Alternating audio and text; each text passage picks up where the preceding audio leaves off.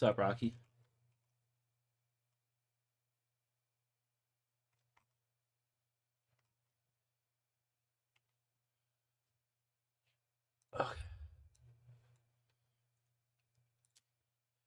Okay.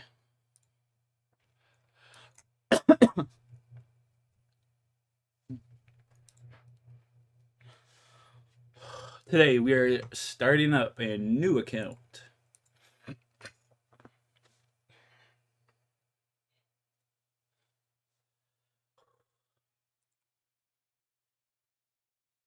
$4.21. That's the world we start on, baby. Be back in a second. Hey, bud.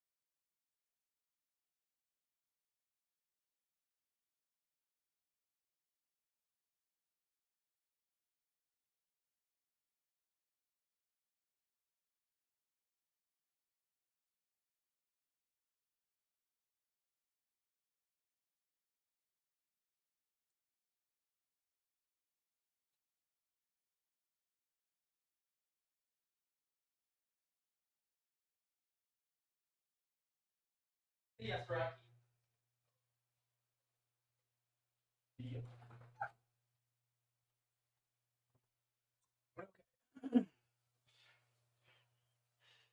Yo, what's up, Shawnee? Good luck on the run, Chief. Yo, Alex, I'll be right back. Just wait right there.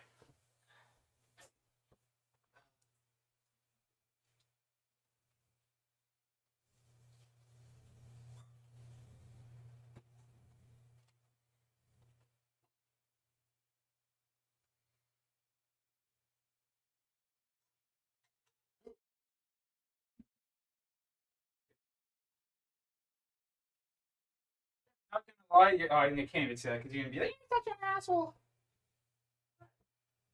Yeah, it's gonna sound so mean, but I don't mean in a mean way. Just the way you're leaning here like this, you look like that witch from fucking Snow White.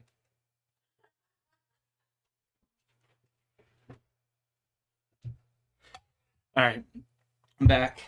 Check this.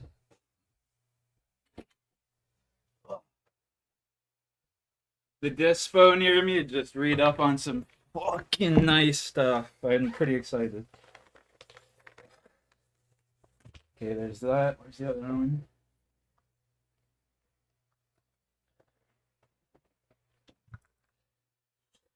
Yo, I know you had more subs. You had 8K, right? Now I see 7.35. Yeah, whatever. It is what it is. I don't really care like that anymore about subscribers, dude. You know what I'm saying? If I'm being honest with you, I really don't care about getting more subscribers anymore. All right. We got, before I get into like the run and shit, I don't even know if there's anyone in my chat, but I'm gonna do it anyway because I'm super excited and I've wanted to have some of this ever since I was in high school. We officially got some cookies. Excuse me. We officially got some cookies strains straight from the company. Cookies. Let's go.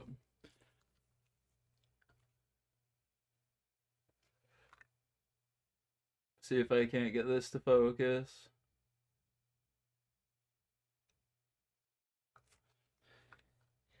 Creamy and buttery funk with a sweetened floor berry gas.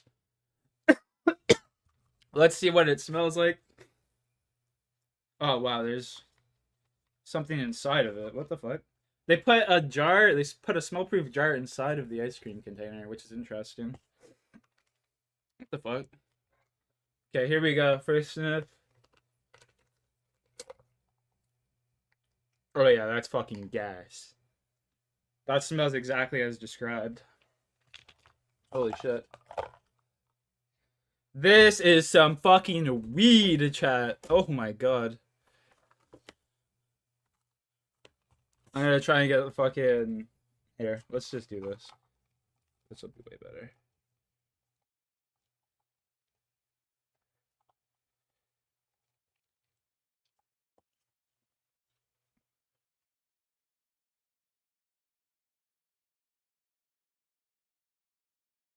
Come on, focus up.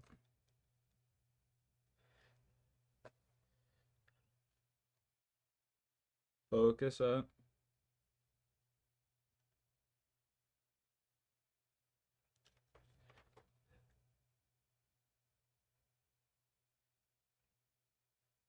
Alex, it's because I am your ex. Dun dun dun.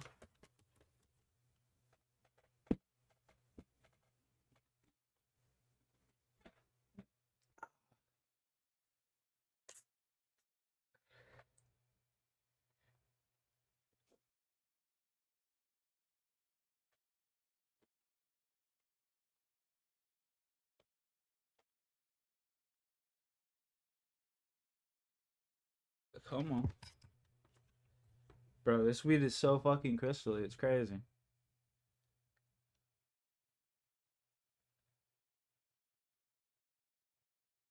Man, this camera just won't focus. It's unfortunate.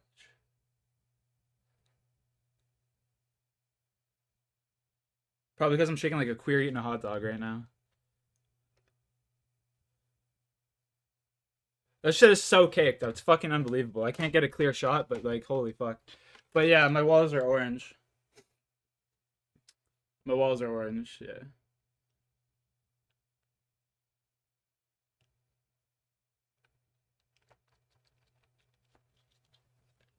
The reason I painted them orange is because when I was a kid,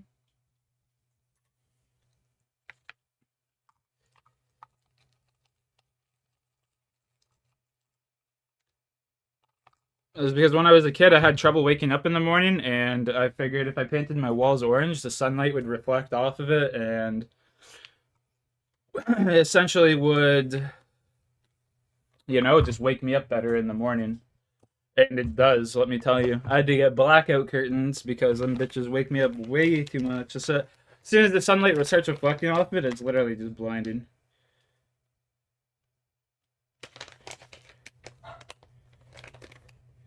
Open, fold back on dotted line. Fucking bite that bitch open.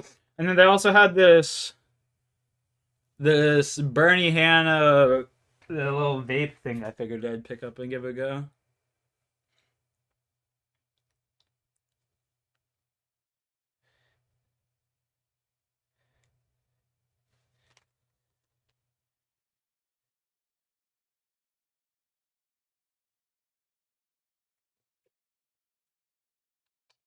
Holy shit.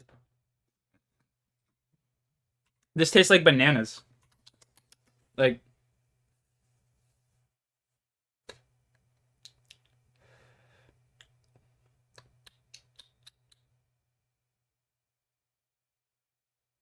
damn. I'm telling you right now, if you ever get a chance to get this cartridge right here, yo, Joshy, what's up? If you ever get a chance to get this cartridge, chat, the Bernie Hanna butter, here, come on, focus up. The Bernie Hanna butter, if you ever get a chance to get this shit, get it, bro. And you like bananas, obviously. Get it. It is phenomenal. Anyway, we're going to roll up a joint. Joshy, what's up? Chilling, bro, chilling. I'm going to roll up a joint real quick, chat. And then we're starting this hardcore Iron Man. And we are underway. All right? We are rolling up a doink beyond doinks. The doinks to end all doinks. This weed is fucking fire. I can already tell.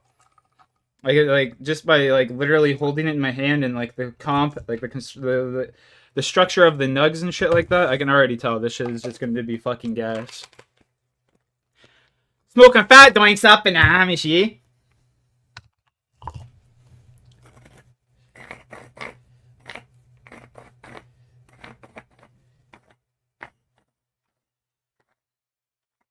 Smoking fat doinksy. Yeah, he died. That's crazy. Bro, the weed smells exactly like that oil. It just smells like fucking straight bananas. Literally straight bananas. You can't even make this shit up. You can't even make this shit up, chat. Holy.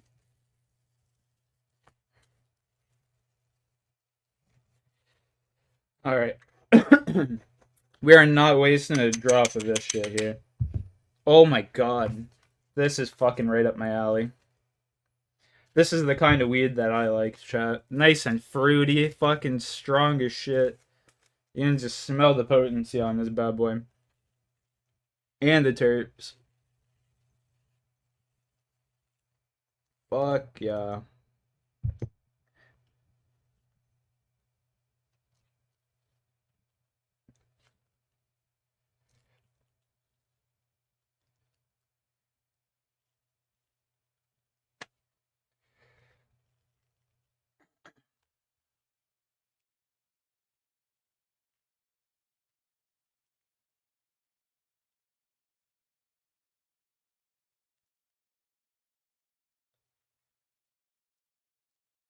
Alright.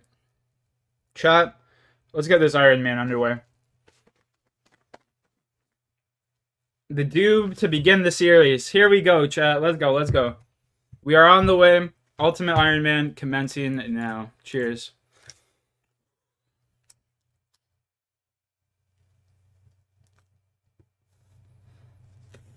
Character selection. You already know we gotta pick out a banging character, right?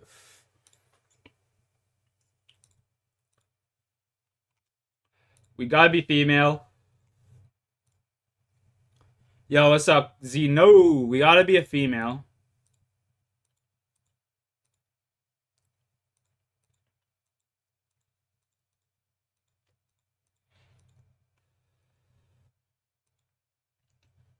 Okay, female.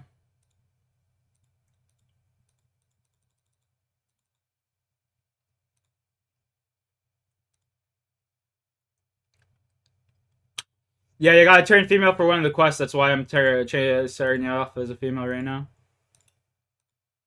I need to have my bosoms being like very vibrant out there. There we go. Almost naked. Oh my goodness. Look, it just doesn't get much better than this.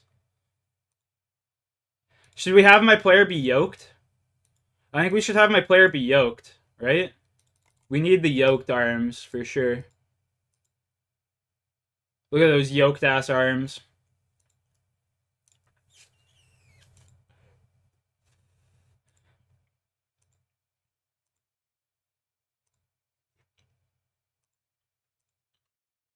Yeah, we gotta have those tattered pants, you know, a little bit feeble.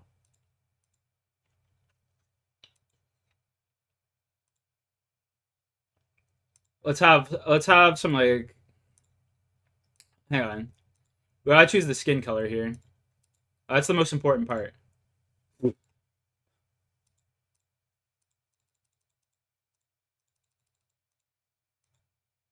We just going. We go. You already know. You already know.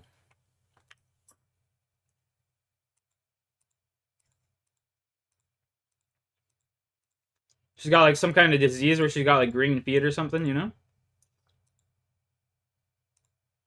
She got some kind of disease going on down there. You never know.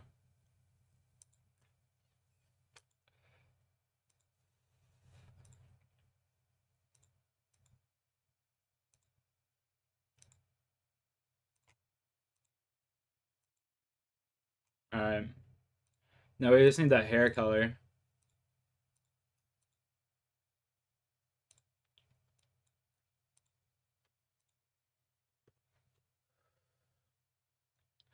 This weed is super smooth. All right. Confirm. Let's go, chat. Woo! We in it to win it now. This is our big booty bitch.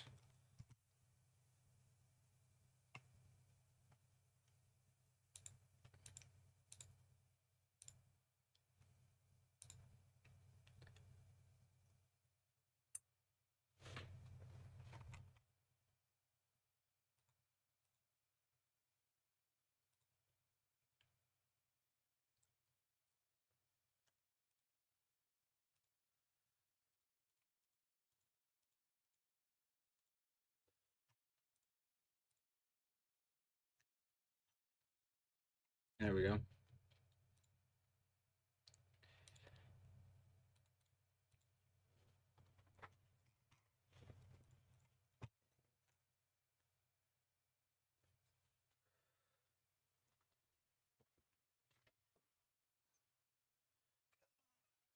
Open up that window, you know, let some sunlight in. All right.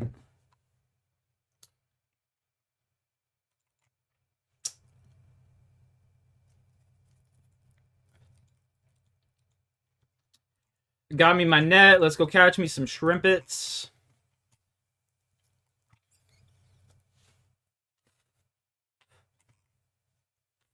Nice.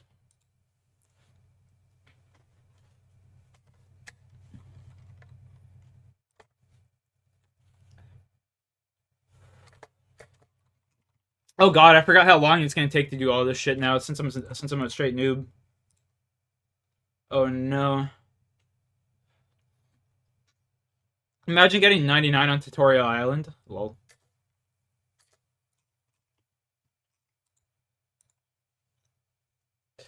Couldn't be me though.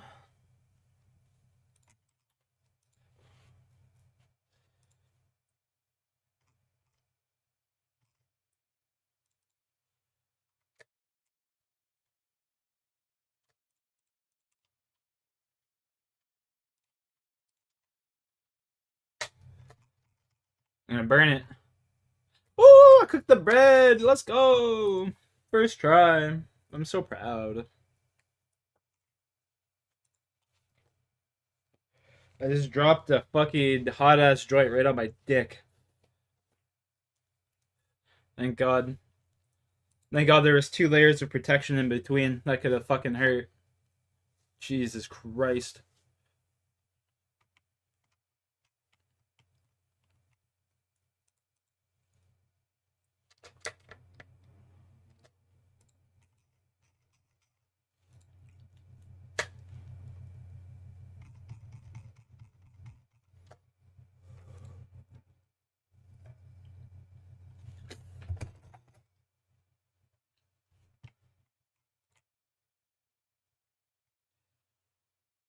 Doing a Q&A type thing next week? Hey, yes, what's up? I'll make sure I get one of them questions asked. Boy!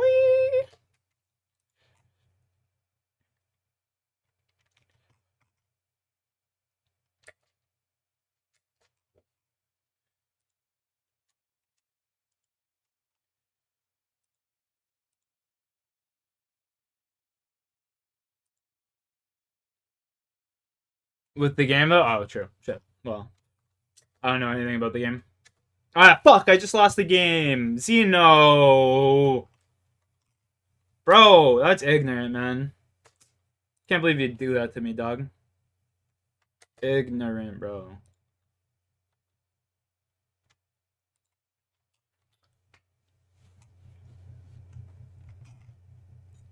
Foul, man. Just foul.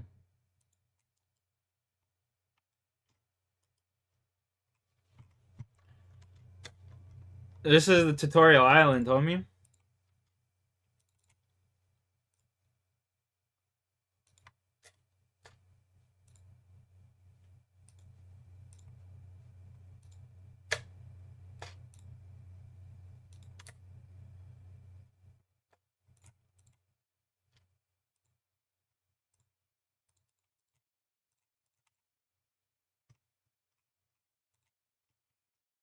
Ah! Famoria!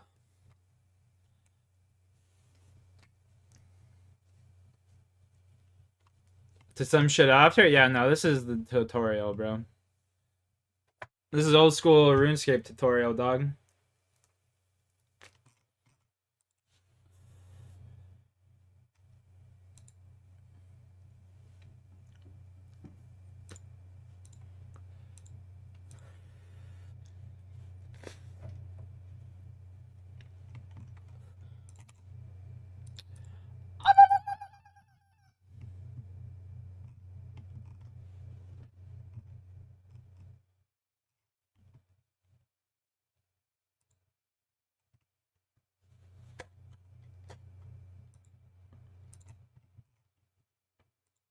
I think this is it. I think we out of here, chat. Let's go.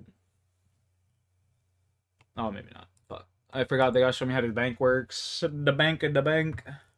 Making that bank, bank, bank. Making that bank, bank, bank.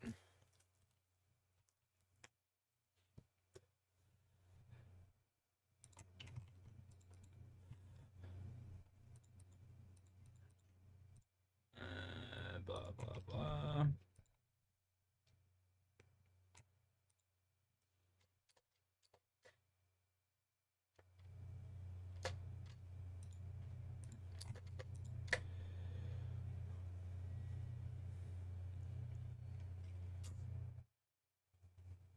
What is good? Just starting an Iron Man. So essentially on this account, I have to get everything through means of the game. I can't trade, can't pick things up off of the ground. Like, yeah.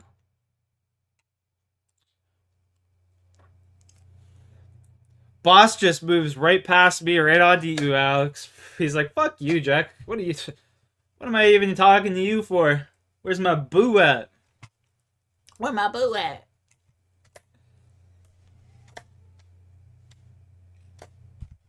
Where my boo at? I'm chopped liver.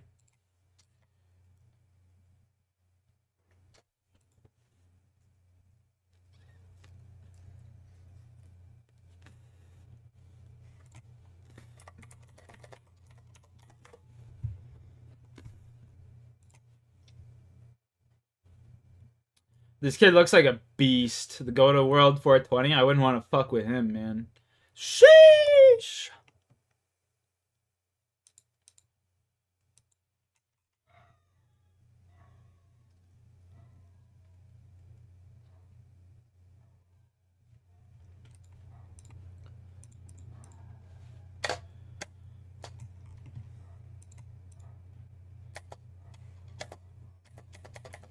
I've got 2 spells. That's funny.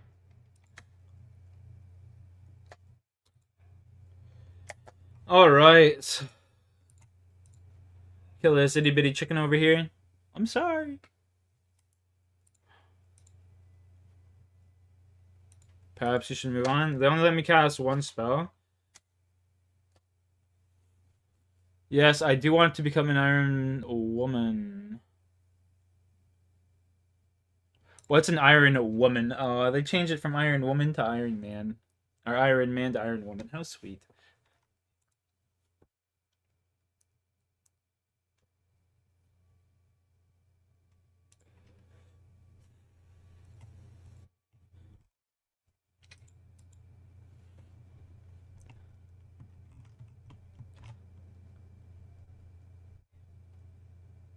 I am the Iron Woman tutor! Tell me about the Iron Woman. Yeah. Dude, sometimes... What? Yeah, I just looked at my character. Look at my character. This is my character. Holy fuck, dude. Oh my god, what the fuck did I do? What did I create?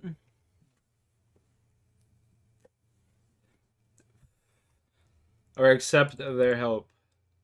As an Iron Woman, you choose to have these restrictions imposed on you, so everyone knows you're doing it properly. If you think you have what it takes, you can choose to become a hardcore Iron Woman.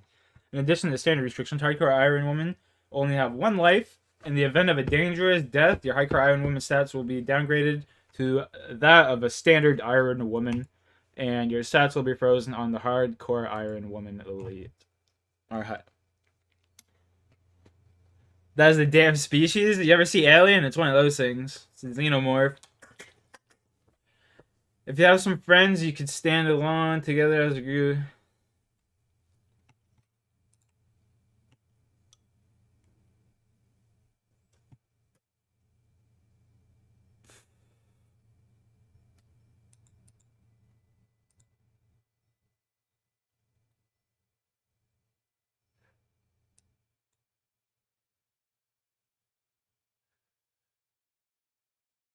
Iron No Bank. Yeah, I'm not becoming an Ultimate Iron Man. Fuck that shit. Ultimate Iron Man, you can't bank. Yes, I do want to become an Iron Woman. Hurrah! Iron Man and... no, so... I'm a hardcore Iron Woman or Iron Man. So, if, so long as I don't die... So long as I don't die...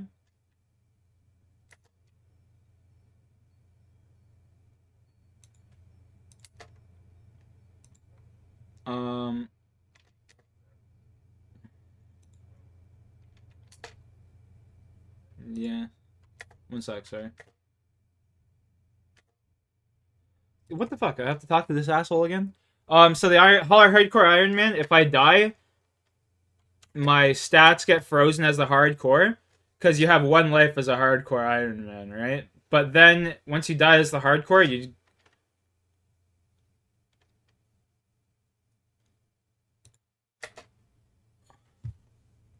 Hardcore. So here, fuck, I gotta talk to this idiot again. So these are what they are, essentially. None. No Iron Woman restrictions will be applied, which means that I can basically trade with any player, do whatever I want. An Iron Woman cannot trade, stake, receive PK loot, scavenge dropped items, nor play certain multiplayer minigames. Hardcore Iron Woman. In addition to the standard Iron Woman rules, a hardcore Iron Woman only has 1 life. A dangerous death will result and being downgraded to a standard iron woman. So it's just essentially prestigious, you know what I mean? Like,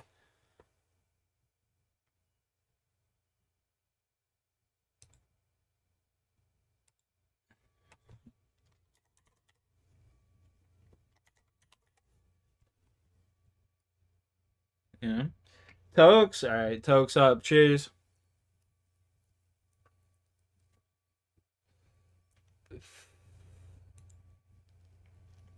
Hardcore iron. So essentially I just can't die.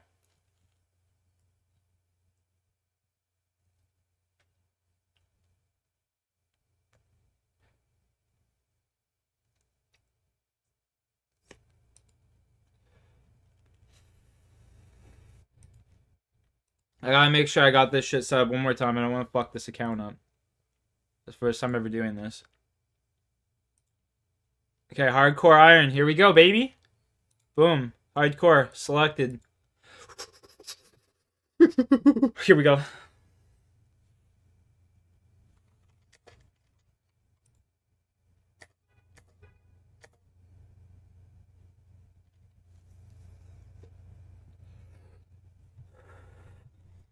Chat.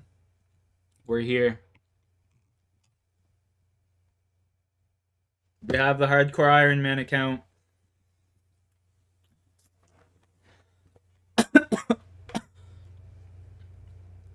We are here.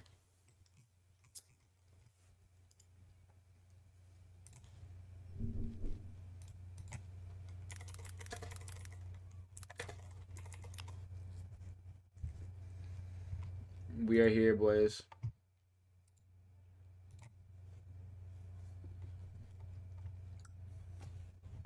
Alright.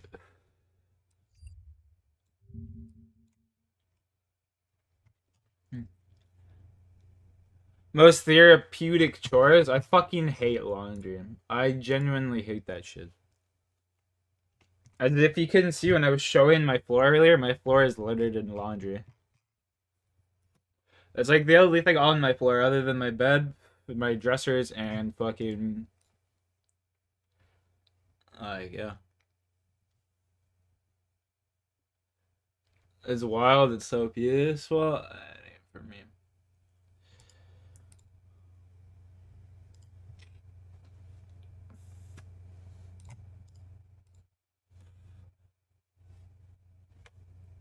And I say fuck dishes? Yeah, fuck dishes and laundry. Honestly.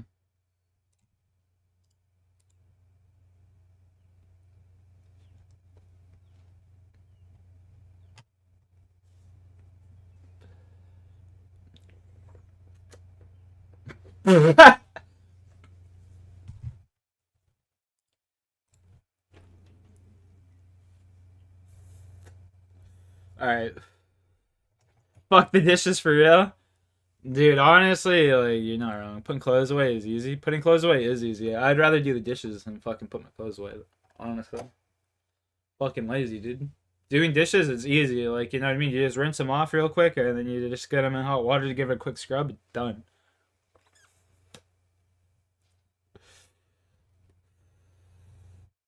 You know what I'm saying?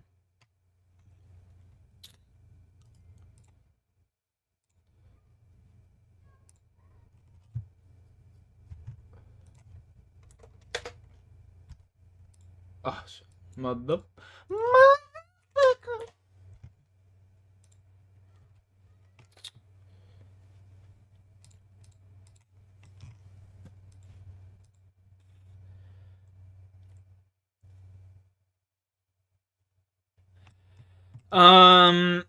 Honestly, I don't mind doing dishes. I'd rather do dishes than fucking fold clothes and laundry any day of the week. That's just me, though. That's just me, though.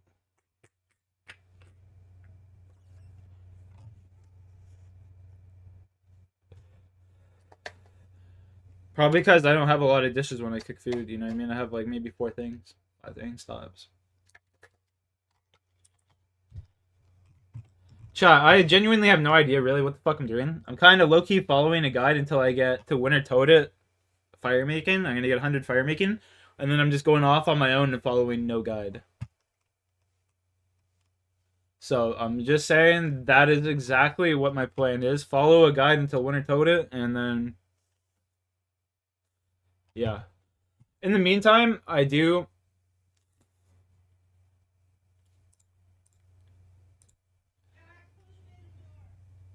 It is.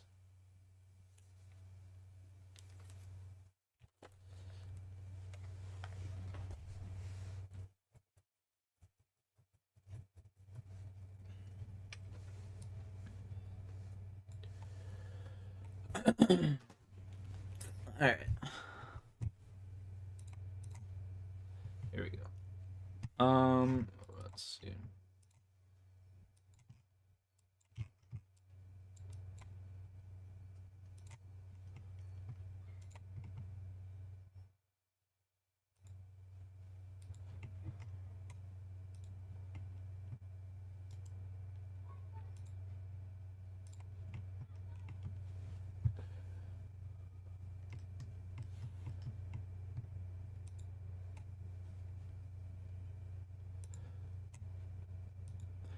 Boss, I'm not gonna lie, I really don't think she cares about fucking zombies, streamers, and shit like that, bro.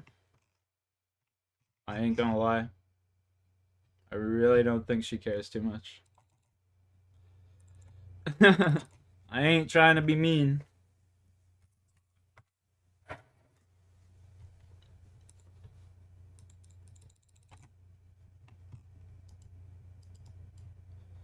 Bro, it's so weird seeing a goblin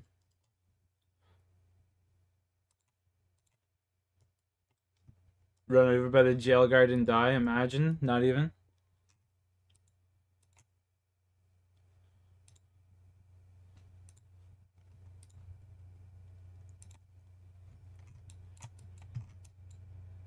$42. Oh my god.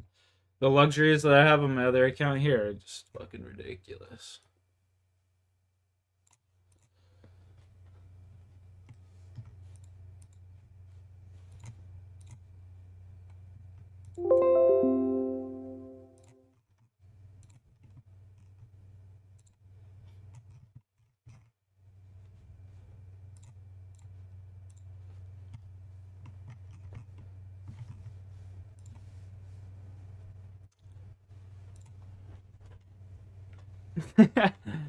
Oh god.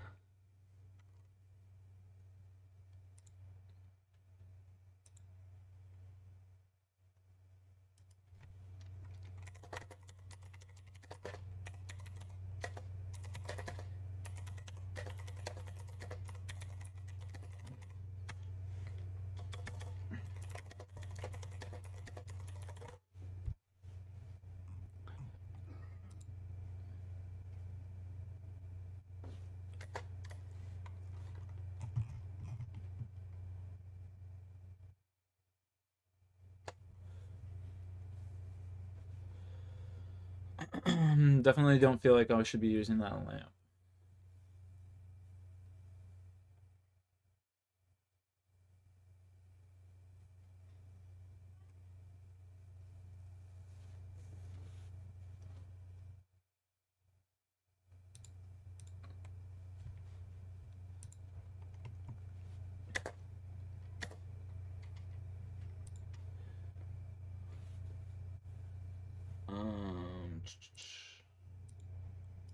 This.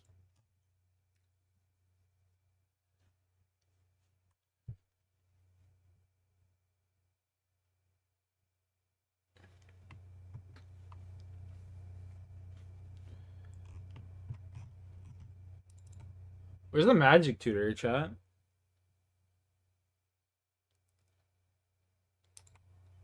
Oh shit. Sick. Sick.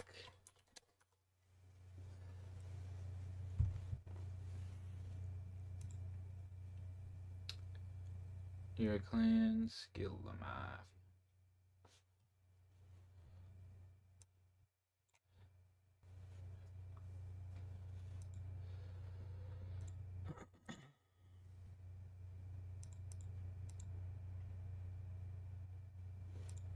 Your clan. How do I join this shit? I can't remember.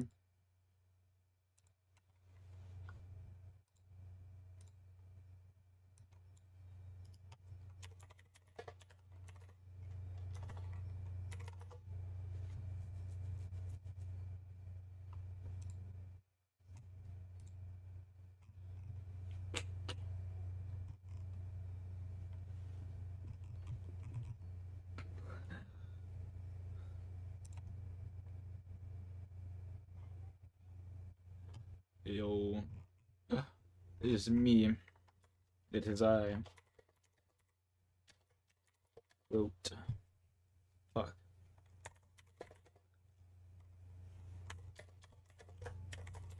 It is I. Fuck! I just joined the wrong thing.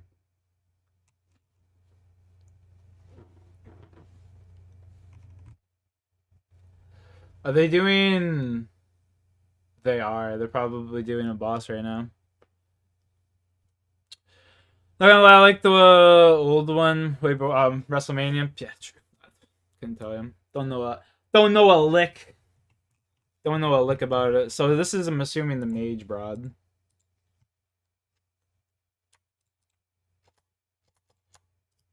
Dude, don't tell me I gotta set up everything on this bitch too. Like, what the fuck? Why isn't my left shift? Hello?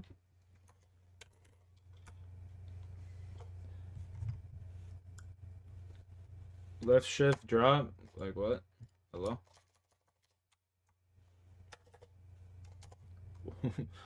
What?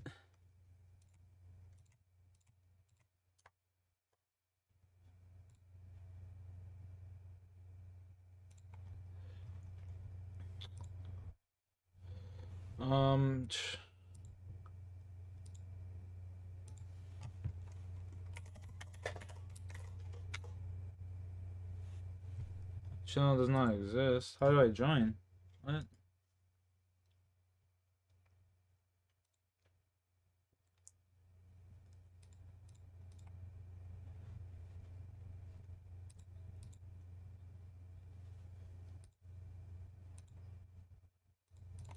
No current clan.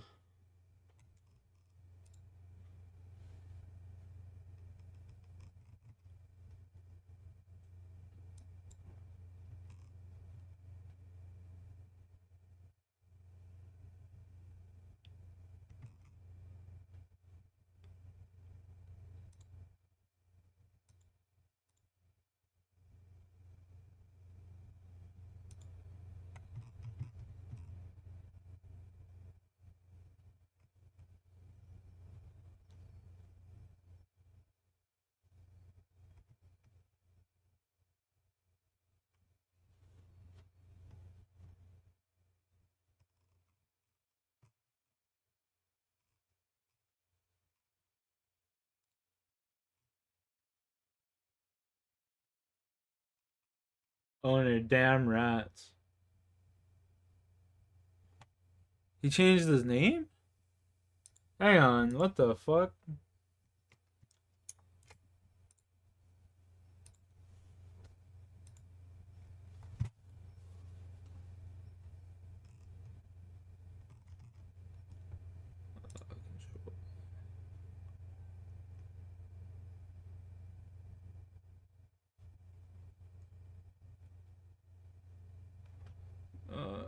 Shift click to drop items. There we go.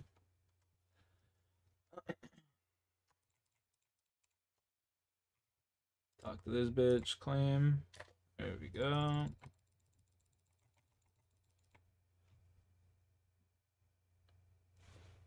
Can I do this more than once, or?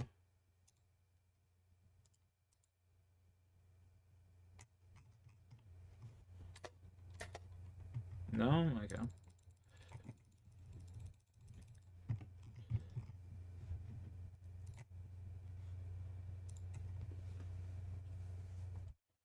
What am I doing? I just started a fresh account, and this is basically a hardcore Iron Man, so if I die... Rip.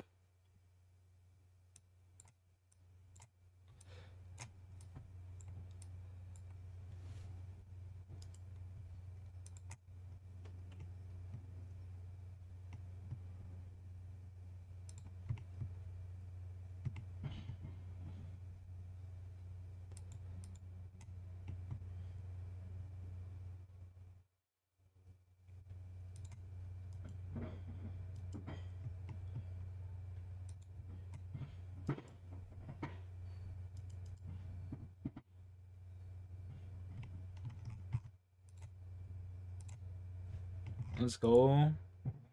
Leather boots. What I'm talking about.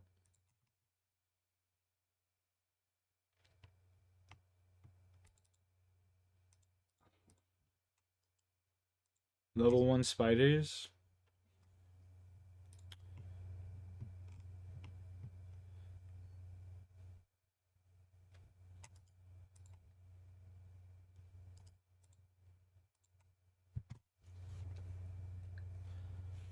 Oh, shit. My bum.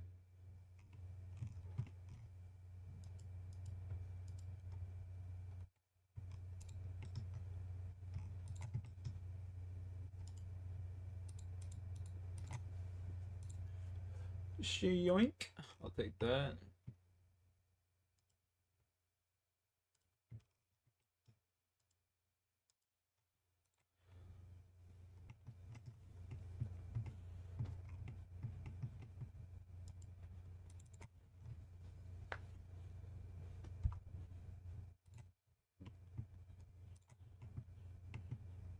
Am I missing something? There it is. There's the jug.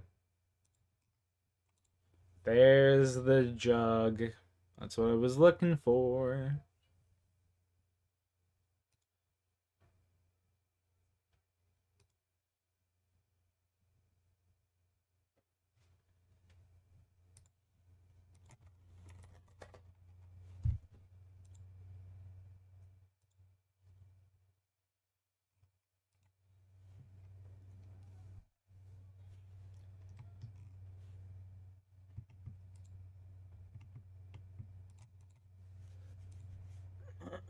One life wonder. The one nut wonder, bro.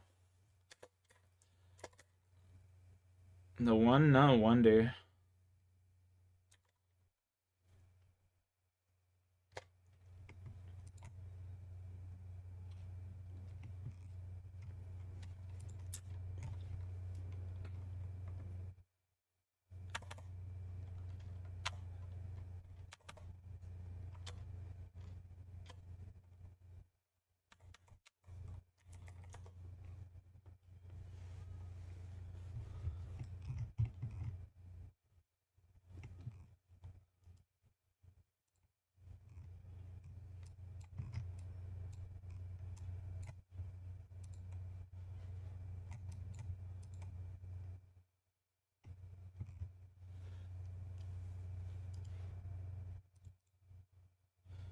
Friends.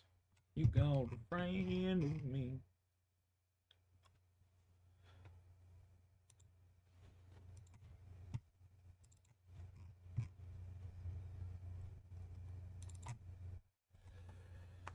Oh, we got lots of work to do, chat. We got lots of work to do today.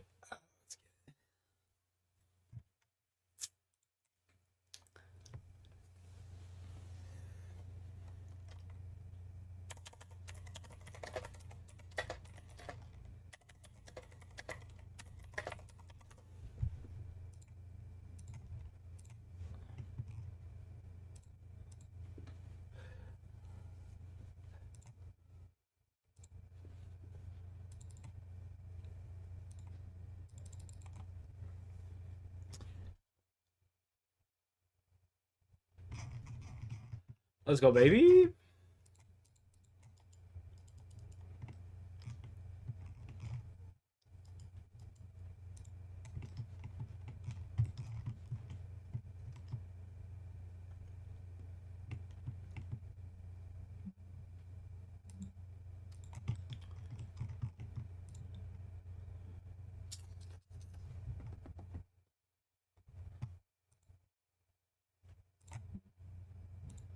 Actually, I'm just gonna let my sprint fully come back, you know?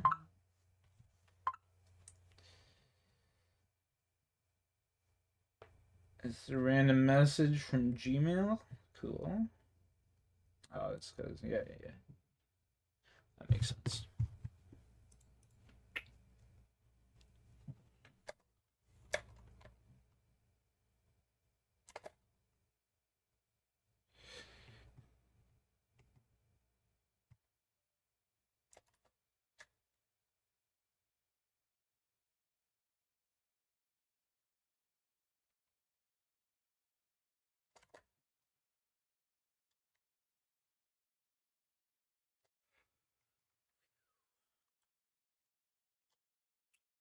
We're going to Varrock. Plushies are cool, but they don't. You have to move 20 damn plushies off the bed every single time. You have to change the sheets. Yeah, I mean, I've never really fucked with plushies too much.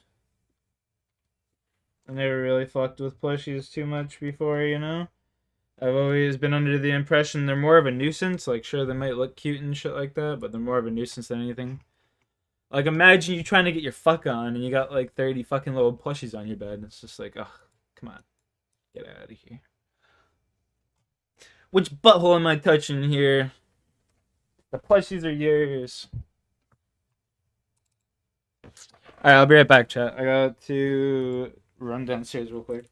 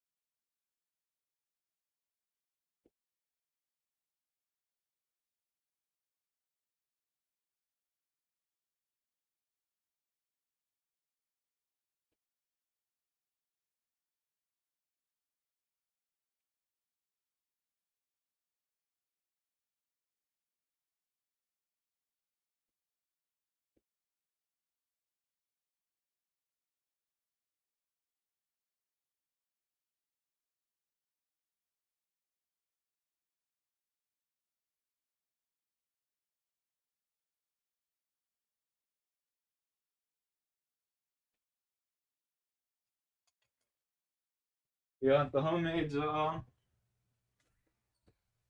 chat. Hold up, hear me out. Hold up and hear me out, alright? Hold up and hear me out. We got the homemade za and we got the za right here. Let's have a za. Cheers.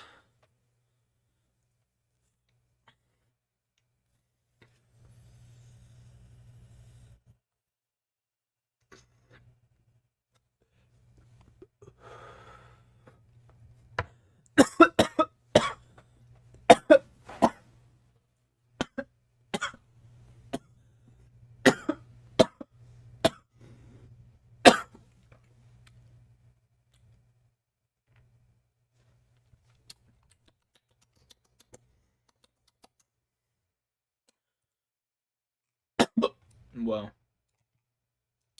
Okay. Chat.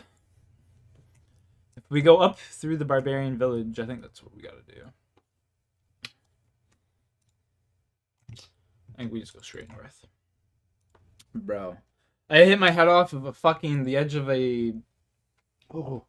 I'm head off of the edge of a fucking... I can't even think of it. Because of the knocked the stupid into me. I'm a head off of the edge of a fucking cabinet downstairs. My god, did it ever hurt. Like, I can barely fucking think right now. That shit's hurting so bad. Fuck, man. Right on the corner, too. Oh my god.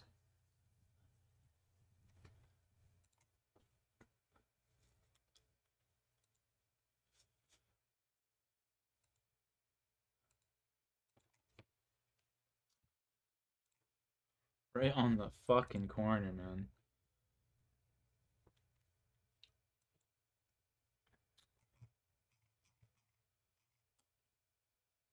Hold up, hear me out. We're taking another toke. Don't you dare hit me. Oh, the barbarian's not aggro. Thank fucking god.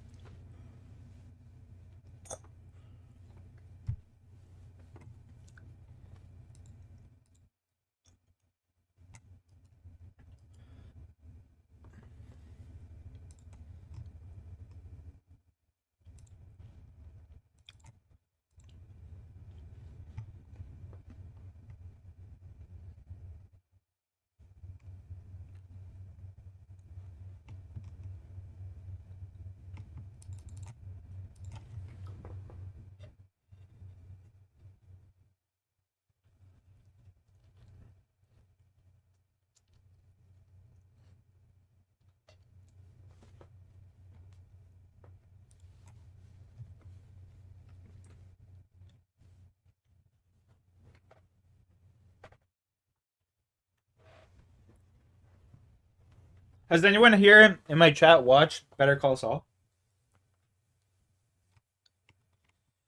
I'm gonna have to shave again soon. My beard is like not the bueno.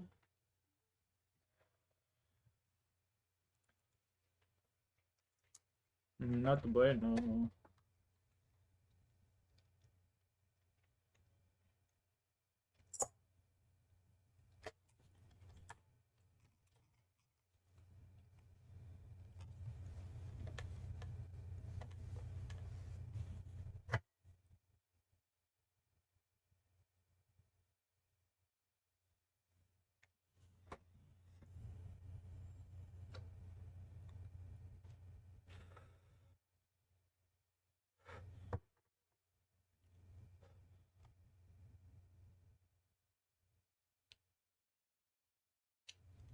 Fuck.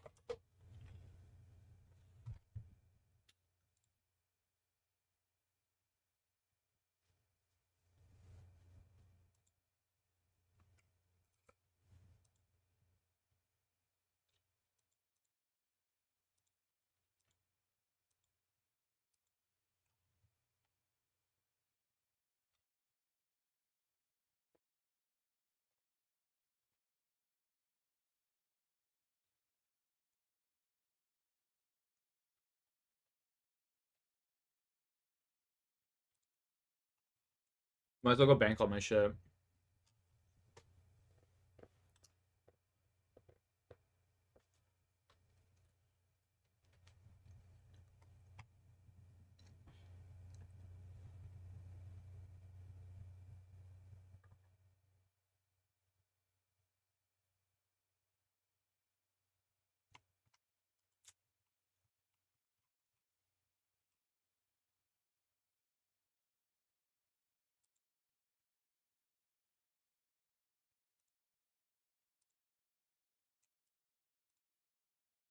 Can deposit that. Yeah, I don't want to open that just yet.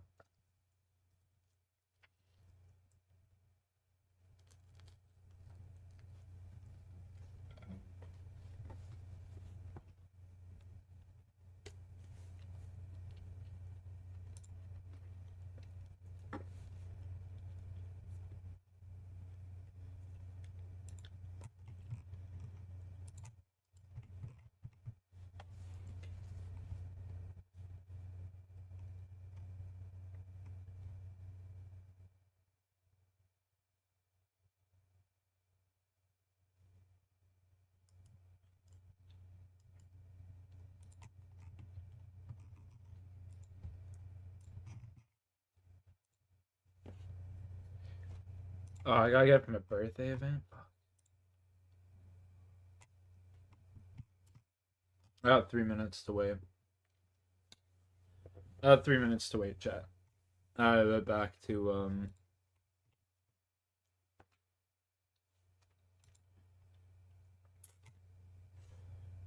clue scroll beginner research notes.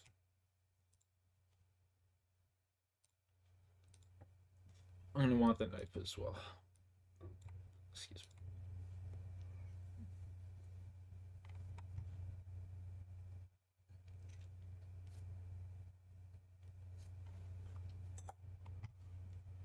Two minutes.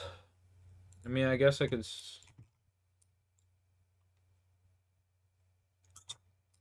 No, I'm just gonna wait.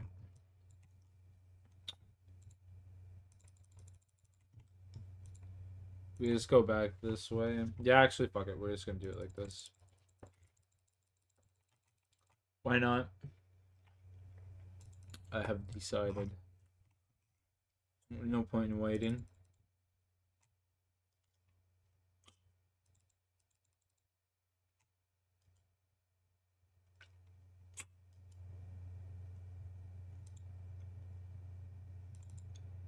Bro, this kid's account is insane.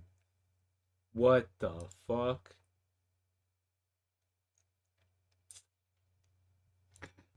This kid's account's crazy, dude.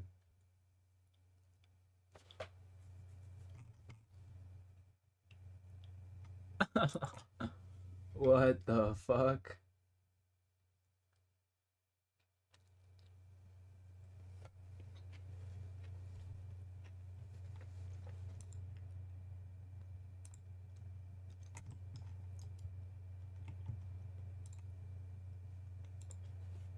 Like, it doesn't have a single combat stat, yet yet he has every other every other stat maxed.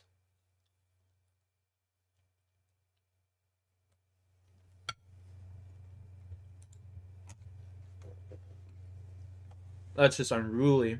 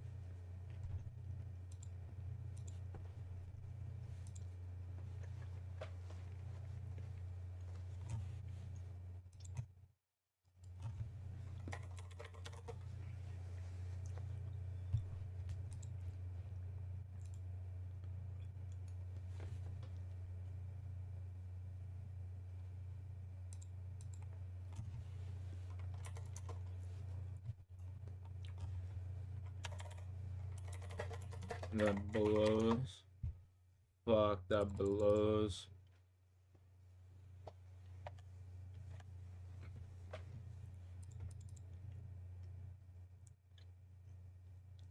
Shawnee.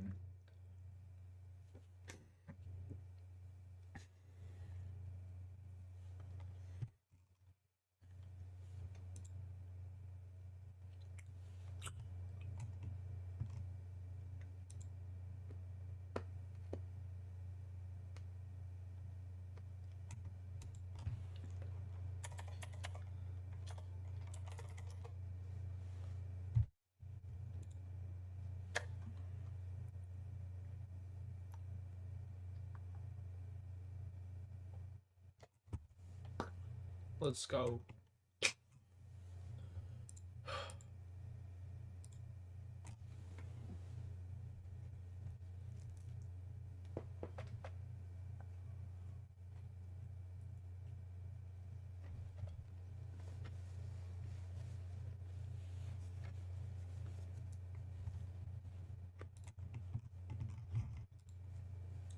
All right.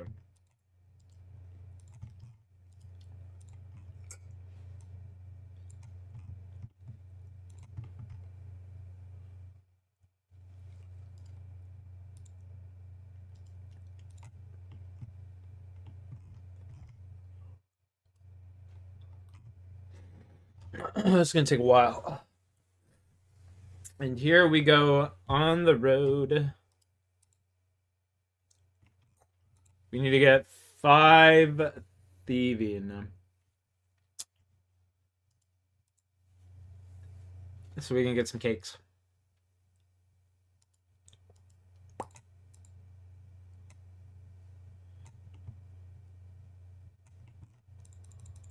I'm gonna go downstairs, I think.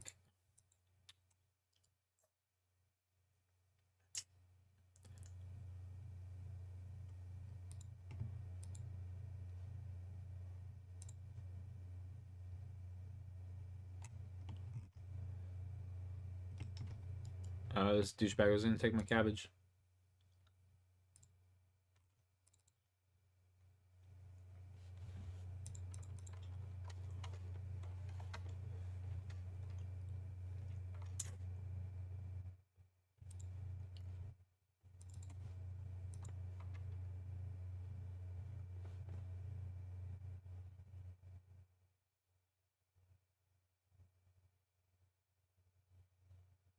What?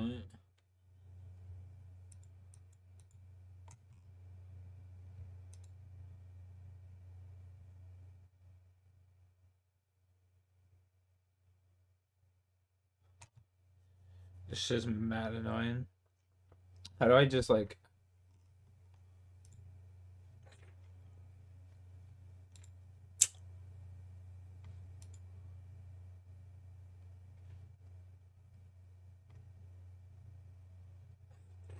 Fuck.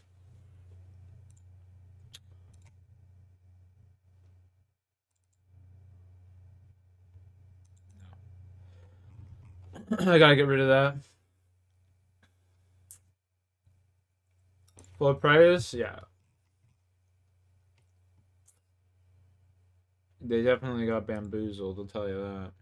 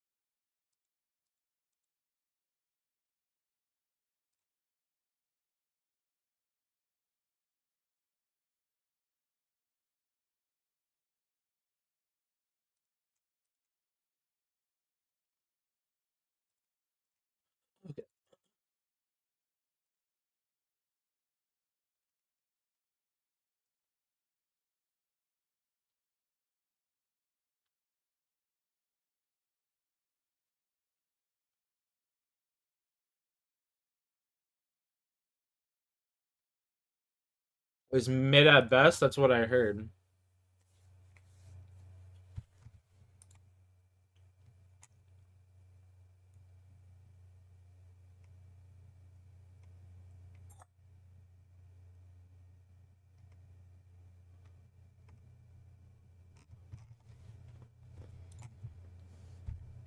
All right, let's head back up. Start getting some thieving.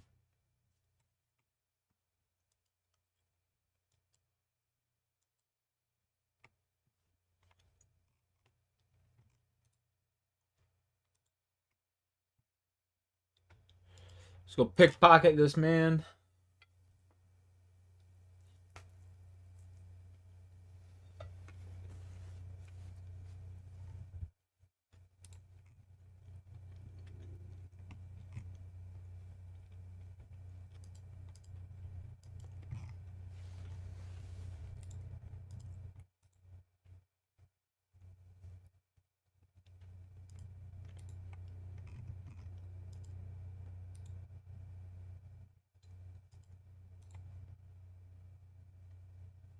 We were on a nice little streak right there.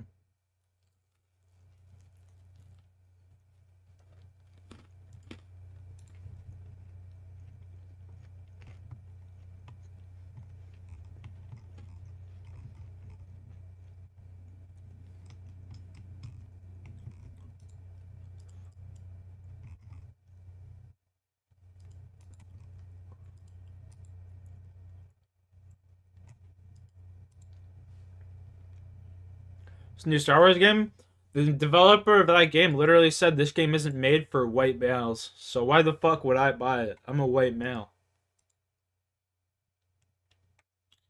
The lead developer literally said this game isn't made for white men. Looks like I am buying it, bro.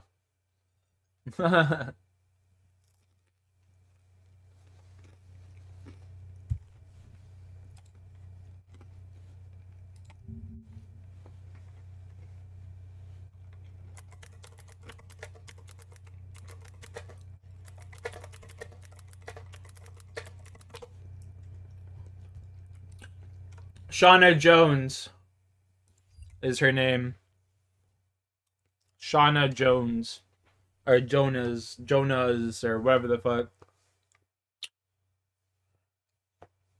Shauna Jonas, or Jonas, or Jones, or whatever the fuck her last name is. Shauna, that chick. Her. She said, our game isn't made for white men. Alright, well, fuck. Probably shouldn't buy it then, you know what I mean? Like...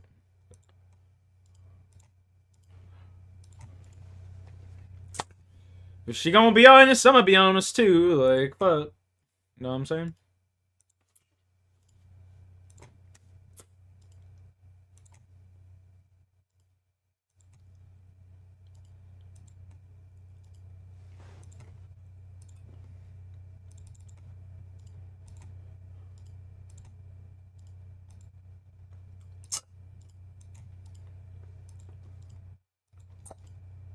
Level 3, let's go.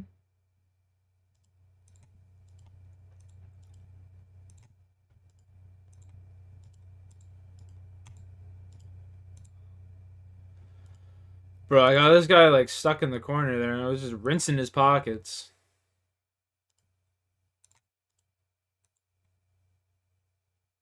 Okay, I gotta turn on Entity Hider.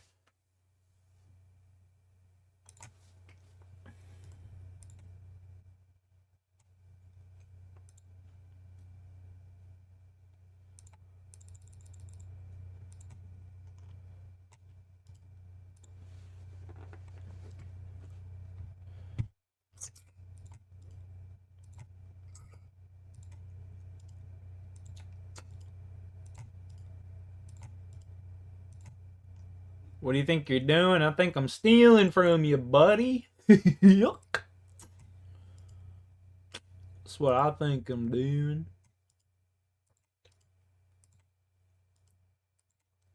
Empty your pockets, son. Give me a cabbage.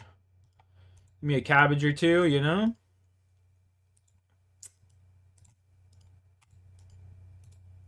Level 4, here we come, baby.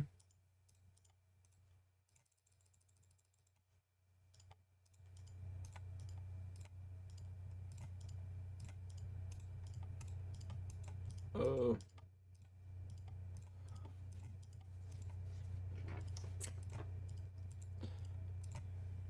Yo, epic beard.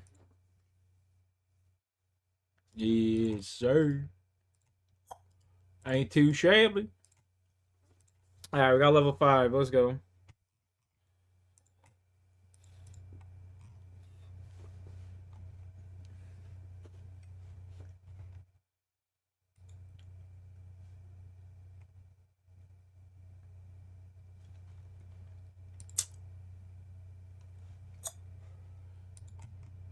Rune Mystery is complete. Okay, now we go to the top of the castle. This way. Grow that Kratos beard. Boy! Boy! Boy! Boy! Boy! Boy.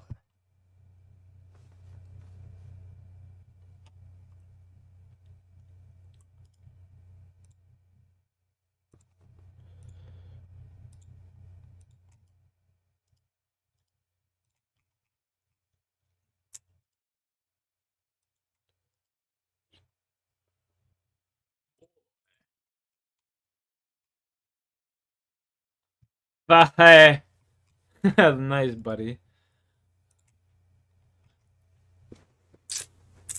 This kid in my chat just tried calling me, or not chat, my game card tried calling me a fag. A loser.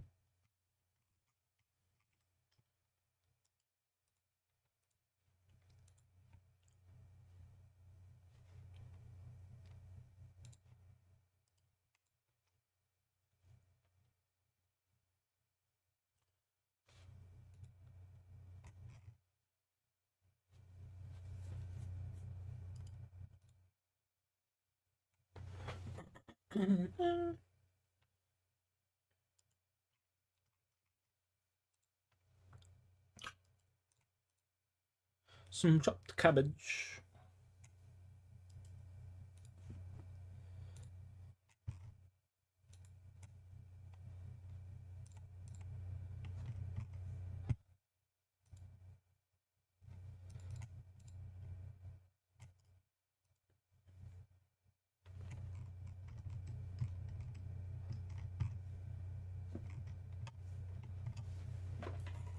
Nope.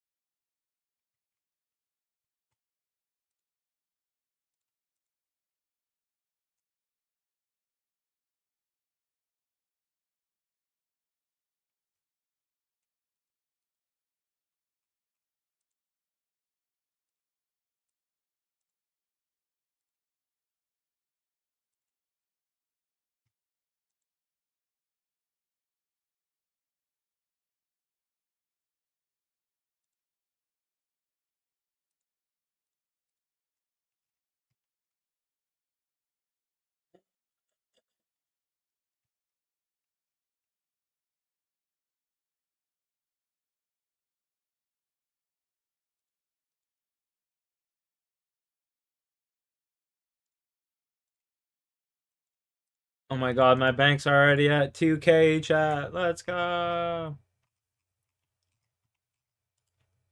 Is there a fucker over here taking my shit?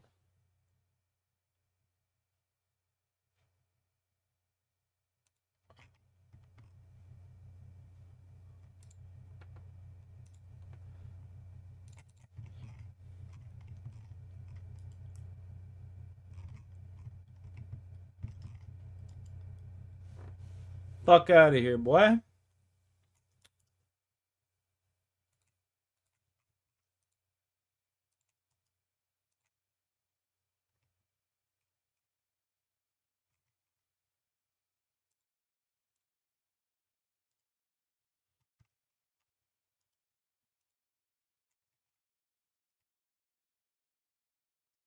Homie. Homie, fuck off.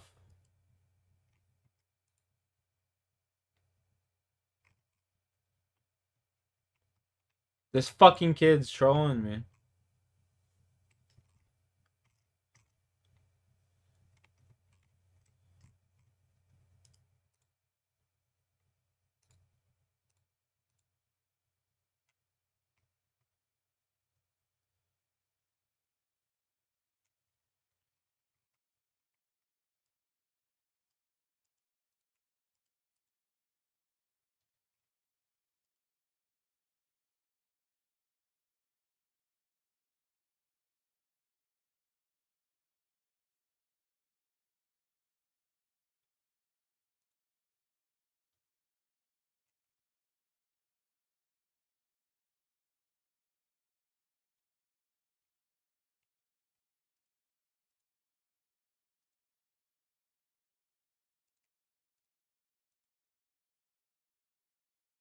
Want to do zombies tomorrow? Fuck, maybe, man. I don't know. Honestly, don't even really feel like playing zombies at all. So, like, maybe. We'll see how it goes.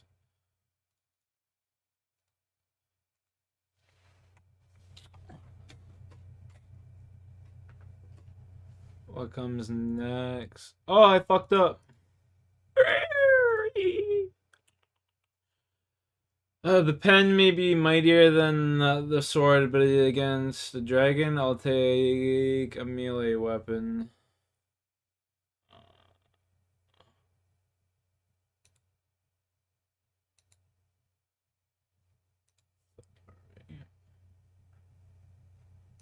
Fire. Comes next in this pattern, fish.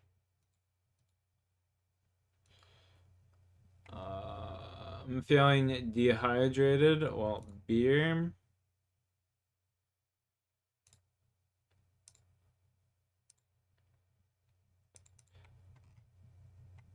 To exit any of the doors in this room. Let's go for this one. I like the looks of it. Sitting behind the big giant. Let's do it.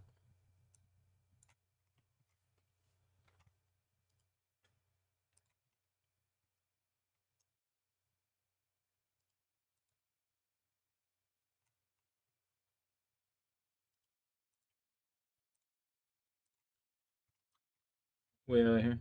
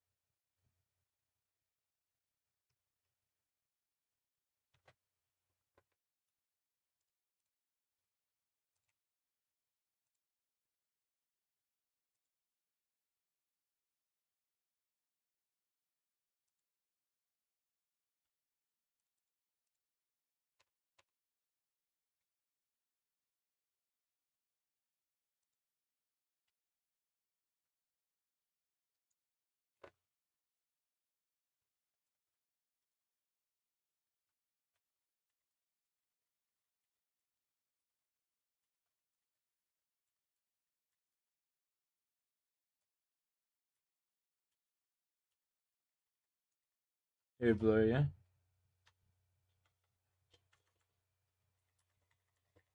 Very blurry. Yeah?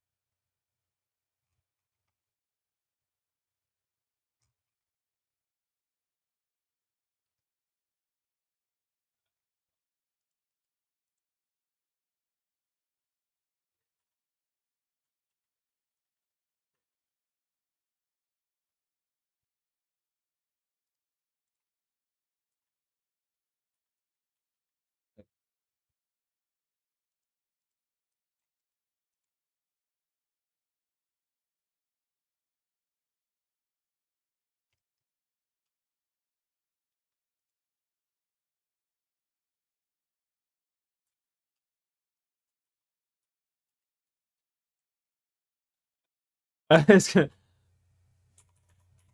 Likewise. Ditto.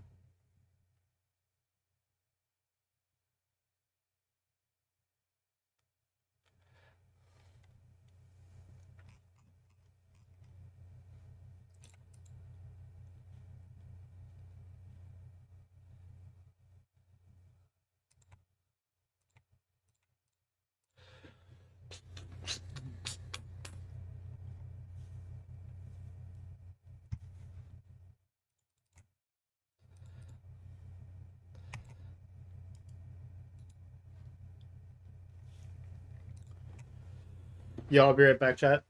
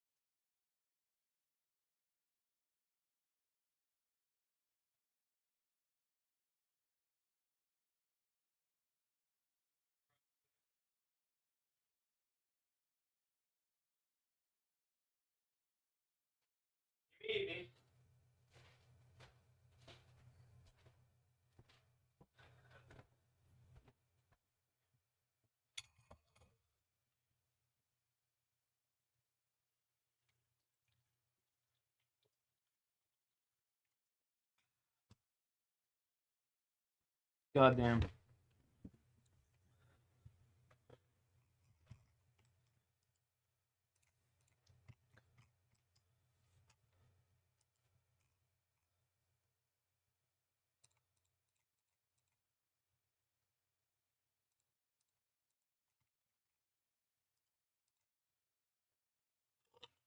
Excuse me.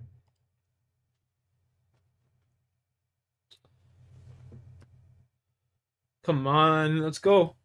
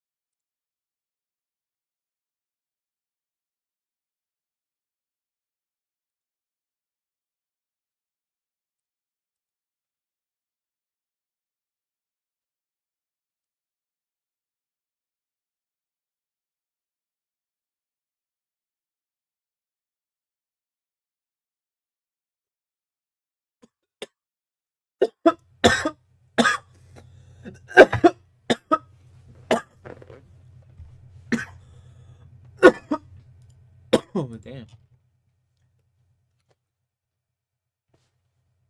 That one hit.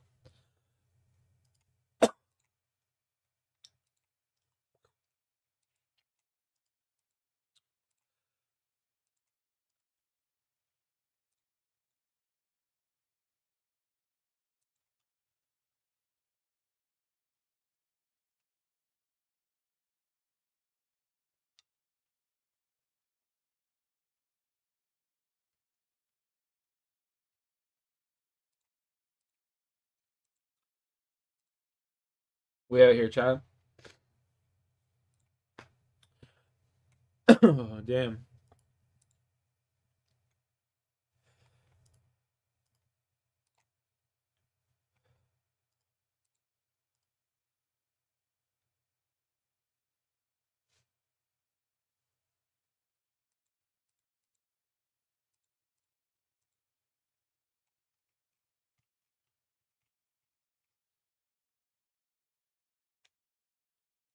Woo.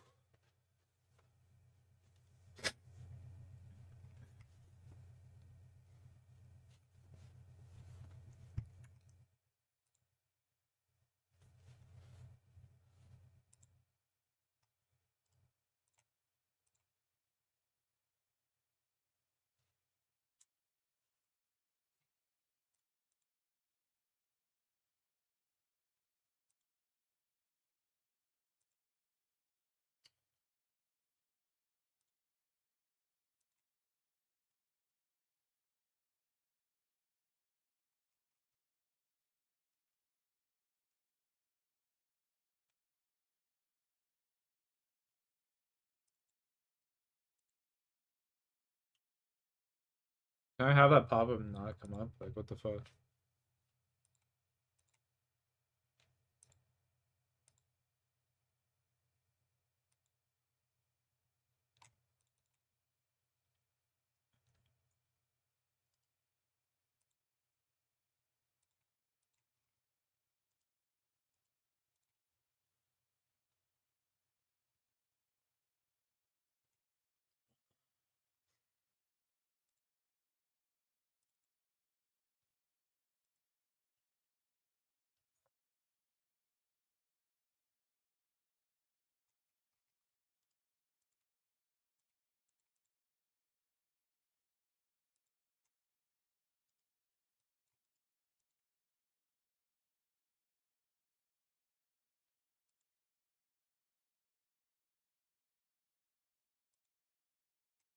Go.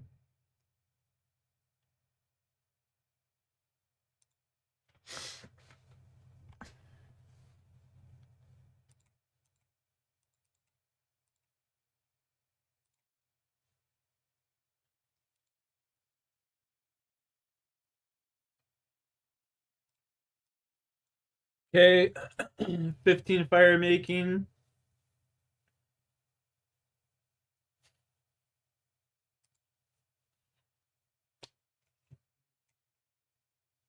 Now we just got a Fletch.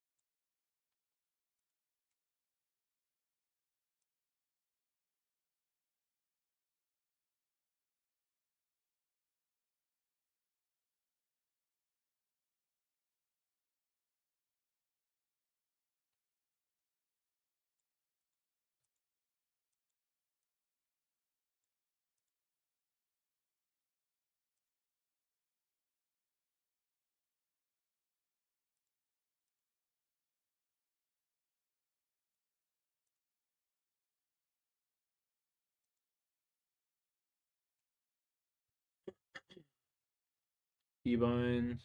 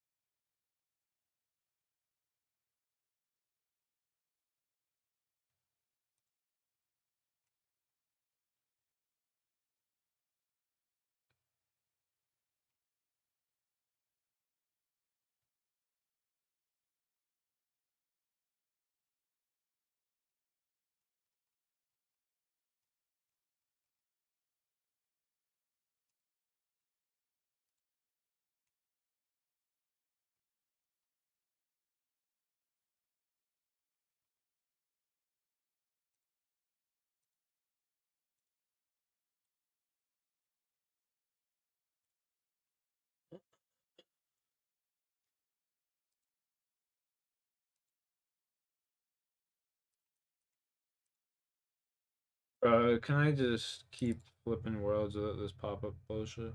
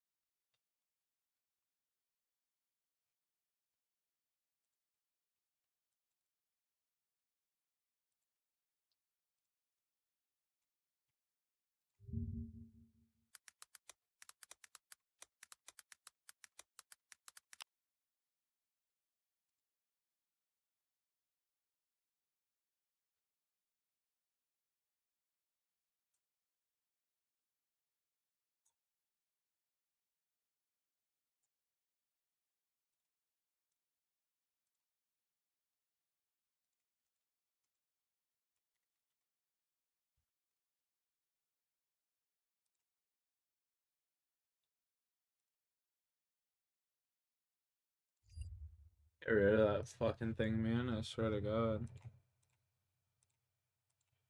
Jesus Christ, that was annoying.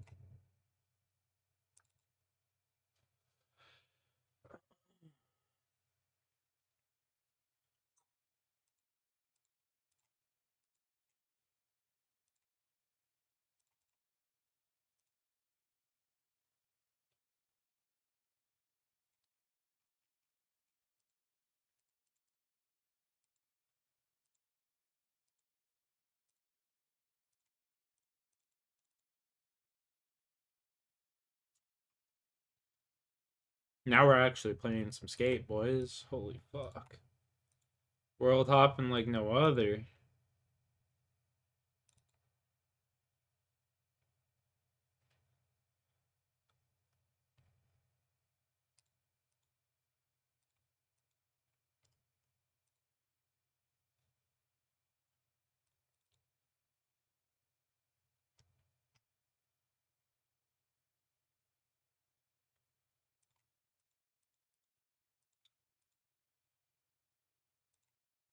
How did I not pick the what? Whatever. How did I not pick up that one log the first time? I have no idea.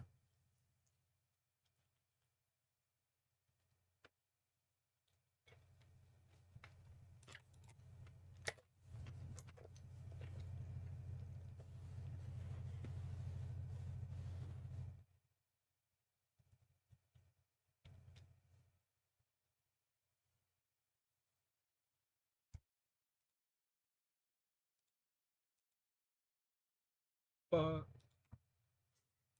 Whatever.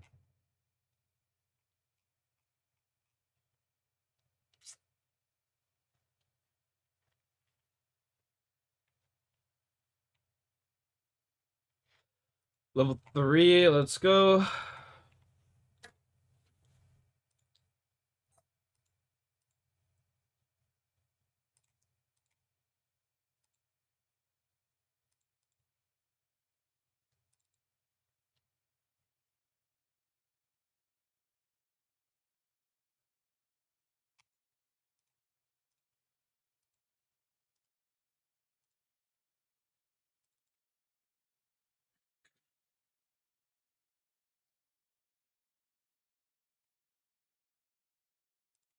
No way.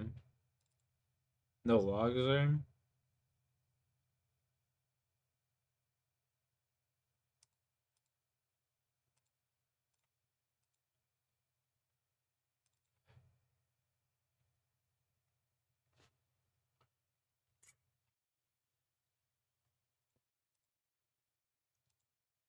$356. Alright.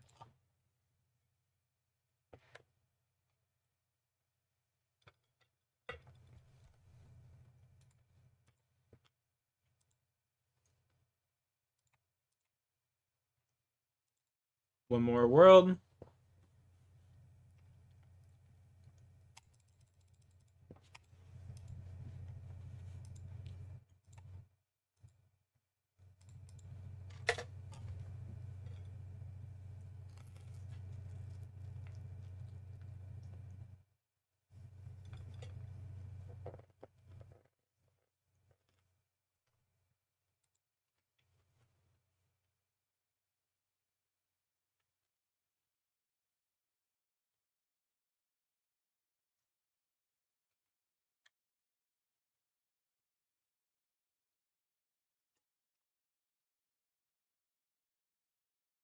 Oh, bro, these levels are gonna take forever. Oh my god. Oop.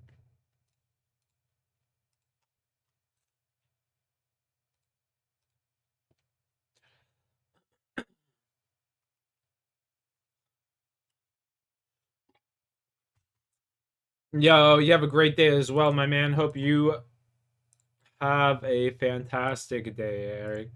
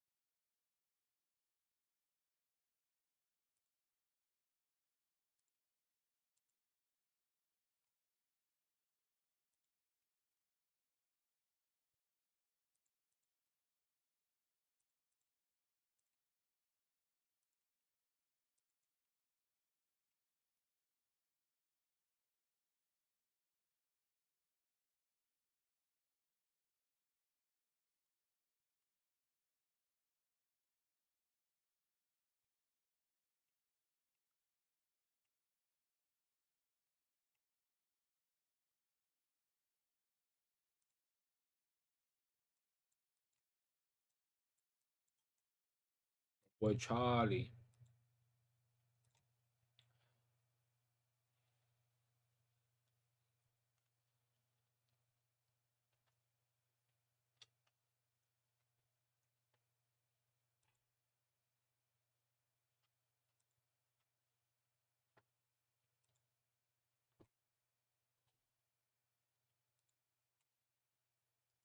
These cows out here.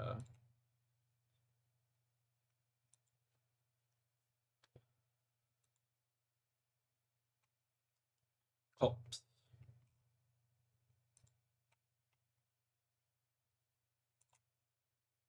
13 agility, of course.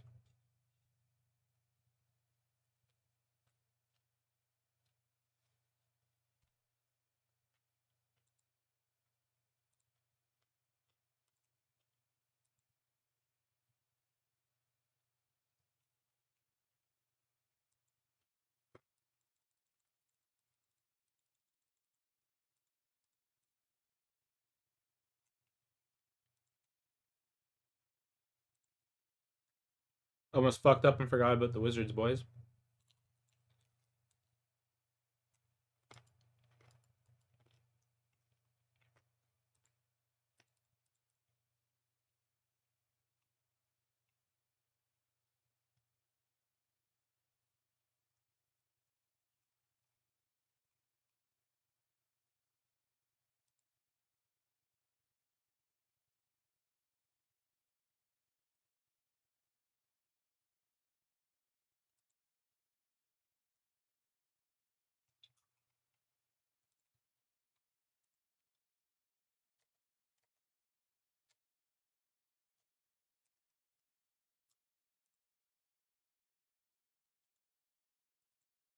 One iron dagger.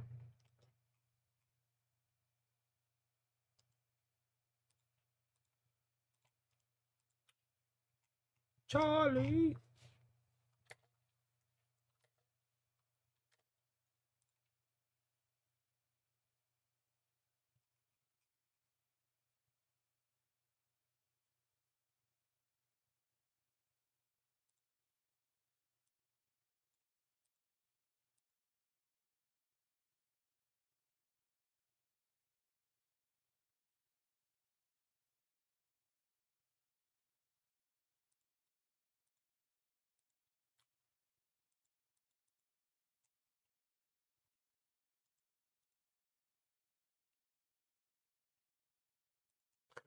Jerry. Alright, let's dig up this clue. In the process, take a toke. Oh! Oh no! Oh! Holy moly, son. The mugger almost got me, boys.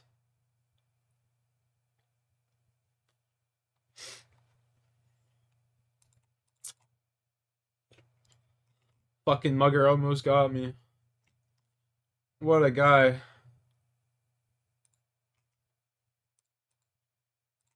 I thought I was paying attention.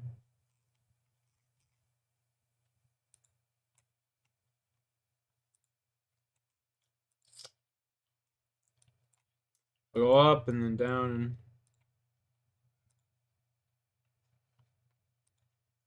we almost fucking died already.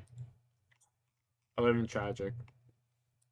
Actually, I'm gonna try my best not to die. Like, I'm not playing on no other accounts while I'm doing this. Like, I'm gonna give it my all. I'm gonna give it my all, you know.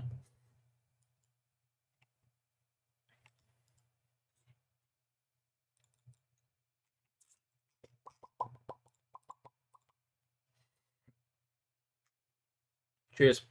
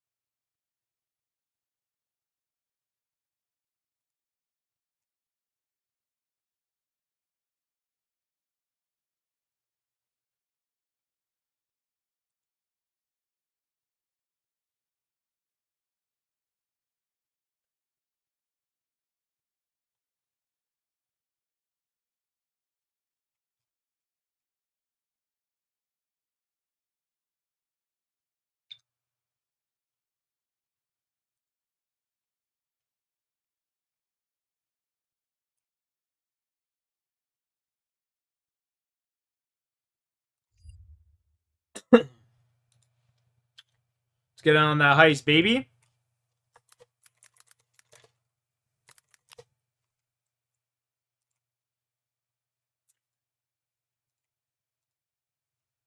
go get this fucking clue done.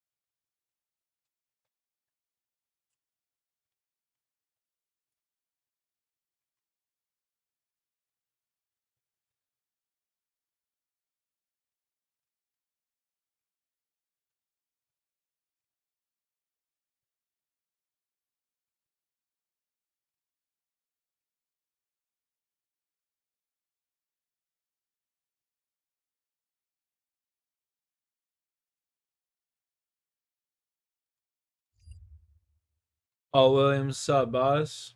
Paul Williams is the only one that wins that? Get the fuck out of here. Ain't no way, Jose. How's things? Chilling.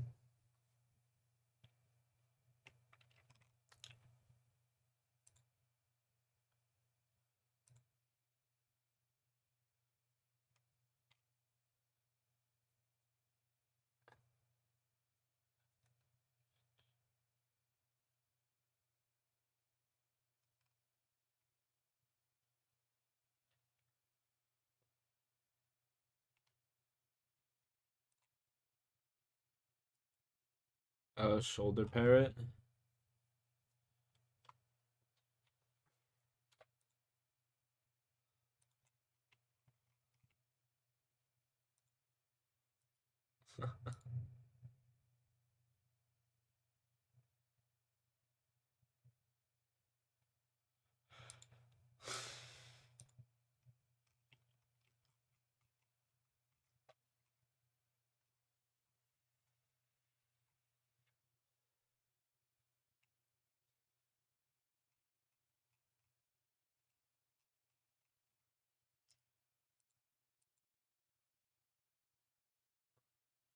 That was a lucky one indeed.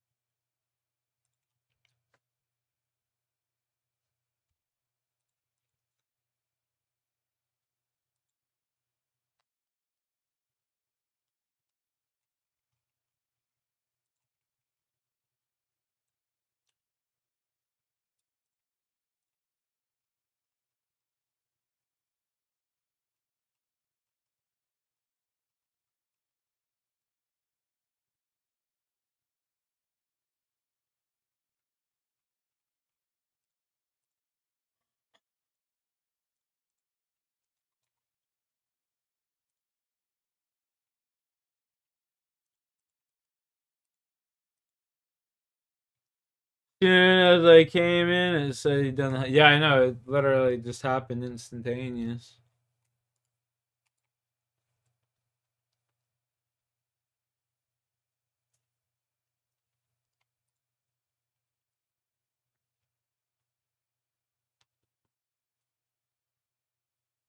Finally got around 107 on Kino. Yay, there you go.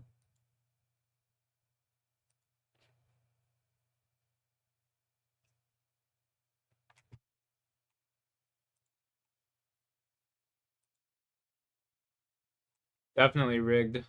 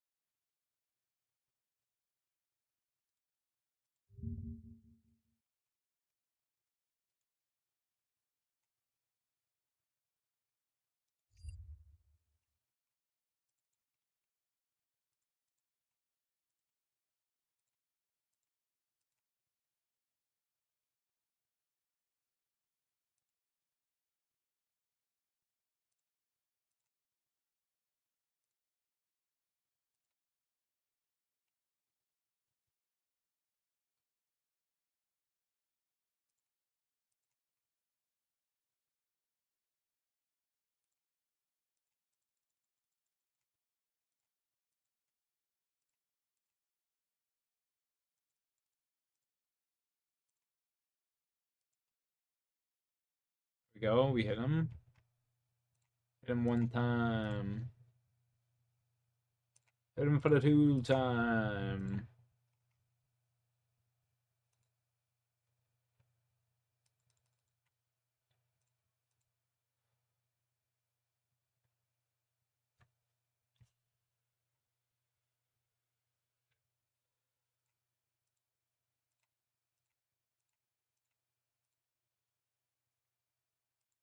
Magic level 2. Let's go.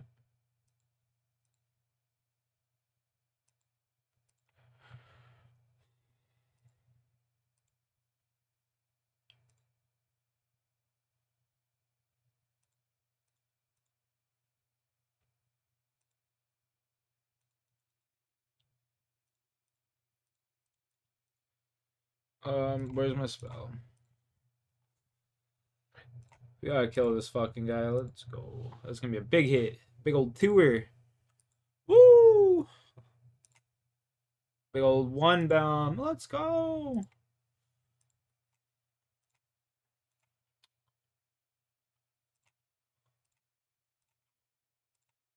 Chat, some fucking terrible RNG. We need to hit something here. There we go. Oh my, level 30. Combat's level 4. Oh my good golly gosh. The first combat level, chat.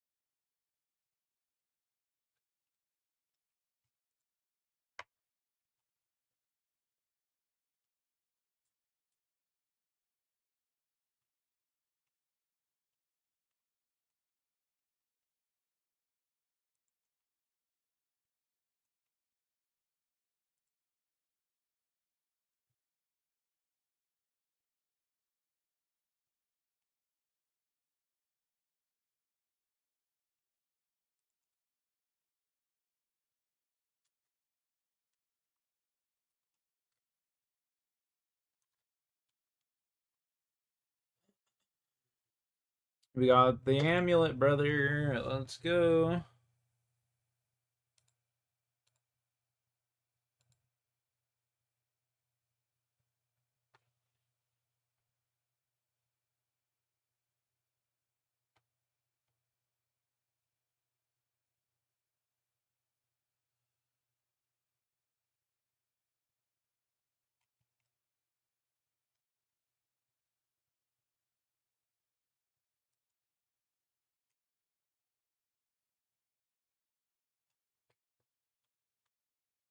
All right, chat. I'll be back.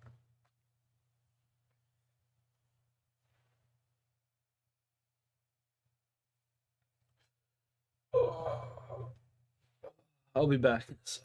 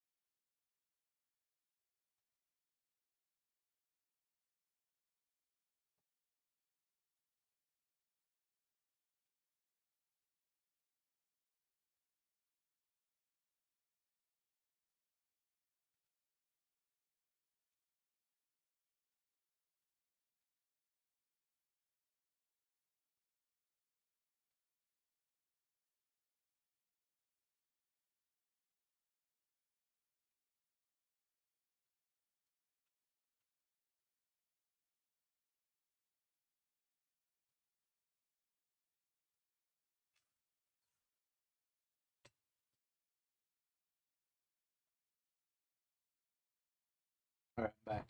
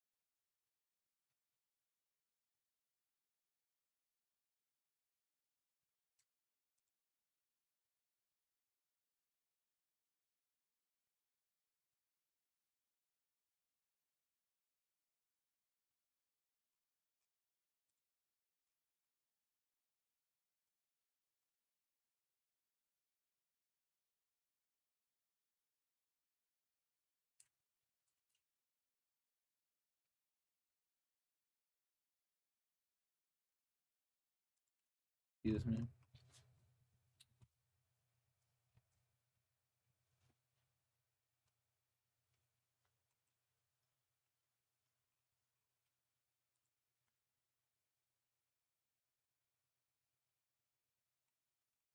Why do I need to take the air towels?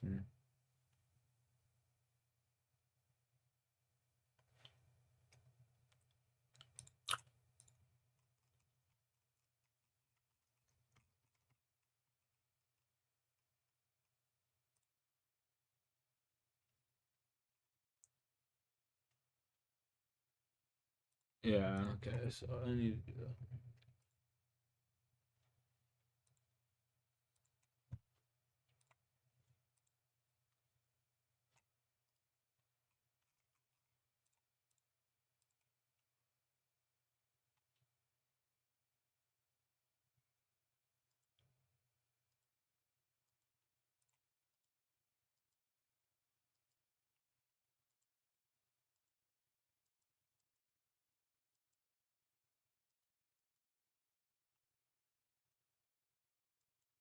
There she is. Pick up 2 cheese. Buy 5 wine.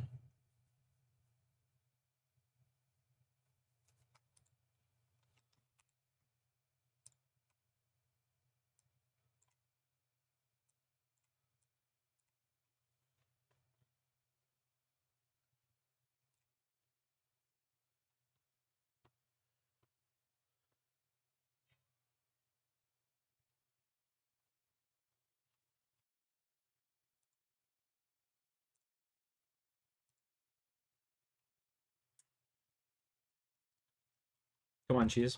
Let's go. Waiting on you. Come on, Ches.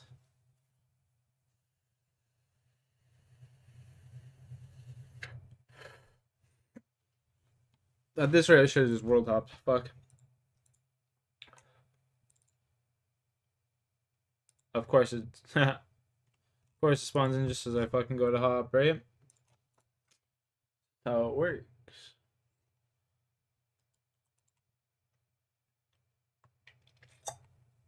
It's just how it works, alright?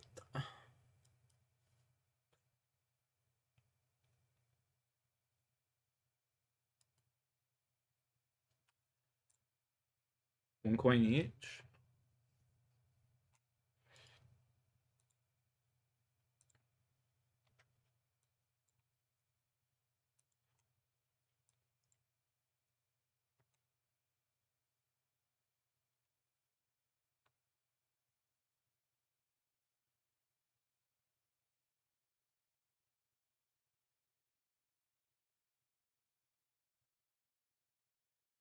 Streamlabs on one today? Yeah, I ain't bothering no more to gamble, dog.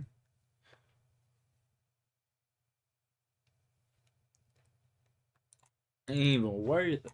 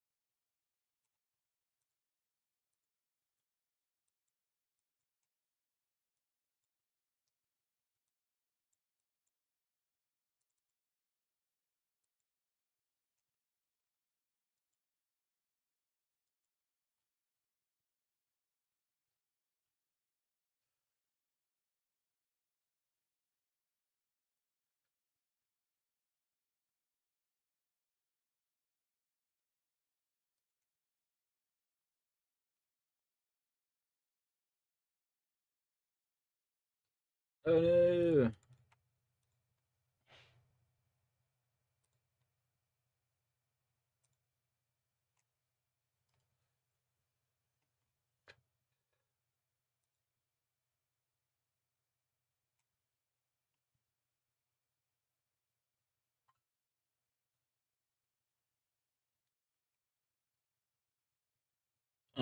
Welcome in, pick up 1.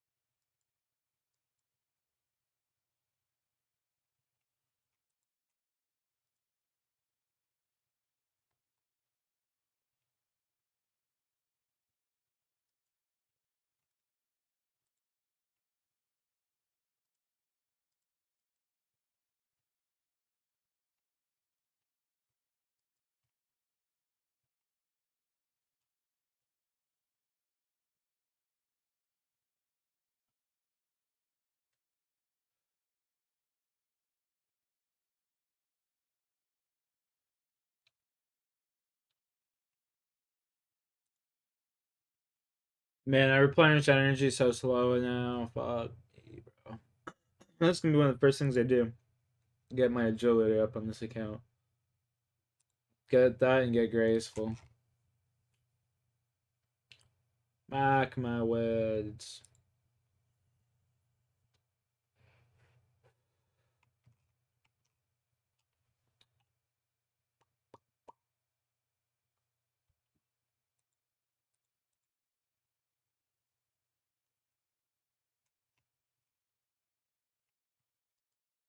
Zombie rat.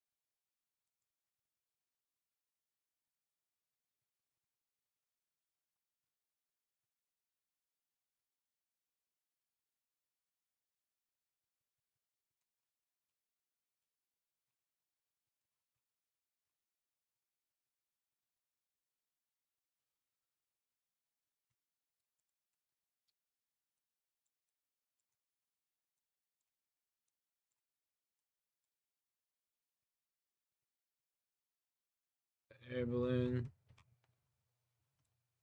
Wizard's tower. There's gotta be up to the left. Like up here. Come on now.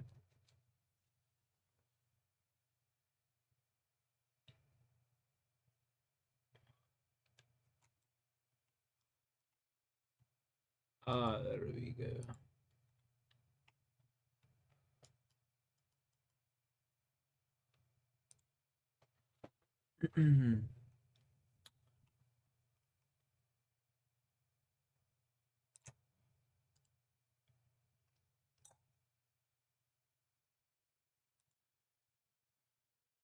Run! Oh, run!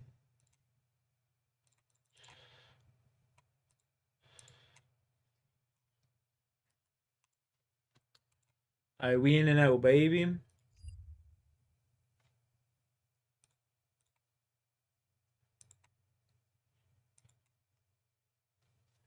Walk the folly.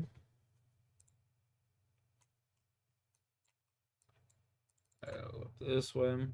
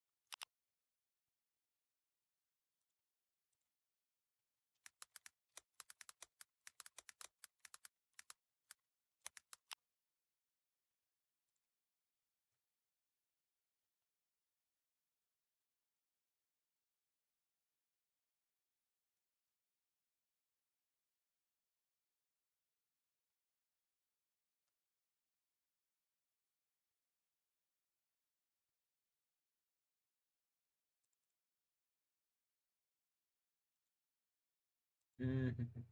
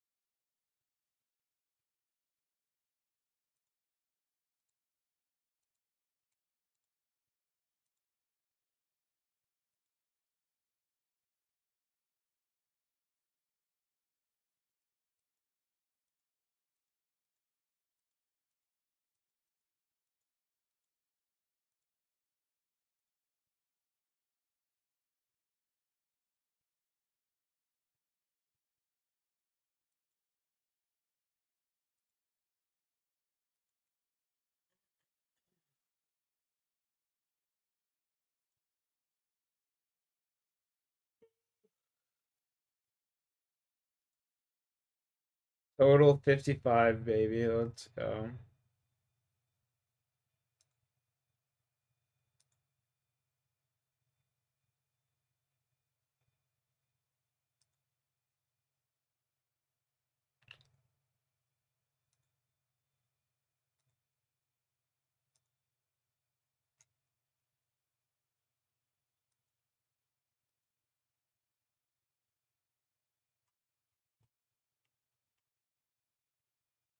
Yeah, I wonder if this will work.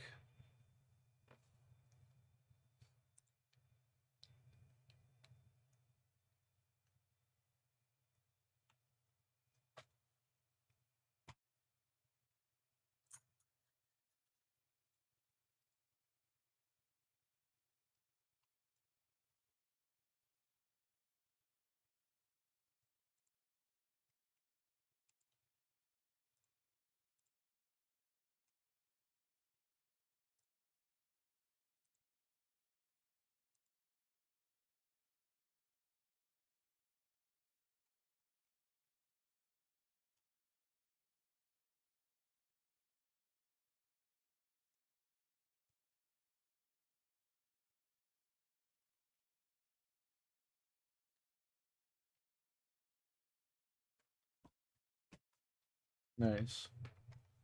I just dropped my keyboard. A real G? Yeah. Whip candy in? Dog.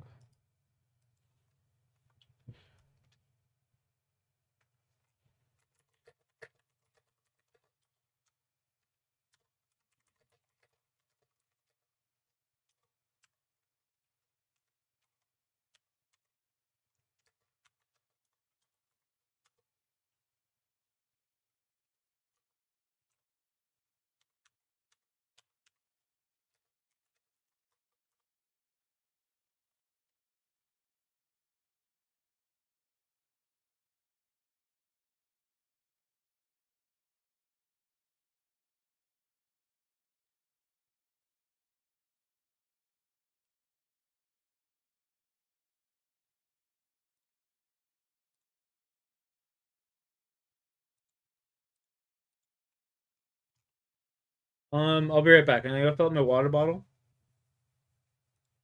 and such.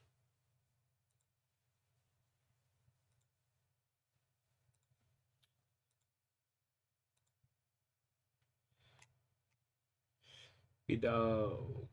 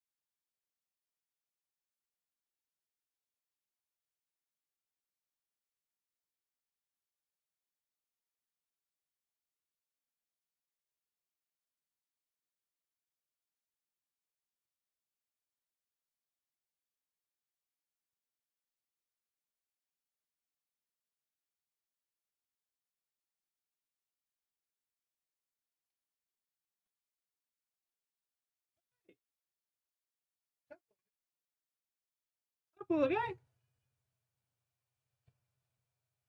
What's up? What's up?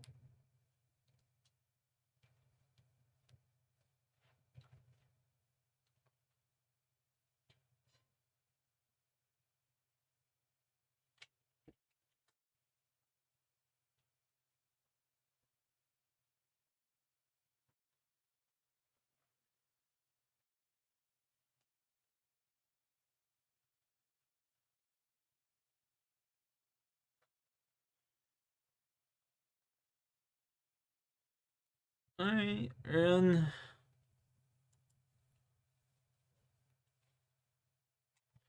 Run, you little pussy.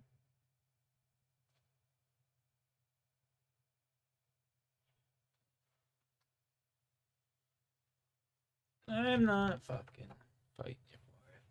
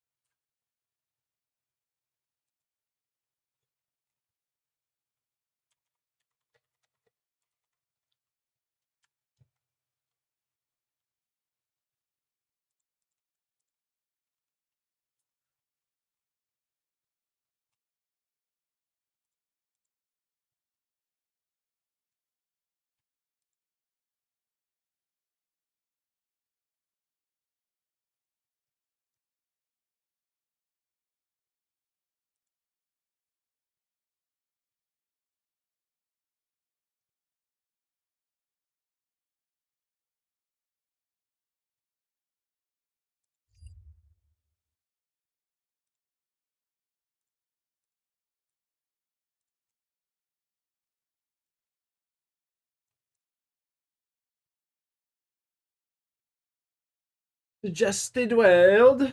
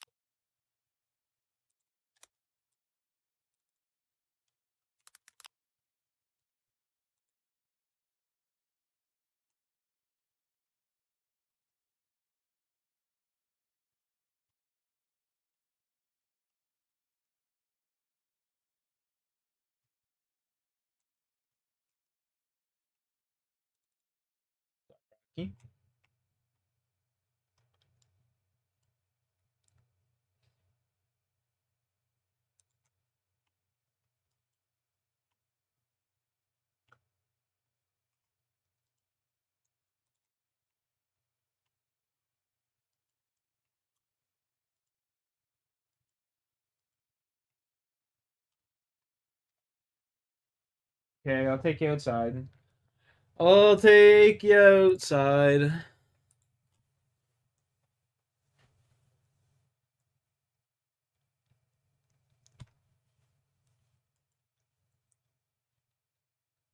Yeah, I'll take you outside.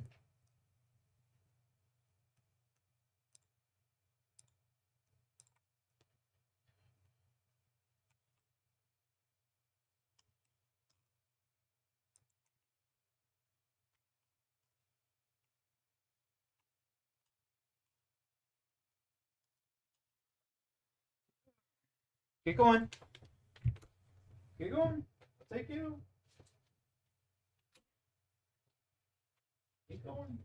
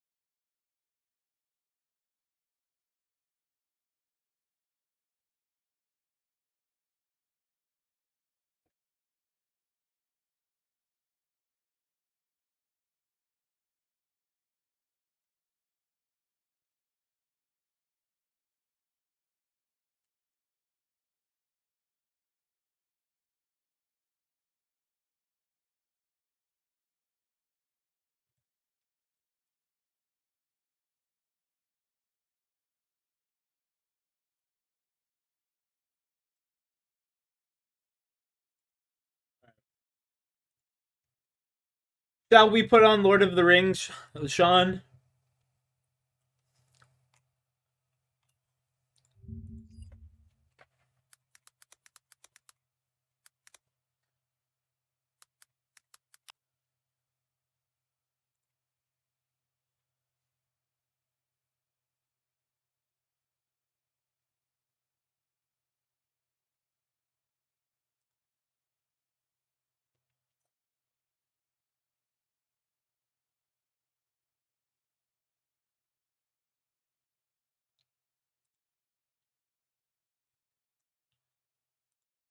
Did we, Shawnee?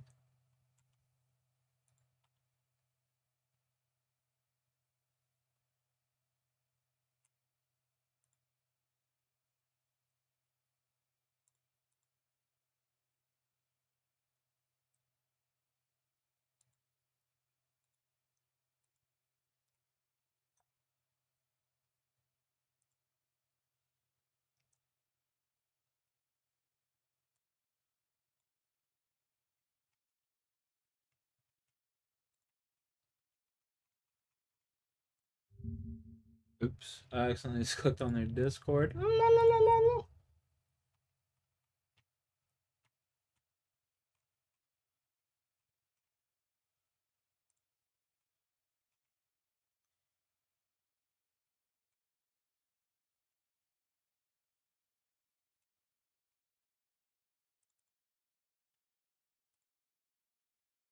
You guys want to listen to some Tolkien with the kid?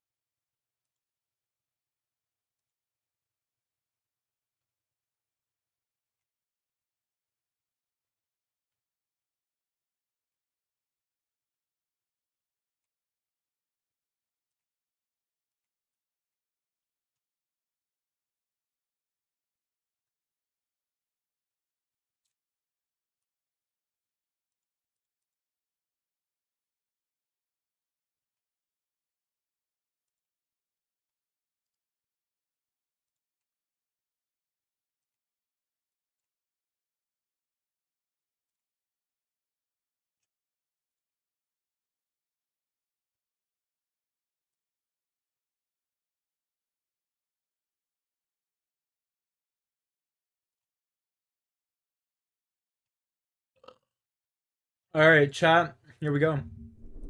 I'll throw on some Lord of the Rings as some background noise whilst I progress on the Iron Man. Lord of the Rings audiobook. History.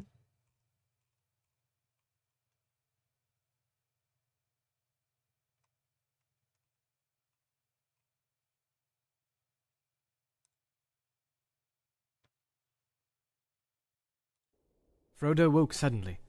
It was still dark in the room.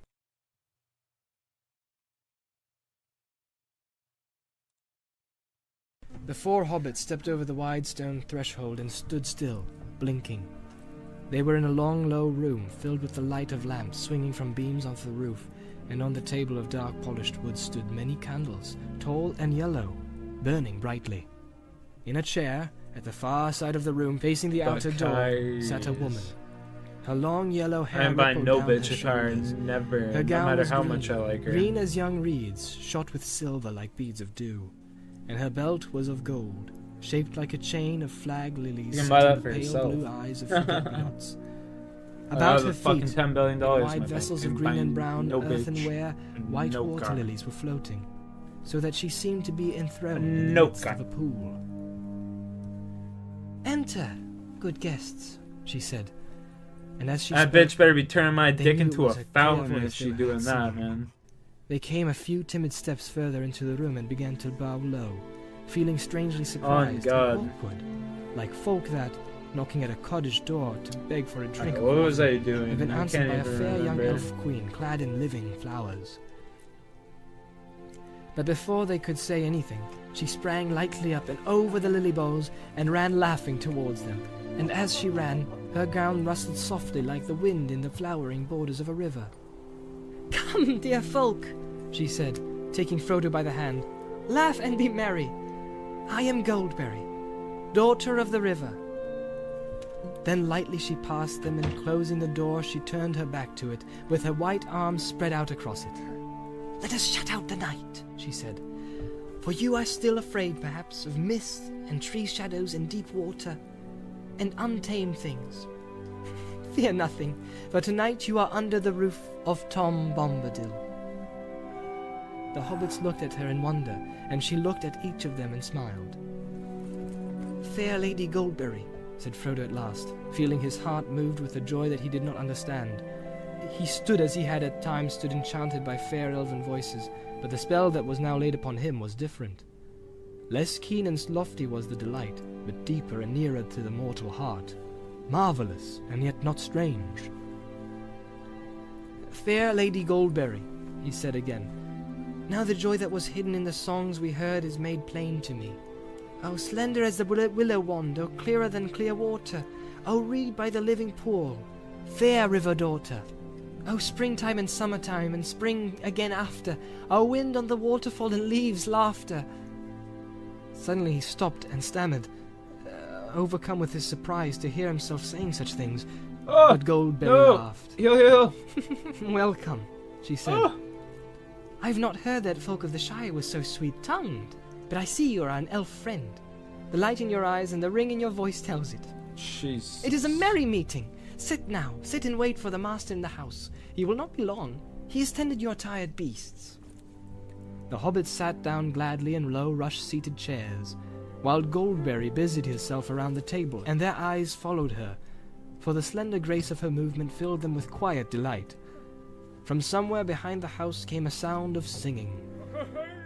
Every now and again they caught, among many a derry-dole and merry-dole, and ring-a-ding-a-dillo, the repeated words, Ring-a-ding-ding-ding. Old Tom Bombadil, he's a merry fellow. bright blue his jacket is, and his boots are yellow. I'm so dead. I'm so dead. "Fair lady," said Frodo again after a while, "tell me if my asking does not seem foolish. Who is Tom Bombadil?" "He is," said Goldberry, staying her swift movements and smiling. Frodo looked at her questioningly. "He is as you have seen him," she said in answer to his look. "He is the master of the wood, water, and hill. Then all this strange land belongs to him?" "No, indeed," she answered, and her smile faded. "That would indeed be a burden," she added in a low voice, as if to herself. "The trees and the grasses and all things growing or living in the land belong to each of themselves. Tom Bombadil is the master. No one has ever caught old Tom walking in the forest, wading in the water, leaping on the hilltops under the light and shadow. He has no fear. Tom Bombadil is master." A door opened, and in came Tom Bombadil. He had now no hat, and his thick brown hair was covered with autumn leaves. He laughed, and going to Goldberry, took her hand. Here's my pretty lady, he said, bowing to the hobbits. Flower. Here's my Goldberry, clothed all Buy in a silver pie green, with dish, flowers in her you'll griddle. buy- He's the table laden. I see yellow cream and honeycomb and white bread and butter, milk, cheese, and green herbs, and ripe berries gathered. Is that enough for us? Is the supper ready? It is, said Goldberry, but the guests perhaps are not. Oh, Tom clapped his hands and cried, Tom, Tom! Your guests are tired and all, and you had near forgotten. Come now, merry friends, and Tom will refresh you. You shall clean grimy hands, and wash your weary faces, cast off your muddy cloaks, and comb out your tangles. He opened the door, and they followed him down the short passage and round a sharp turn. They came to a low room with a sloping roof. A penthouse, it seemed, built on the north end of the house. Its walls were of clean stone, but they were mostly covered with green hanging mats with yellow curtains. The floor was flagged, and strewn with fresh green rushes. There were 4 deep mattresses, each piled with white blankets laid on the floor along one side. Against the opposite wall was a long bench, laden with wide earthenware basins, and beside it stood brown ewers filled with water, some cold, some steaming hot. There were soft green slippers set ready beside each bed. Before long, washed and refreshed, the hobbits were seated at the table, 2 on each side, while at either end sat Goldberry and the master. It was a long and merry meal. Though the hobbits ate as only famished hobbits can eat, there was no lack. The drink in their drinking bowls seemed to be clear, cold water, yet it went to their hearts like wine and set free their voices. The guests became suddenly aware that they were singing merrily, as if it was easier and more natural than talking. At last Tom and Goldberry rose and cleared the table swiftly. The guests were commanded to sit quiet, and were set with chairs, each with a footstool to his tired feet. There was a fire in the wide hearth before them, and it was burning with a sweet smell, as if it were built of apple wood. When everything was set in order, all the lights in the room were put out, except one lamp and a pair of candles at each end of the chimney shelf. Then Goldberry came and stood before them, holding a candle, and she wished them each a good night and deep sleep. "Have peace now," she said, "until the morning.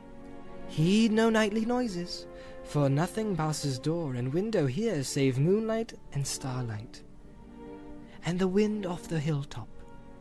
Good night." She passed out of the room with a glimmer and a rustle. The sound of her footsteps was like a stream falling gently away downhill over cool stones with the quiet of night.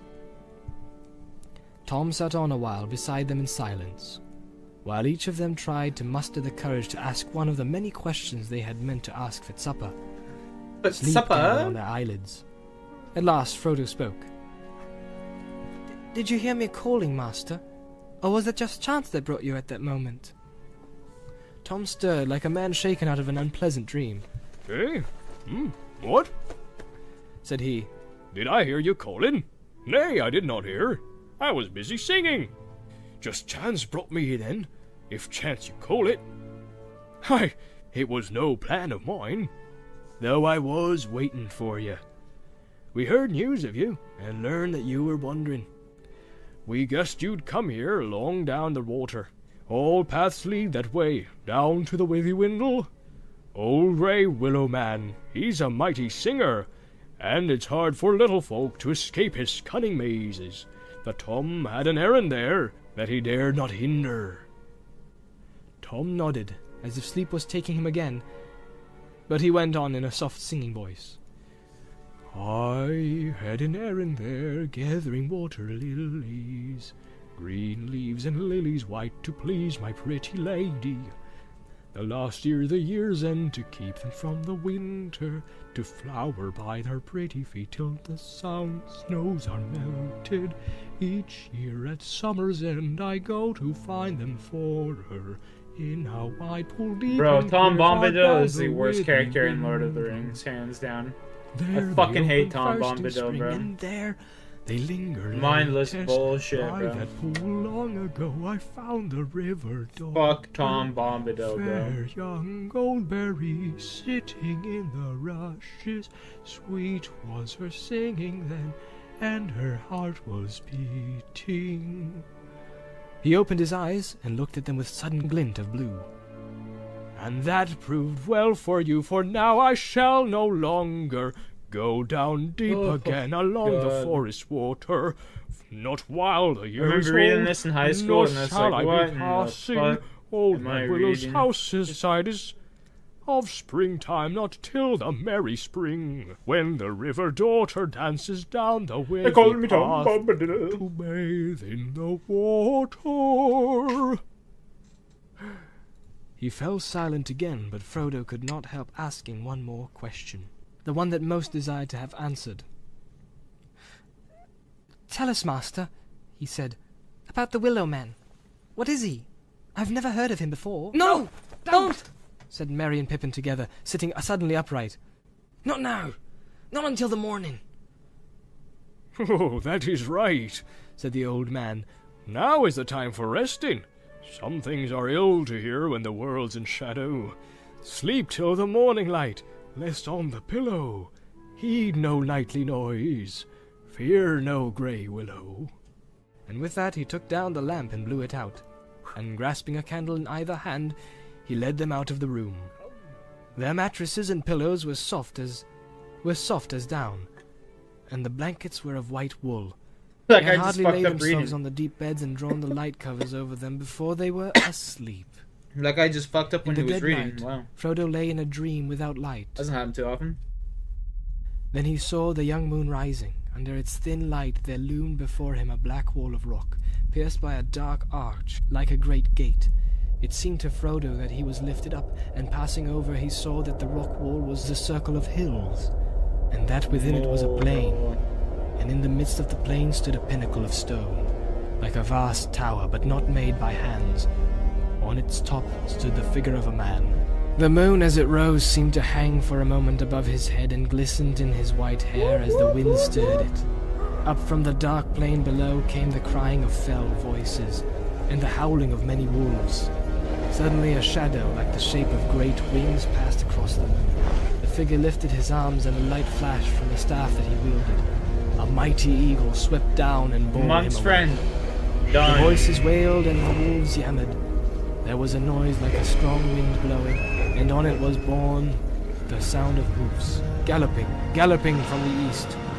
Black Riders! Thought Frodo, as he wakened, with the sound of the hoofs still echoing in his mind. He wondered if he would ever again have the courage to leave the safety of these stone walls. He lay motionless, still listening, but all was now silent. And at last he turned and fell asleep again, and wandered into some other unremembered dream. At his side Pippin lay dreaming pleasantly, but a change came over his dreams, and he turned and groaned. Suddenly he woke, or thought he had waked, and yet still heard in the darkness the sound that had disturbed his dream. The noise was like branches fretting in the wind, twig fingers scraping wall and window. He wondered if there were willow trees close to the house, and then suddenly he had a dreadful feeling that he was not in an ordinary house at all, but inside the willow, and listening to that horrible dry, creaking voice laughing at him again. He sat up and felt the soft pillows yield to his hands, and he lay down again relieved.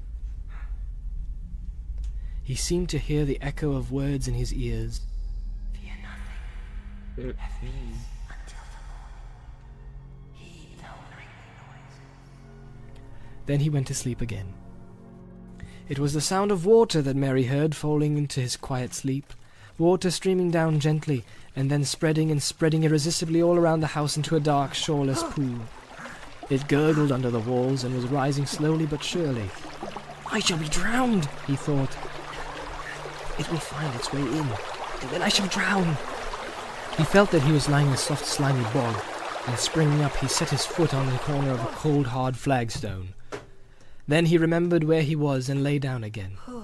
He seemed to hear or remember hearing, Nothing passes doors or windows save the moonlight and starlight, and the wind off the hilltop. A little breath of sweet air moved the curtain. He breathed deep and fell asleep again. As far as he could remember, Sam slept through the night in a deep content, if logs are contented.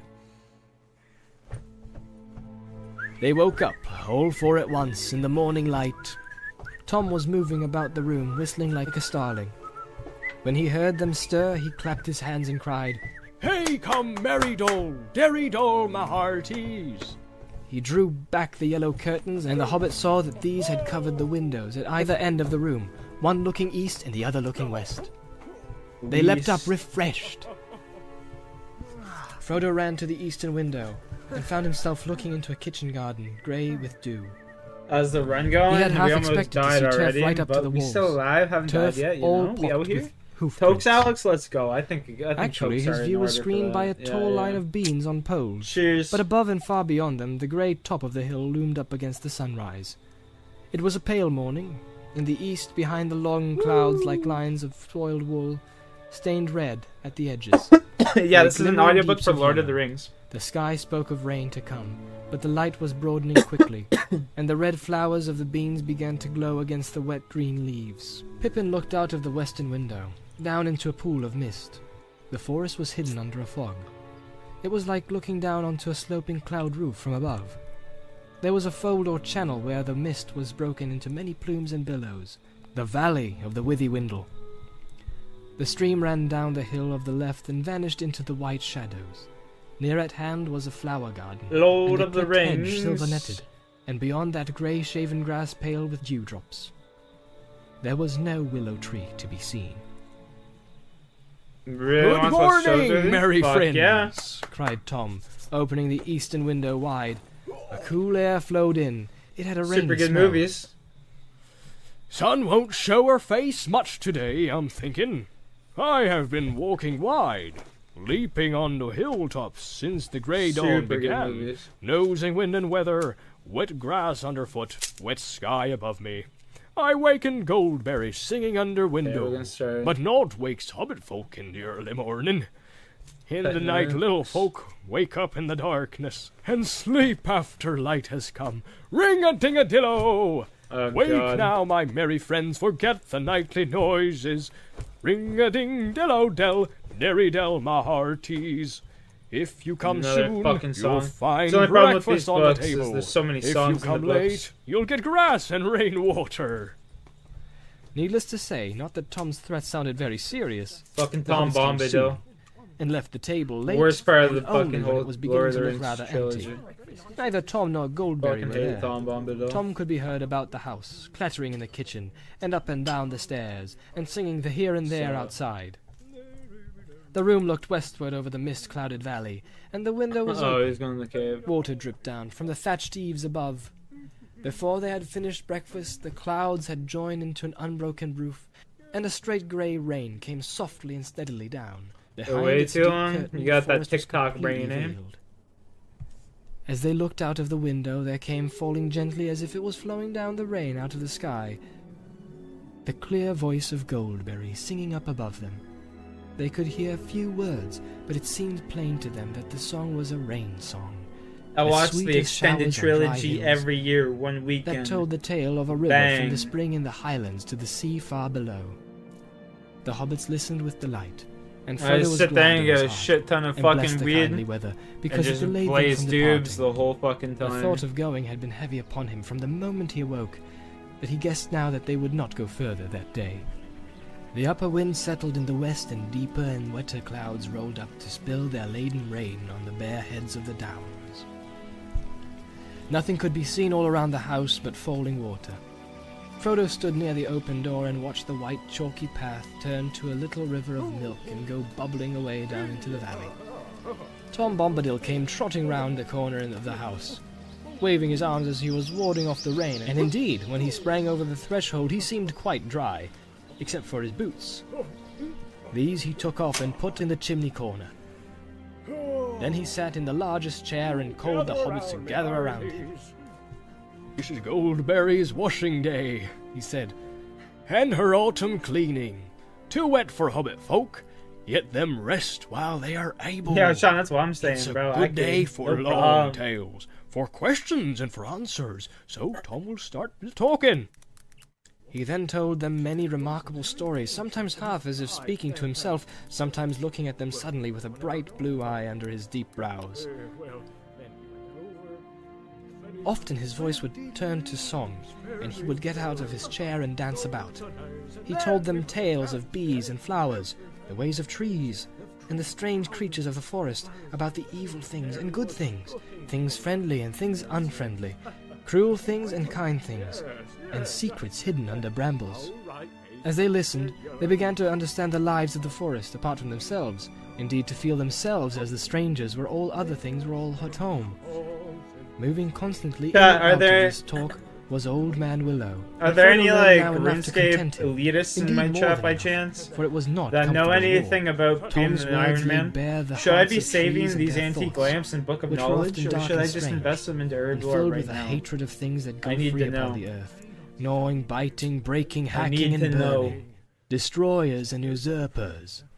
It was not called the Old Forest without a reason, for it was indeed ancient, a survivor of vast forgotten woods, and in it there lived yet, aging no quicker than the hills, the fathers of trees, remembering times when they were lords. The countless years had filled them with pride and rooted wisdom. I've and read the with books many malice. times over, as have I. But none were more dangerous than the great willow. His heart was rotten, but his strength was green, and he was cunning, and the master of winds. My And favorite his book's song the and second thought book. ran through the woods Favorite on both movie is the sides third of the movie. river. His grey, thirsty spirit drew power out of the earth and spread like fine root threads in the ground, and invisible twig fingers in the air, till it had under its dominion nearly all the trees of the forest, from the hedge to the downs. Suddenly Tom's talk left the woods and went leaping up the young stream, over bubbling waterfalls, over pebbles and worn rocks, and among small flowers and close grass and wet crannies, wandering at last up on to the downs. Alright, I gotta go. They heard of the great barrows, I gotta go and bang the green real quick. mountains, and the stone rings upon the hills, and in the hollows amongst the hills. Sheep were bleating in flocks, green walls and white walls rose. There were fortresses on the heights. Kings of little kingdoms fought together, and the young sun shone like fire on the red metal of their new and greedy swords. There was victory and defeat. The towers fell, fortresses were burned, and flames went up into the sky. Gold was piled on the biers of dead kings and queens, and mounds covered them. And the stone doors were shut, and the grass grew over all. Sheep walked for a while biting the grass, but soon the hills were empty again. A shadow came out of dark places far away, and the bones were stirred in the mounds. Barrow wights walked in the hollow places with the clink of rings on cold fingers, and gold chains in the wind. Stone rings grinned out of the ground like broken teeth in the moonlight. The hobbits shuddered. Even in the Shire, the rumours of the Barrow wights of the Barrow Downs beyond the forest had been heard. But it was not a tale that any hobbit liked to listen to, even by a comfortable fireside far away. These four now suddenly remembered what the joy of this house had driven from their minds. The house of Tom Bombadil nested under the very shoulder of those dreaded hills. They lost the thread of his tale and shifted uneasily, looking aside at one another. When they caught his words again, they found that he had now wandered into strange regions beyond their memory and beyond their waking thought, into times when the world was wider, and the seas flowed straight into the western shore. And still on and back, Tom went singing out into the ancient starlight, when only the elf sires were awake. Then suddenly he stopped, and he saw that he nodded as if he were falling asleep. The hobbits sat still before him, enchanted, and it seemed as if under the spell of his words the wind had gone, and the clouds had dried up, and the day had been withdrawn. And darkness had come from east and west, and all the sky was filled with the light of white stars. Whether the morning and evening of one day or of many days had passed, Frodo could not tell. He did not feel Total either level hungry or of tired, 75. only Chat, filled with let's wonder. go. The stars shone through the window, and the silence of the heavens seemed to be round him. He spoke at last, out of his wonder and sudden fear that silence. "Who are you, master?" he asked. Eh? What? Said Tom, sitting up and his eyes glinting in the gloom. Don't you know my name yet? That's the only answer. Tell me, who are you, alone, yourself, and nameless? But you are young, and I am old. Eldest, that's what I am. Mark my words, my friends. Tom was here before the river and the trees. Tom remembers the first raindrop and the first acorn. He made paths before the big people and saw the little people arriving. He was here before the kings and the graves of the Barrow-wights. When the elves passed westward, Tom was here already, before the seas were bent. He knew the dark under the stars when it was fearless, before the Dark Lord came from outside. A shadow seemed to pass by the window, and the hobbits glanced hastily through the panes. When they turned again, Goldberry stood in the door behind, framed in the light. She held a candle, shielding its flame from the draught in her hand, and the light flowed through it, like sunlight through a white shell. "The rain has ended," she said, "and new waters are running downhill under the stars. Let us now laugh and be glad." And then let us have food and drink, cried Tom. Long tales are thirsty, and long listening's hungry work, morning, noon, and evening. With that, he jumped out of his chair and, with a bound, took a candle from the chimney shelf and lit it in the flame that Goldberry held. Then he danced about the table. Suddenly, he hopped through the door and disappeared. Quickly he returned, bearing a large and laden tray. Then Tom and Goldberry set the table, and the hobbits sat half in wonder and half in laughter. So fair was the grace of Goldberry, and so merry and odd the caperings of Tom. Yet in some fashion they seemed to weave a single dance, neither hindering the other, in and out of the room, and round about the table. And with great speed food and vessels and lights were set in order. The boards blazed with candles, white and yellow. Tom bowed to his guests. "Supper is ready," said Goldberry, and now the hobbits saw that she was clothed all in silver with a white girdle, and her shoes were like fish's mail. But Tom was all in clean blue, blue as rain-washed forget-me-nots, and he had green stockings. It was a supper even better than before. The hobbits, under the spell of Tom's words, may have missed one meal or many, but when the food was before them, it seemed at least a week since they had eaten. They did not sing or even speak much for a while, and paid close attention to business. But after a time, their hearts and spirits rose high again, and their voices rang out in mirth and laughter. After they had eaten, Goldberry sang many songs for them, songs that began merrily in the hills and fell softly down into silence. And in the silences they saw in their minds pools and waters wider than any they had known. And looking into them, they saw the sky below them, and the stars like jewels in the depths. Then once more she wished them each good night, and left them by the fireside. But Tom now seemed wide awake, and You sound like plied them fucking with Santa questions. Claus, dude. He appeared already to know much about them and all their families, and indeed to know much of all the history and doings of the Shire, down from days hardly remembered among the hobbits themselves.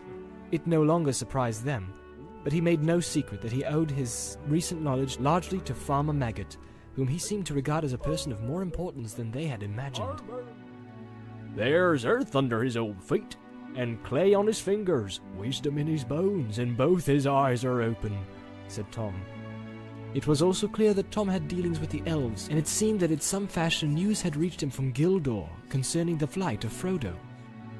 Indeed, so much did Tom know. How am I and so doing? cunning I'm was his questioning, fantastic, that brother. Frodo How found are himself you? telling him more about Bilbo and How his are you, own hopes Squirt? and fears than he had told before. Life's even good, to man. Gandalf. You know? Life's Tom good. wagged his head up and down. I'd be a fool and to there state was a glint in otherwise. his eyes when he heard of the riders. Show me the precious ring, He said suddenly. I'd be a in fool the to midst state of the otherwise, story. man. And Frodo, I'm to his own stoned. I'm astonishment, playing a drew out computer the chain from game. his I got no and care in the unfastening world the for ring, anything. handed it at like- once to Tom. It seemed to grow living larger the as dream, it lay man. for a moment on his big brown-skinned hand. Then suddenly he put it to his eye and laughed. For a second the hobbits had a vision, both comical and alarming, of his bright blue eye gleaming through a circle of gold.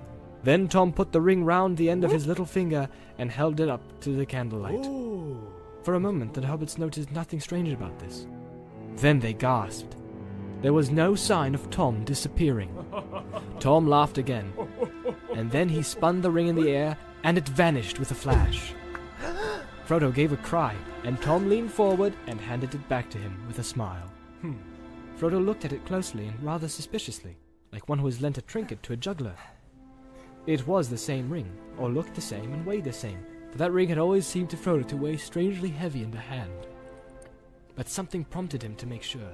He was perhaps a trifle annoyed with Tom for today seeming to make was so pretty light of nice what out, even except Gandalf where I thought live so it was so perilously windy, bro, it important. would blow you over. He waited for an opportunity. When the talk was going on again, and Tom was telling an absurd story about badgers and their queer ways, then he slipped the ring on. Merry turned towards him to say something and gave a start, and checked an exclamation. Frodo was delighted, in a way. It was his own ring, all right. For Merry was staring blankly at his chair, and obviously could not see him. He got up and crept quietly away from the fireside towards the outer door. Hey there! Cried Tom, glancing towards him with the most seeing look in his shining eyes. Hey, come, Frodo there! Where be you a-going? Old Tom Bombadil's not as blind as that yet. Take off your golden ring, your hand's more fair without it. Come back, leave your game and sit down beside me. We must talk a little while more, and think of the morning. Tom must teach the right road, and keep your feet from wandering. Frodo laughed, trying to feel pleased, and taking off the ring he came and sat down again. Tom now told them that he reckoned the sun would shine tomorrow, and it would be a glad morning, and setting out would be hopeful. But they would not do well to start early, for weather in that country was a thing that even Tom could not be sure of for long, and it would change some time, quicker than he could change his jacket. I am no weather master, he said, nor is aught that goes on two legs. By his advice, they decided to make early due north from his house, over the western and lower slopes of the downs. They might hope in that way to strike the east road, in a day's journey, and avoid the barrows. He told them not to be afraid, but to mind their own business. Keep on the green grass. Don't you go a-meddling with old stone or cold whites or prying in their houses, unless you be strong folk with hearts that never falter. He said this more than once, and he advised them to pass barrows by on the west side if they chanced to stray near one. Then he taught them a rhyme to sing. If they should, by ill luck, fall into any danger or difficulty the next day. Dude, I've people have been losing all day. Tom Bombadil, oh, by water, wood, and hill, by the reed and willow, by fire, sun, moon, and hearken now and hear us. I've lost like 500,000 for points. our need is near us. When they had sung this all together after him, he clapped them each on the shoulder with a laugh, and taking candles, led them back to their bedroom.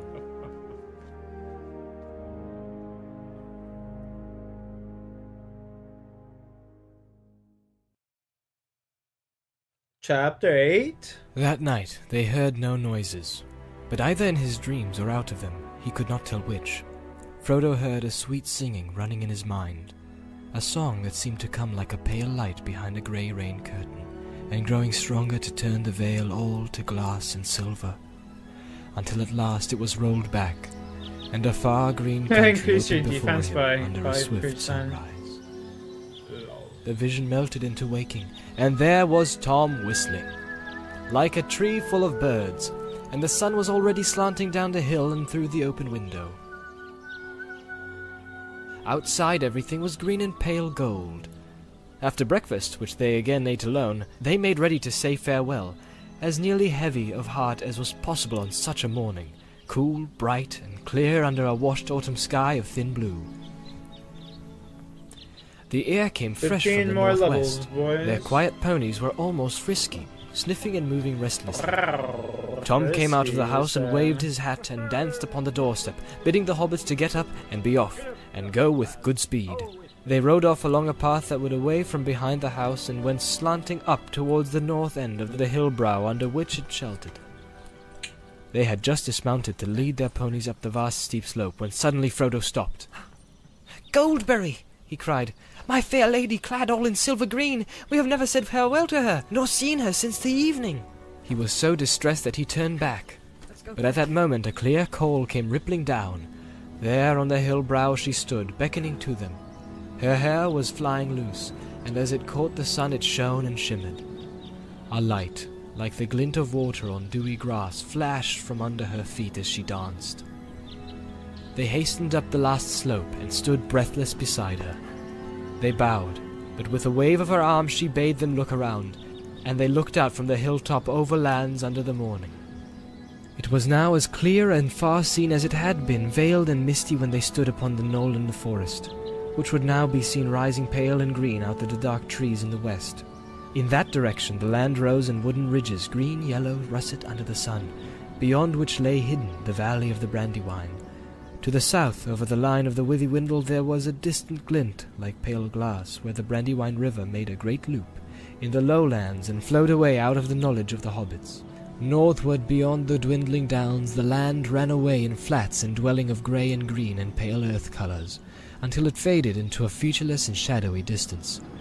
Eastward, the Barrow Downs rose, ridge behind ridge into the morning, and vanished out of the eyesight into a guess. It was no more than a guess of blue and a remote white glimmer, blending with the hem of the sky, but it spoke to them, out of memory and old tales of the high and distant mountains. They took a deep draught of air, and felt that a skip and a few stout rides would bear them wherever they wished. It seemed faint-hearted to go jogging aside over the crumpled skirts of the downs towards the road, when they should be leaping, as lusty as Tom, over the stepping stones of the hills straight towards the mountains. Goldberry spoke to them and recalled their eyes and thoughts. "Speed now, fair guests," she said, "and hold to your purpose. North with the wind in the left eye, and a blessing on your footsteps. Make haste while the sun shines." And to Frodo she said, "Farewell, elf friend. It was a merry meeting." But Frodo found no words to answer. He bowed low, and mounted his pony, and followed by his friends, jogged slowly down the gentle slope behind the hill. Tom Bombadil's house and the valley and the forest were lost to view. The air grew warmer between the green walls of hillside and hillside, and the scent of turf rose strong and sweet as they breathed. Turning back, when they reached the bottom of the green hollow, they saw Goldberry, now small and slender, like a... Chat, who's the chick that wrote Harry Potter? Who's the chick that wrote that shit? sunlit flower against the sky. She was standing still, watching them, and her hands were stretched out towards them. She ain't got shit on the man JR Token, man. Like, I'm telling you right now, she ain't got shit on the boy. For real. As they looked, she gave a clear call, and lifting up her hand, she turned and vanished behind the hill. Their way round along the floor of the hollow, and round the green feet of a steep hill into another deeper and broader valley, and then over the shoulder of further hills, and down their long limbs, and up their smoother sides again, up on new hilltops, and down into new valleys. There was no tree nor any visible water. It was a country of grass and short springy turf, silent except for the whisper of the air over the hedges of the land, and high lonely cries of strange birds. As they journeyed, the sun mounted and grew hot. Each time they climbed the ridge, the breeze seemed to have grown less. When they caught a glimpse of the country westward, the distant forest seemed to be smoking, as if the fallen rain was steaming up again from leaf and root and mould. A shadow now lay round the edge of sight, a dark haze above which the upper sky was like a blue cap, hot and heavy.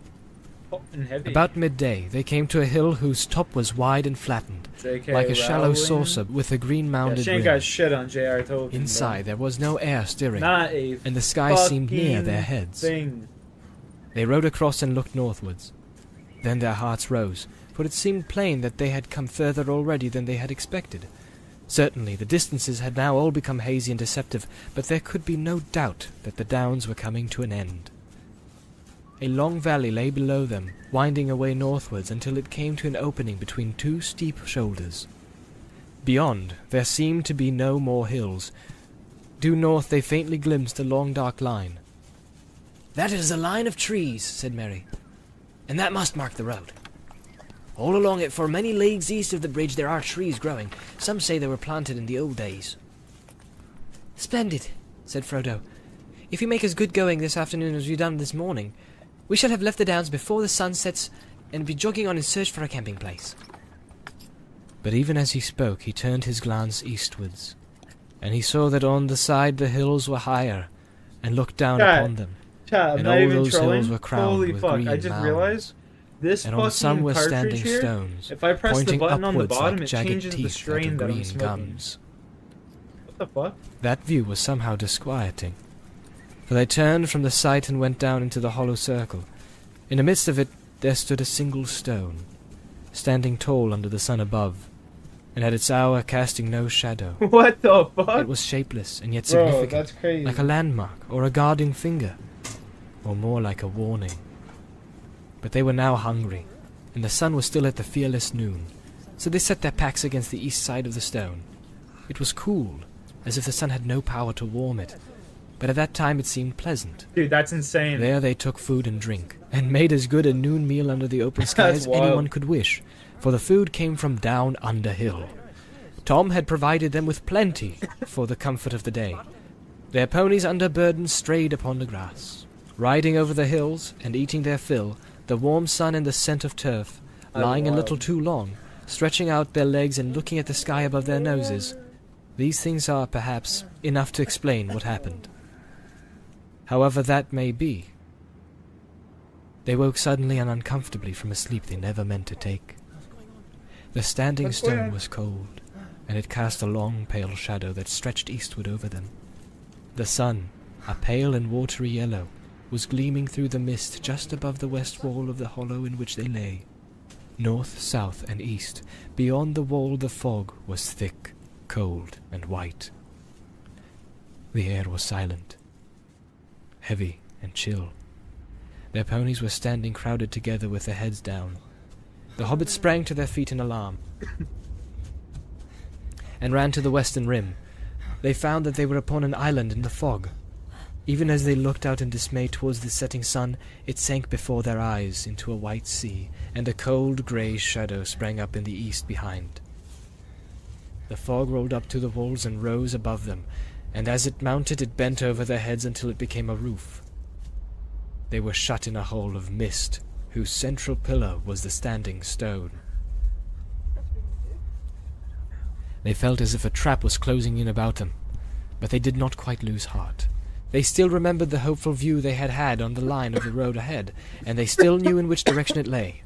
In any case, they now had so great a dislike for that hollow place above the stone that no thought of remaining there was in their minds.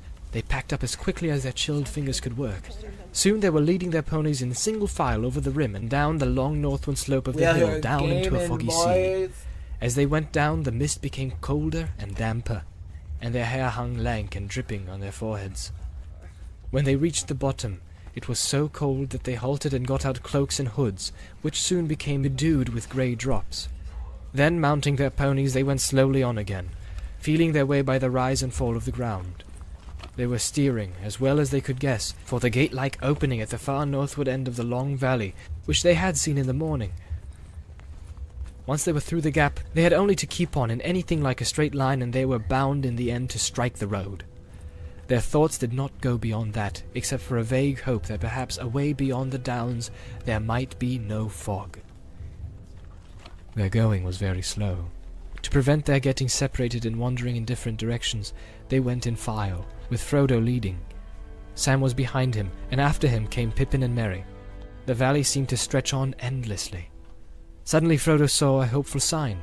On either side ahead, a darkness began to gloom through the mist, and he guessed that they were at last approaching the gap in the hills, the north gate of the Barrow Downs.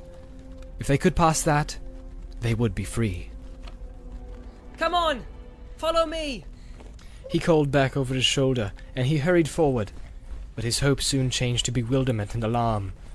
The dark patches grew darker, but they shrank, and suddenly he saw, towering ominous before him, and leaning slightly towards one another like the pillars of a headless door, two huge standing stones. He could not remember having seen any sign of these in the valley when he looked out from the hill in the morning. He had passed between them almost before he was aware, and even as he did so, darkness seemed to fall around him. His pony reared and snorted, and he fell off. When he looked back, he found that he was alone, and the others had not followed him. Sam! He called. Pippin! Mary! Come along! Well, why don't you keep up? There was no answer. Fear took him, and he ran back past the stones, shouting wildly. Sam! Sam! Mary! Pippin! The pony bolted into the mist and vanished. From some way off, or so it seemed, he thought he heard a cry.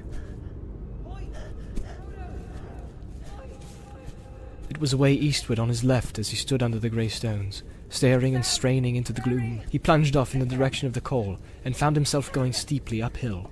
As he struggled on, he called again, and kept on calling more and more, frantically, but he heard no answer for some time, and then it seemed faint and far ahead and high above him.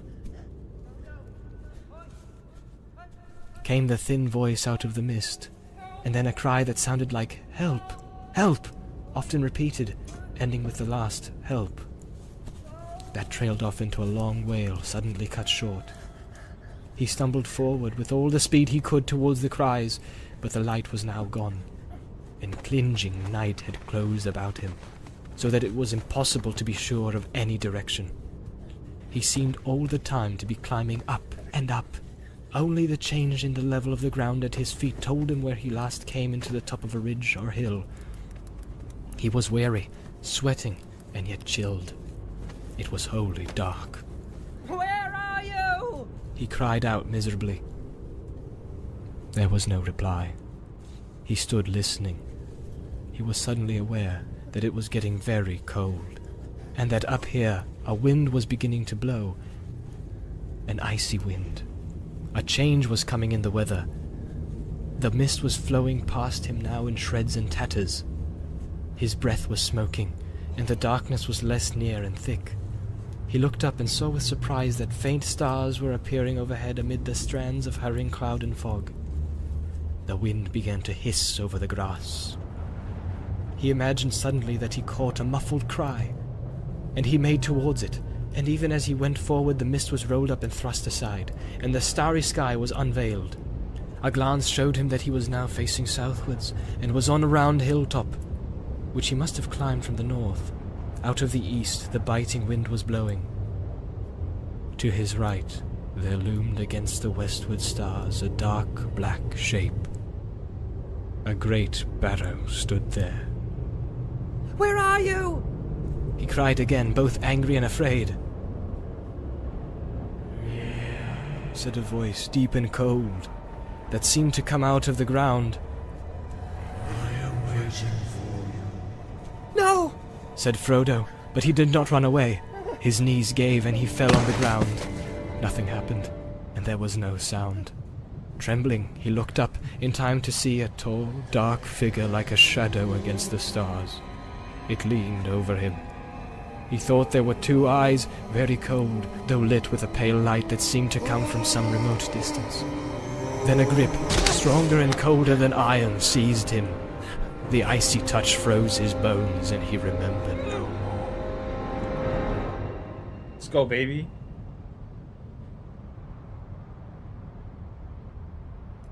When he came to himself again, for a moment he could recall nothing except a sense of dread.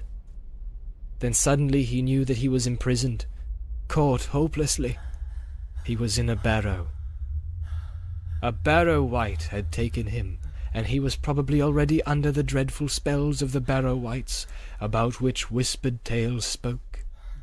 He dared not move, but lay as he found himself, flat on his back upon a cold stone with his hands on his breast. But though his fear was so great that it seemed to be part of the very darkness that was around him, he found himself as he lay thinking about Bilbo Baggins and his stories, and of their jogging along together in the lanes of the Shire, and walking about the roads and adventures. There is a seed of courage hidden, often deeply, it is true, in the heart of the fattest and most timid hobbit, waiting for some final and desperate danger to make it grow. Frodo was neither very fat nor very timid. Indeed, though he did not know it, Bilbo and Gandalf had thought him the best hobbit in the Shire. He thought he had come to the end of his adventure, and a terrible end. But the thought hardened him. He found himself stiffening, as if for a final spring. He no longer felt limp like a helpless prey. As he lay there, thinking and getting a hold of himself, he noticed all at once that the darkness was slowly giving way. A pale greenish light was growing round him. It did not at first show him what kind of a place he was in, for the light seemed to be coming out of himself, and from the floor beside him, and had not yet reached the roof or wall. He turned, and there in the cold glow he saw lying beside him Sam, Pippin, and Merry. They were on their backs, and their faces looked deathly pale, and they were clad in white. About them lay many treasures, of gold maybe, though in that light they looked cold and unlovely. On their heads were circlets, gold chains were about their waists, and on their fingers were many rings.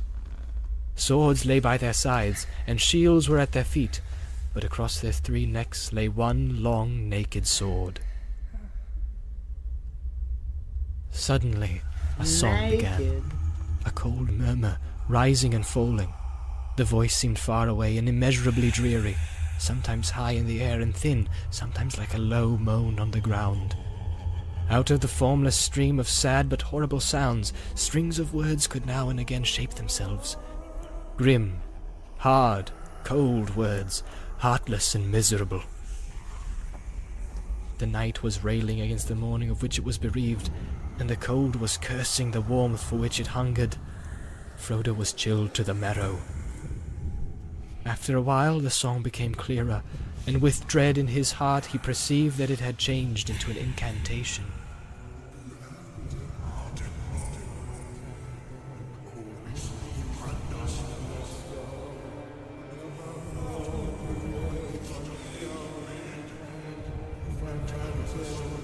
This is like the best audiobook I've ever listened to. I swear to God.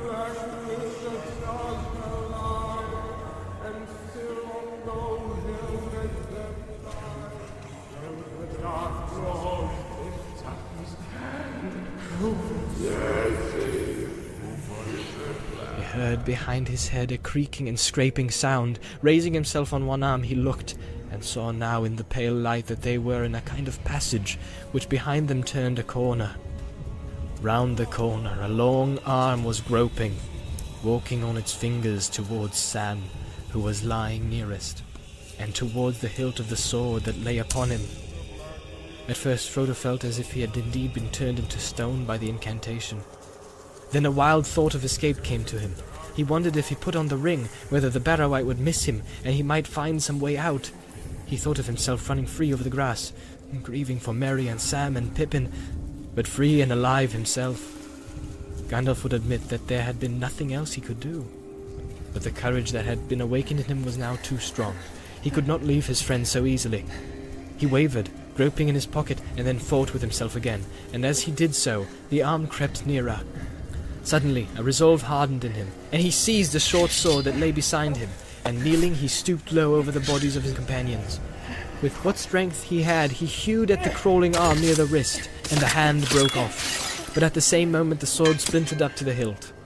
There was a shriek, and the light vanished. In the dark there was a snarling noise. Frodo fell forward over Merry, and Merry's face felt cold. All at once, back into his mind, from which it had disappeared with the first coming of the fog, came the memory of the house down under the hill, and of Tom singing. He remembered the rhyme that Tom had taught them. In a small, desperate voice he began, "Oh, Tom Bombadil." And with that name his voice seemed to grow strong. It had a full and lively sound, and the dark chamber echoed as if to a drum and trumpet.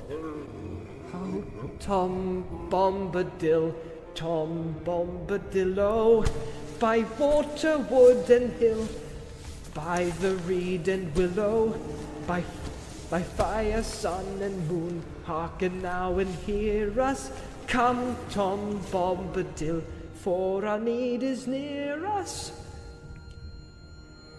There was a sudden deep silence, in which Frodo could hear his heart beating. After a long, slow moment he heard plain, but far away, as if it was coming down through the ground or through thick walls, an answering voice singing, Oh, Tom Bombadil is a merry fellow, bright blue his jacket is, and his boots are yellow. None has ever caught him yet, for Tom is the master. His songs are stronger songs, and his feet are faster. There was a loud rumbling sound as of stones rolling and falling, and suddenly light streamed in. Real light, the plain light of day. A low door-like opening appeared at the end of the chamber beyond Frodo's feet, and there was Tom's head, hat, feather and all, framed against the light of the sun, rising red behind him. The light fell upon the floor, and upon the faces the 3 hobbits lying beside Frodo. They did not stir, but the sickly hue had left them. They looked now as if they were only very deeply asleep. Tom stooped, removed his hat, and came into the dark chambers singing, Get out, you old wight, vanish in the sunlight, shrivel like the cold mist, like the winds go wailing, out into the barren lands, far beyond the mountains. Come never here again, leave your barrow empty, lost and forgotten be, darker than the darkness, where gates stand forever shut, till the world is mended. At these words there was a cry, and part of the inner end of the chamber fell with a crash. Then there was a long trailing shriek, fading away into an unguessable distance, and after that, silence. Come, friend Frodo, said Tom. Let us get out on clean grass. You must help me bear them. Together they carried out Merry, Pippin and Sam. As Frodo left the barrow for the last time, he thought he saw a severed hand wriggling still, like a wounded spider, in a heap of fallen earth. Tom went back in again, and there was a sound of much thumping and stamping. When he came out, he was bearing in his arms a great load of treasure. Things of gold, silver, copper and bronze, many beads and chains, and jeweled ornaments. He climbed the green barrow and laid them all on top in the sunshine. There he stood, with his hat in his hand and the wind in his hair, and looked down upon the 3 hobbits that had been laid on their backs upon the grass at the west side of the mound. Raising his right hand, he said in a clear, commanding voice, Wake now, my merry lads, wake and hear me calling. Warm now be heart and limb, the cold stone is fallen. Dark door is standing wide, dead hand is broken, night under night has flown, and the gates are open! Yeah. To Frodo's great joy, the hobbits stirred, stretched their arms, rubbed their eyes, and then suddenly sprang up. They looked about in amazement, first at Frodo, and then at Tom standing larger as life on the barrow top above them, and then at themselves in their thin white rags, crowned and belted with pale gold and jingling with trinkets. What in the name of wonder? Began Merry, feeling the golden circlet that slipped over one eye. Then he stopped, and a shadow came over his face, and he closed his eyes. Of course. I remember, he said. The men of Carn Dûn came on us at night, and we were worsted. A spear in my heart. He clutched at his breast. No, he said, opening his eyes. What am I saying? I've been dreaming. Where did you get to, Frodo? I thought I was lost, said Frodo, but I don't want to speak of it. Let us think of what we are to do now. Let us go on. Dressed up like this, sir, said Sam. Where are my clothes? He flung his circlet, belt and rings on the grass, and looked around helplessly as if he expected to find his cloak, jacket and breeches and other hobbit garments lying somewhere to hand. You won't find your clothes again, said Tom, bounding down from the mound and laughing as he danced round in the sunlight. One would have thought that nothing dangerous or dreadful had happened, and indeed the horror faded out of their hearts as they looked at him, and saw the merry glint in his eyes. What do you mean? Asked Pippin, looking at him, half puzzled and half amused. Why not? But Tom shook his head, saying, You found yourselves again, out of the deep water. Clothes are but little loss if you escape from drowning. Be glad, my merry friends, and let the warm sunlight heat now heart and limb. Cast off these cold rags, run naked on the grass while Tom goes a-hunting." He sprang away downhill, whistling and calling.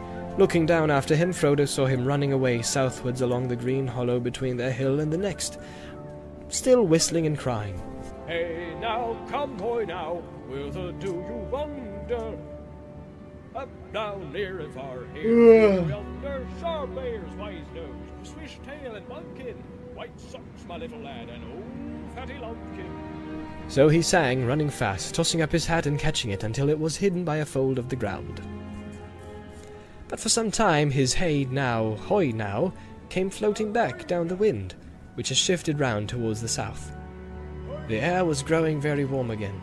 The hobbits ran about for a while on the grass as he told them, and they lay basking in the sun with the delight of those that have been wafted suddenly from bitter winter to a friendly clime. Or of people that, after being long ill and bedridden, wake one day to find that they are unexpectedly well, and the day is again full of promise. By the time that Tom returned, they were feeling strong and hungry. He reappeared, hat first, over the brow of the hill, and behind him came in an obedient line 6 ponies, their own 5, and one more. The last was plainly old fatty Lumpkin. He was larger, stronger, fatter, and older than their own ponies. Merry, to whom the others belonged, had not, in fact, given them any such names, but they answered to their new names that Tom had given them for the rest of their lives. Tom called them one by one, and they climbed over the brow and stood in a line. Then Tom bowed to the hobbits. "Here are your ponies now," he said. "They've more sense, in some ways, than you wandering hobbits have. More sense in their noses. For they sniff danger ahead, which you walk right into, and if they run to save themselves, then they run the right way. You must forgive them all, for though their hearts are faithful, to face fear of Barrow-wights is not what they were made for. See, here they come again, bringing all their burdens." Merry, Sam, and Pippin now clothed themselves in spare garments from their packs, and they soon felt too hot, for they were obliged to put on some of the thicker and warmer things that they had brought against the oncoming of winter. "Where does that other old animal, that fatty Lumpkin, come from?" asked Frodo. He's mine," said Tom, "my 4-legged friend, though I seldom ride him, and he wanders often far, free upon the hillsides. When your ponies stayed with me, they got to know my Lumpkin, and they smelt him in the night, and quickly ran to meet him. I thought he'd look for them, and with his words of wisdom, take all their fear away. But now, my jolly Lumpkin, old Tom's going to ride. Hey! He's coming with you, just to set you on the road, so he needs a pony. For you cannot easily talk to hobbits that are riding, when they're on your own legs trying to trot beside 'em. The hobbits were delighted to hear this, and thanked Tom many times. 8 more But he levels, laughed. boys. And said that they were so good at losing themselves that he would not feel happy till he had seen them safe over the borders of his land. I've got things to do, he said. My making and my singing, my talking, my walking, and my watching of the country. Tom can't be always near to open doors and willow cracks. Tom has his house to mind, and goldberries waiting. It was What's a still fairly snowsberry? early by the sun, something between 9 and 10, and the hobbits turned their minds to food. Their last meal had been lunch beside the standing stone the day before. They breakfasted now off the remainder of Tom's provisions, meant for their supper, with additions that Tom had brought with him. It was not a large meal, considering hobbits and their circumstances, but they felt much better for it. While they were eating, Tom went up the mound and looked through the treasures. Most of these he made into a pile that glistened and sparkled on the grass. He bade them lie there, free to all finders, birds, beasts, elves, men, and all kindly creatures. For so the spell of the mound should be broken and scattered, and no wight ever come back to it. He chose for himself from the pile a brooch set with blue stones, many shaded like flax flowers or the wings of blue butterflies. He looked long at it, as if stirred by some memory, shaking his head and saying at last, "Here is a pretty toy for Tom and for his lady. Fair was she who long ago wore this on her shoulder. Goldberry shall wear it now, and we will not forget her." For each of the hobbits he chose a dagger, long, leaf-shaped, and keen, of marvellous workmanship. damasked with serpent forms in red and gold. They gleamed as he drew them from their black sheaths, wrought of some strange metal, light and strong, and set with many fiery stones. Whether by some virtue in these sheaths, or because of the spell that lay on the mound, the blades seemed untouched by time, unrusted, sharp, glittering in the sun. All knives are long enough as swords for hobbit people, he said. Sharp blades are good to have if shire folk go walking, east, south, or far away into dark and danger. Then he told them that these blades were forged many long years ago by men of Westerness. They were foes of the Dark Lord, but they were overcome by the evil king of Carn-dûm in the land of Angmar. Few now remember them, Tom murmured. yet still some go 3 more wandering. levels to level Sons 100 of total forgotten levels. kings, walking in loneliness, guarding from evil things, folk that are heedless. The hobbits did not understand his words, but as he spoke, they had a vision, as it were, of a great expanse of years behind them, like a vast shadowy plain over which there strode shapes of men, tall and grim, with bright swords, and last came one with a star on his brow. Then the vision faded, and they were back in the sunlit world. It was time to start again. They made ready, packing their bags and ladding their ponies. Their new weapons they hung on their leather belts under their jackets, feeling them very awkward and wondering if they would be of any use. Fighting had not before occurred to any of them as one of the adventures in which their flight would land them. At last they set off, and then mounting they trotted quickly along the valley. They looked back and saw the top of the old mound on the hill, and from it the sunlight on the gold went up like a yellow flame. Then they turned a shoulder of the downs, and it was hidden from view. Though Frodo looked about him on every side, he saw no sign of the great stone standing like a gate, and before long they came to the northern gap and rode swiftly through, and the land fell away before them. It was a merry journey with Tom Bombadil trotting gaily beside them, or before them on Fatty Lumpkin, who could move much faster than his girth promised. Tom sang most of the time, but it was chiefly nonsense, or else perhaps a strange language unknown to the hobbits. An ancient language whose words were mainly those of wonder and delight. They went forward steadily, but they soon saw that the road was further away than they had imagined. Even without a fog, their sleep at midday would have prevented them from reaching it until after nightfall on the day before. The dark line they had seen was not a line of trees, but a line of bushes, growing on the edge of a deep dike within a steep wall on the further side. Tom said that it had once been boundary of a kingdom, but a very long time ago. He seemed to remember something sad about it, and would not say much. They climbed down and out of the dike, and through a gap in the wall. And then Tom turned due north, for they had been bearing somewhat to the west. The land was now open and fairly level, and they quickened the pace, but the sun was already sinking low, when at last they saw a line of tall trees ahead, and they knew that they had come back to the road after many unexpected adventures. They galloped their ponies over the last furlongs, and halted under the long shadows of the trees. They were on the making top sound of the effects sloping of the bank, fucking and the story road, now. now They're dim just as galloping evening drew along, on, yeah? wound away below them. At this point it ran nearly from southwest to northeast, and on their right it fell quickly down into a wide hollow. It was rutted and bore many signs of recent heavy rain. There were pools and potholes full of water.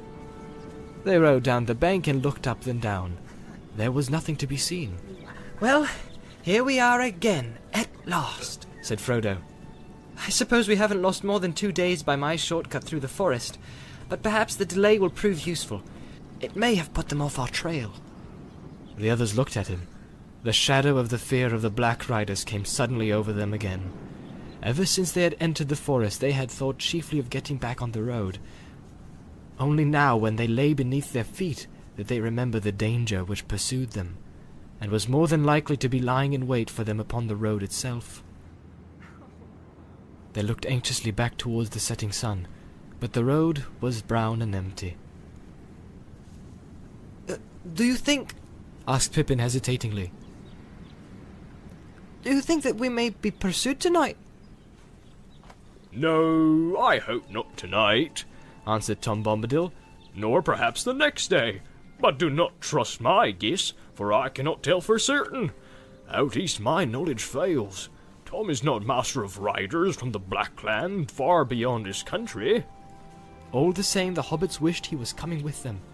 They felt that he would know how to deal with black riders if anyone did. They would soon now be going forward into lands wholly strange to them, and beyond all but the most vague and distant legends of the Shire, and in the gathering twilight they longed for home. A deep loneliness and sense of loss was on them. They stood silent, reluctant to make the final parting, and only slowly became aware that Tom was wishing them farewell and telling them to have a good heart and to ride on till dark without halting.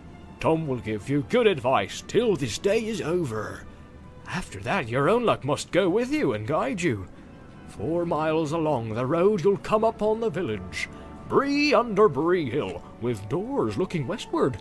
There you'll find an old inn that is called the Prancing Pony. Barlemon Butterbur is the worthy keeper. There you can stay in the night, and afterwards the morning will speed you upon your way. Be bold, but wary. Keep up your merry hearts, and ride to make your fortune. They begged him to More come at levels. least as far as the inn and drink once more with them, but he laughed and refused, saying, Tom's country ends here. He will not pass the borders. Tom has his house to mind, and goldberries waiting. Then he turned, tossed up his hat, leaped on Lumpkin's back, and rode up over the bank and away, singing into the dusk. The hobbits climbed up and watched him until he was out of sight. I'm sorry to take leave of Master Bombadil, Said Sam. He's a caution and no mistake. I reckon we may go a good deal further and see naught better nor queerer. But I won't deny I'll be glad to see his prancing pony he spoke of. I hope it'll be like the Green Dragon away back home. What sort of folk are they in Bree? There are hobbits in Bree, said Mary, as well as big folk. I dare say it will be homelike enough. The pony is good in by all accounts.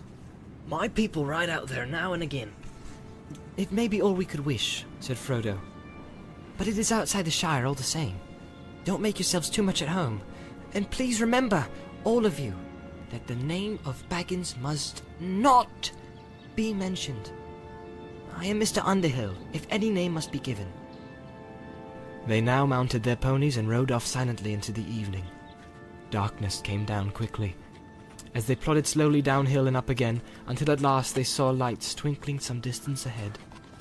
Before them rose Bree Hill, barring the way, a dark mass against misty stars, and under its Just western listening flank to the nestled Lord of a the large Rings village. audiobook. Towards it Just they now started a new hurried, account. desiring only to find a fire, and a door between them and the night. A new account where I can't do any trading or pick anything up off of the ground and shit. Which book? Lord of the Rings, Fellowship of the Ring, the original, #1, numero uno. But that being said, we're gonna pause on chapter. We're gonna be on chapter 9 later, but we're gonna fucking. I feel like listening to something else, honestly, for right now.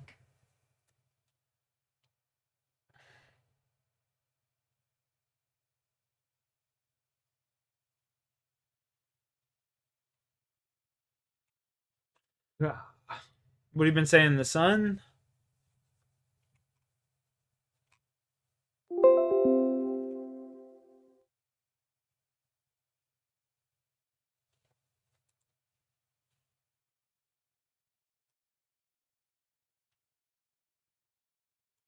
Teenager on trial accused of beating a man to death in a fit of road rage in Kent County last fall. The teen didn't take the stand today, but the jury still got to hear the suspect's own words. Interrogation room video was played in court, despite defense efforts to stop some of it from being played.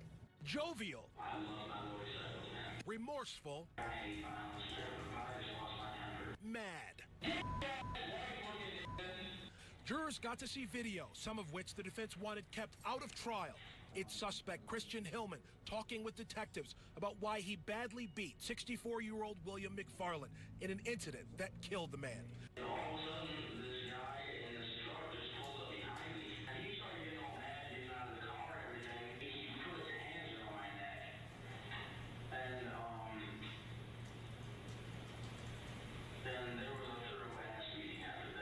makes it clear this was no accident.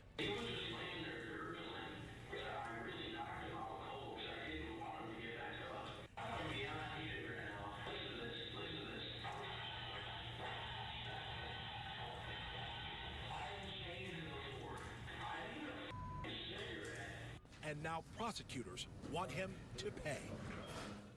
It's crazy. That's crazy. What the fuck? That dude's nuts. Supposedly that happened not too long ago.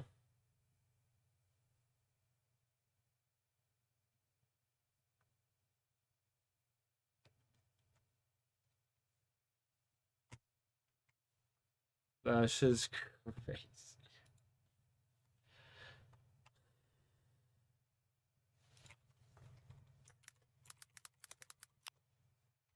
Homie's going in with that 25K.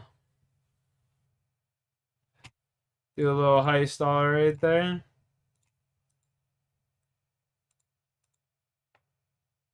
OJ Simpson died. Yeah, prostate cancer, homie.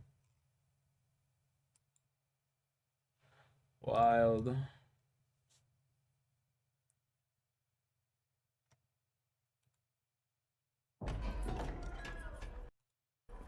The Joker trailer? Hey,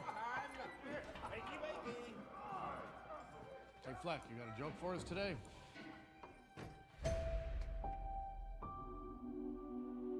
I wasn't a fan of the first movie.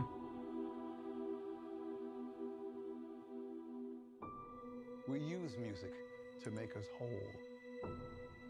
Oh god, it's a musical. Balance the fractures within ourselves.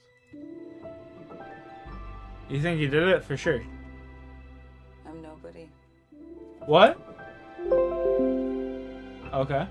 I haven't done anything with my life like You going to bed? Alright, sweet dreams. Love you too.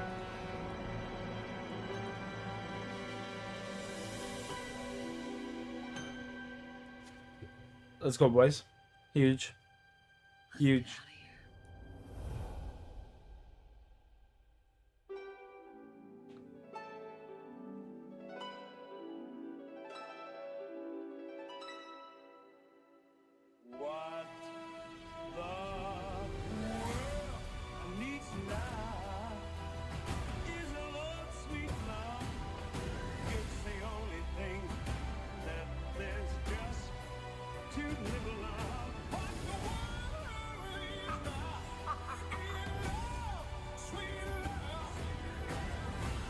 Tell us, what's changed, Arthur?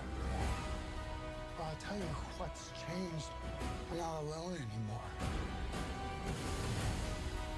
That's what we should be talking about.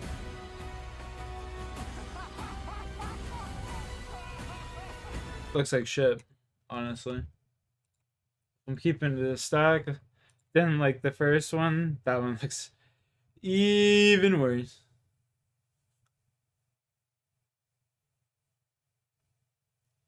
In my humble opinion.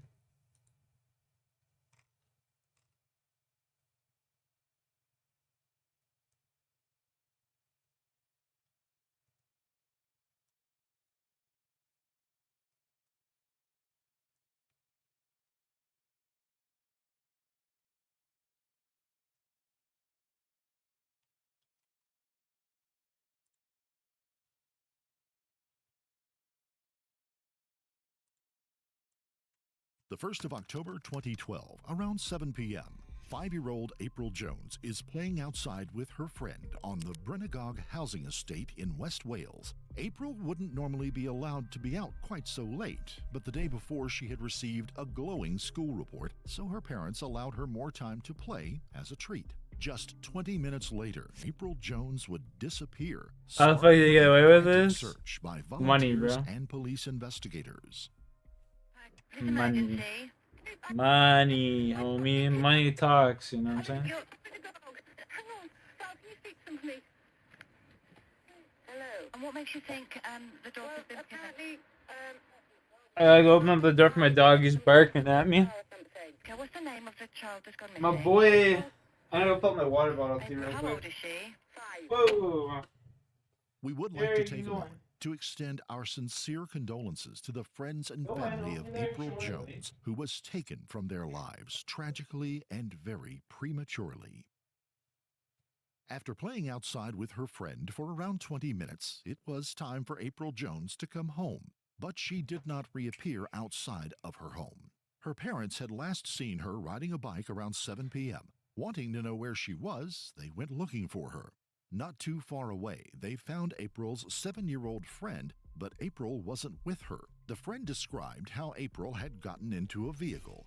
Thankfully, she was able to provide a description of the man who had taken April. She said that he had brown hair, a beard, and blue or green eyes, and was wearing a green jacket. Very perceptive for such a young girl. But one detail would prove to be very important. The young girl described how April climbed into his vehicle at the driver's side.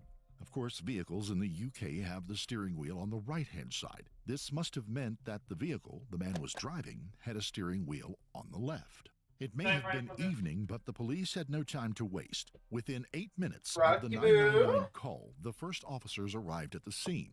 As search teams were being assembled, police questioned anyone that knew April. They needed to know if anything out of the ordinary had happened that day, or you want to say hello to everybody? To her disappearance. None of the family You want to say could hello? think of anything that could help the police. Earlier that day, April Is that had been it? to You her want to say swimming hello? lesson, then had come home, and just like any other child, she was allowed to go and play Hi. outside with her friends for a while. You want to say April hi? hadn't been missing very long, but this was autumn, and the night was drawing in. Whoop. Soon it would be dark, severely hampering Hey, efforts hey, to hey, search come for back. her. Oh, News spread fine, run fast away, over bitch. social media and through word of Bitch mouth around ass. the local community. Within Nah, I hours, ain't opening local the people door. had come out of their homes I ain't to doing try it. and Come lay assist down. in any way they possibly could. Although well-intentioned, Nice try, this bud. actually made the job harder for police investigators. They were happy to have the help of locals in the search, but they also needed to conduct a door-to-door inquiry in order to see if anyone had seen April or the person who may have abducted her. The problem was, hardly anyone was at home. Most had gone to try and assist in the search efforts. As a result, the police could only make limited inquiries of those people when they returned to their homes.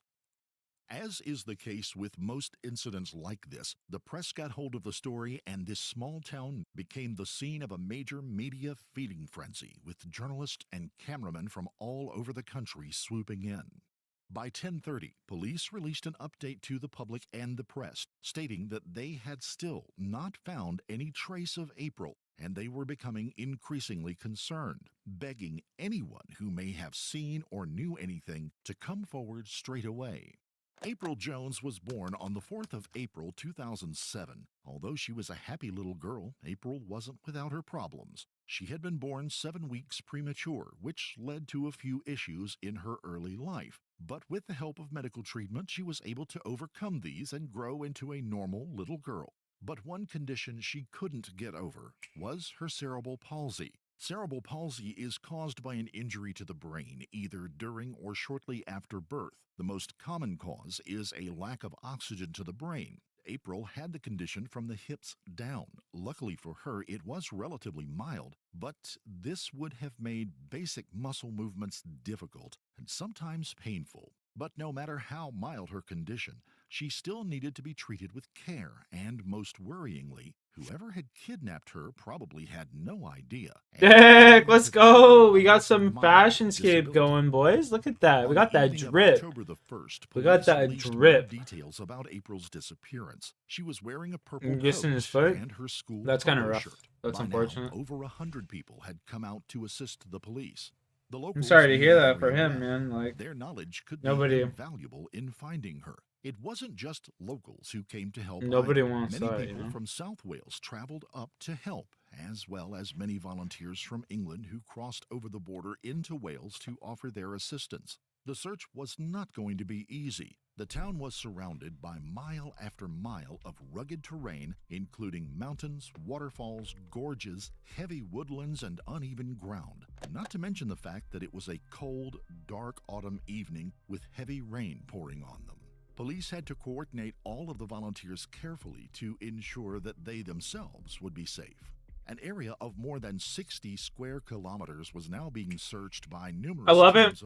You know, I love that there's support for this little girl and shit, but what are these 80-year-old people gonna fucking do? You know what I'm saying? They ain't doing shit. Get the fuck out of there, go home. The volunteers, 8 hours after the initial call to police, around 3:30 in the morning. Like, what the fuck is this doing, bro? What is this doing right here? Not this. That's understandable. Be checking. Yep, for sure. What the fuck is this doing, homie? They're just walking down the middle of the street. Like, oh, big deal. What the fuck? Go be useful. Police around Like, what? in the morning. Volunteers This is unbelievable. their way through the Welsh The ignorance of countryside people. in very difficult conditions. The circumstances were, of course, terrible. I volunteered to look for that little girl. Hell yeah, what'd you do? I walked down Main Street with 300 other people. Shoulder to shoulder. Something that must have given her distraught family some comfort as they waited by the phone for any news. The police had not allowed the family to go on the search operation in case any disturbing discoveries were made.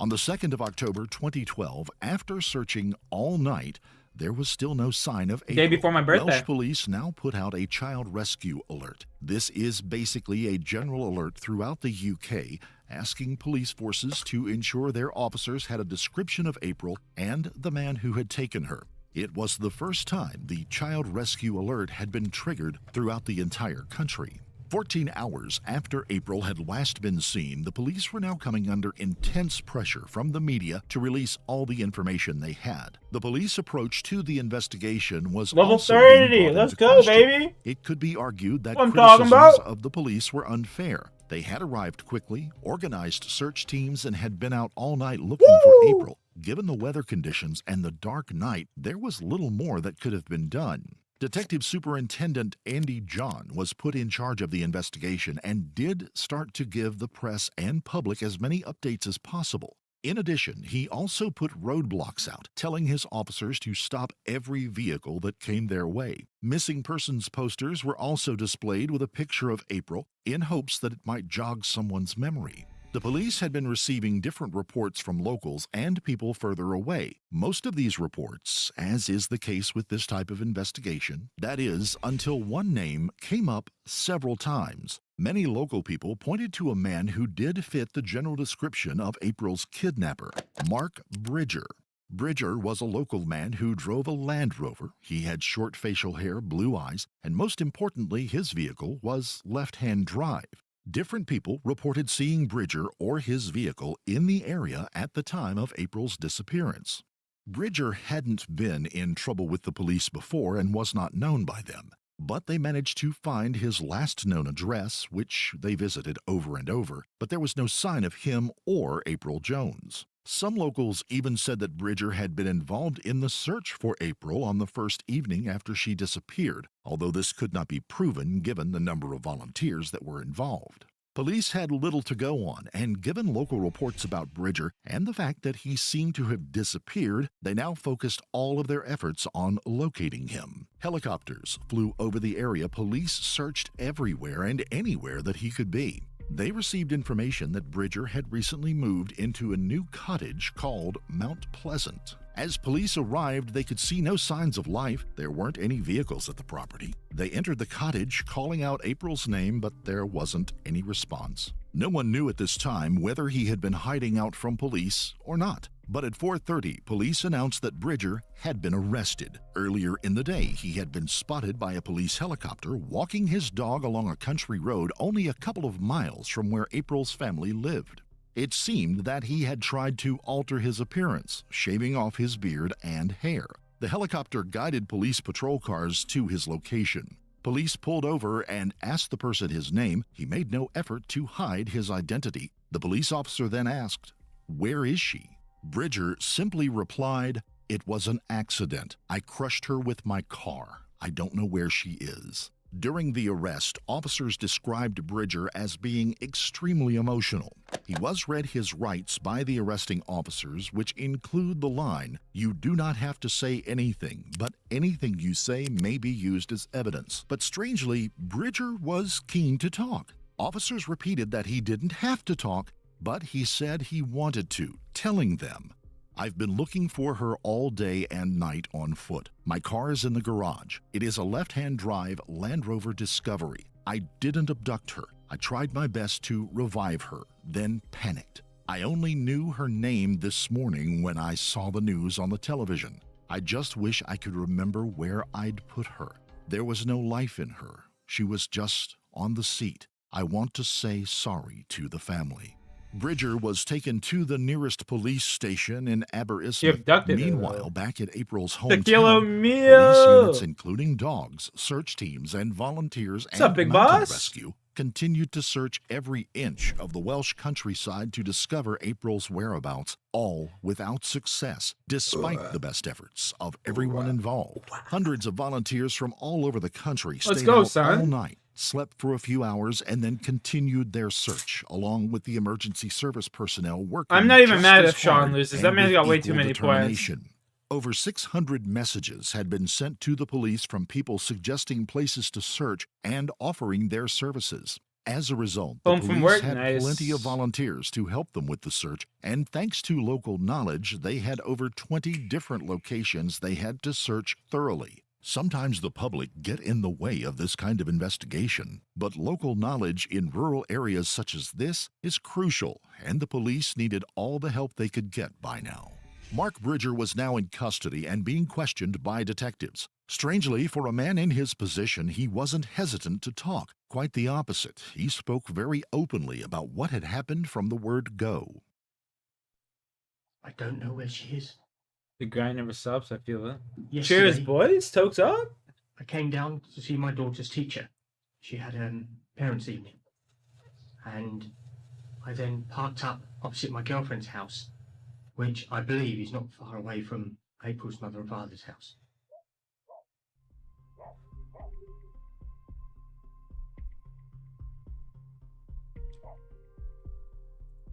Stupid. I'd had a few to drink, and there was two girls on their bikes. I remember the dark-headed girl came behind the car. I looked to see where the other girl was, and I couldn't see this other little girl. And the next minute, the bike was there. Bridger never denied that he was in the area at the time and admitted that he did hit April with his car while under the influence of alcohol as April was riding her bike. Mark Bridger claims that he knew what a mistake he had made, but maintains that he didn't ever intend to hurt April. Instead, he insists that he drove away with her in his car because he wanted to get her medical attention as soon as possible. And that's what Some ramen. The colour had gone out of her. Eating some ramen. My lips were purple. Paul and Coral are friends of mine. And I've killed their daughter. Get you some ramen, man. An emotional Bridger then freely admits that April Jones died as the result of his actions that night, even stating that her parents were friends of his. But after this admission, Bridger's memory seems to take a turn for the worse. So far, he had been very forthcoming about his involvement. In fact, it was probably the easiest confession these officers had ever extracted from anyone. However, after the confession, Bridger suddenly can't remember anything about should have just what did this he in did Drainer with so I could have April's fucking body. cut The police I should have tried done to all probe this. him repeatedly, but That's right. Bridger's sudden bout of amnesia would not shift. And I'm in my house, and she's not there. Been upstairs, and I can't find her. I wouldn't have ditched her. I know that. I wouldn't have. I'd have put her somewhere. The police so far had been very delicate with Mark Bridger. He had been very upfront with them. Aggressive questioning could cause him to clam up, but now they begin to doubt his sincerity. The police knew the chances of Bridger's memory having a blank spot at the crucial time of April's body disappearing, well, it was very unlikely. The detectives questioned Bridger, turning up the heat. He was clearly hiding something, but he continued to stick to his story, becoming even more emotional. The police even began to question whether April was actually dead or not. Could they really believe a word that Mark Bridger was saying? On the Tuesday, the day Bridger had been brought in, police decided to let him have the stage to tell his version of the events. But on Wednesday, detectives saw it as an opportunity to extract further information from him. And you tell me that when you get out of your vehicle, that you look underneath the vehicle and you see April. Yes. Bridger maintained that he ran April over, but the police had a witness, Level up April's fire making, 7-year-old let's go. friend, who said that April was just fine and had 85. entered Bridger's car happily and was smiling. What 7-year-old would lie like that? The Yeah. truth is, they wouldn't, nor would Exactly. they have any reason to. We have a witness that was present. This person says April got into the Land Rover via the driver's door, which on a normal car would be the right-hand side, but that's really the passenger side door on your car. That is complete fabrication and lies. It can't have happened. Bridger's tone changed. He clearly had no idea that the police had a witness who saw everything, albeit a 7-year-old witness. He was visibly agitated by the revelation that his version of events was being contradicted. But whatever his emotional state, Bridger was not folding under any of the questioning techniques. His version of events remained firm, and he was not budging an inch. The detectives now took an unusual step. They brought in a man named Dr. Joe Sullivan. They brought in Joe Exotic. What the fuck? No shot. They brought in Joe Exotic, chat. What the fuck? Dr. Sullivan is well known for being one of the world's leading experts in criminal body language and One picture it really looked like Dr. Joe. Sullivan wasn't just going to watch the interviews with Bridger. He visited his home as well to build a psychological profile. He wanted to know everything about this man. What he discovered shocked him. Bridger had a shotgun above the fireplace, handcuffs, knives, both displayed and hidden around the home, and to top it off, he worked at an abattoir. Dr. Sullivan said Bridger was a fantasist, someone who believed himself to be a Rambo-type character. In other words, he didn't live in the real world. Against the advice of Dr. Sullivan, police decided to try a paternal route in their questioning. Bridger had 6 children of his own, after all. Bridger was not changing his story. Their last hope now lay with the forensic teams who were going through Bridger's home in meticulous detail. The teams at the home did come up with something. They located tiny spots of blood in the bathroom. But this could have been anyone's blood. Perhaps Bridger had cut himself while he was shaving. At this point, the police simply didn't know. The samples were taken to a laboratory, but it could take up to 24 hours to get the results back. Having been brought in by the police, then having his advice ignored by them, Dr. Sullivan now presented to the police what he felt Bridger really was. He was unlikely to experience an enormous amount of empathy or have any major sense of guilt about what he had done. Of course, he will inevitably try to present himself as someone who does have those characteristics, but the sense that I had from the information we had gathered even at that time was that this is a man who is not going to respond to an appeal to his better nature. Dr. Sullivan said there was no point in trying to appeal to Bridger's better nature. Sean, baby. Hey, no, you're good, bro. I think he likes it like from that. the police regarding guilt, empathy, or remorse. Taking Dr. Sullivan's advice on board, the police now upped the pressure on Bridger. They immediately rearrested him on suspicion of murder. The shock was startling. Bridger went as white as a sheet. On top of this, police had discovered indecent images of minors on his laptop. He was again rearrested for possessing indecent images of children. The net was tightening. Bridger now believed the police had more evidence than he had been told about.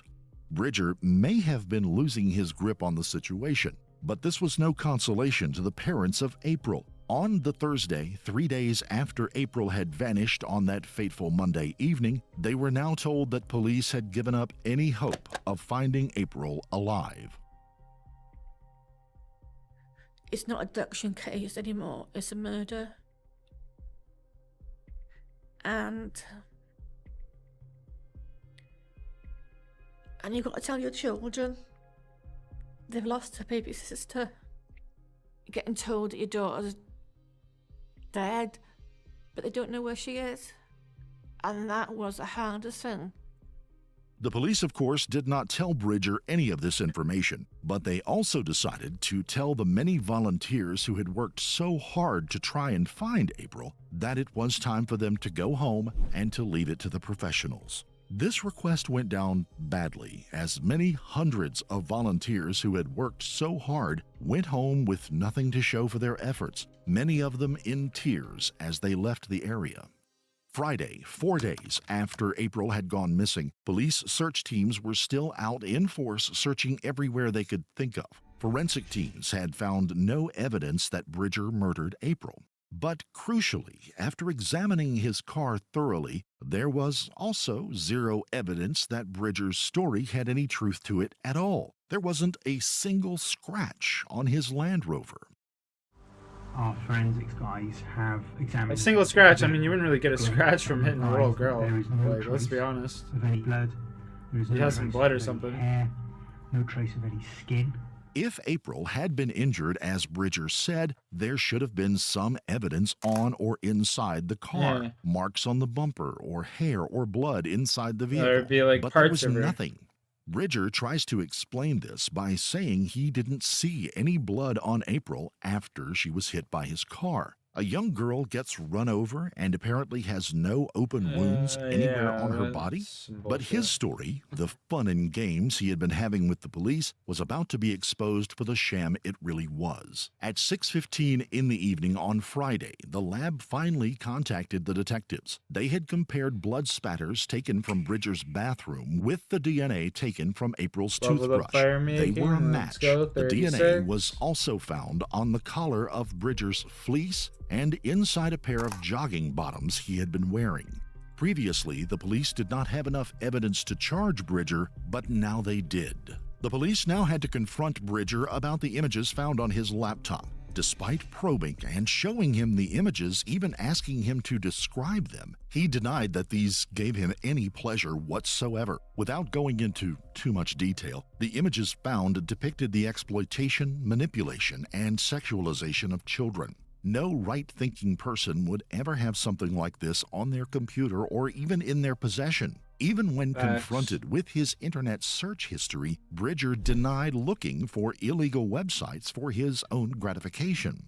By Saturday, Bridger had been in custody for 3.5 days. The 96 hours was nearly up for the police to question him. It was time to decide whether Bridger would be charged, which was a decision for the Crown Prosecution Service, but not before they had tried one more time to get him to tell the truth.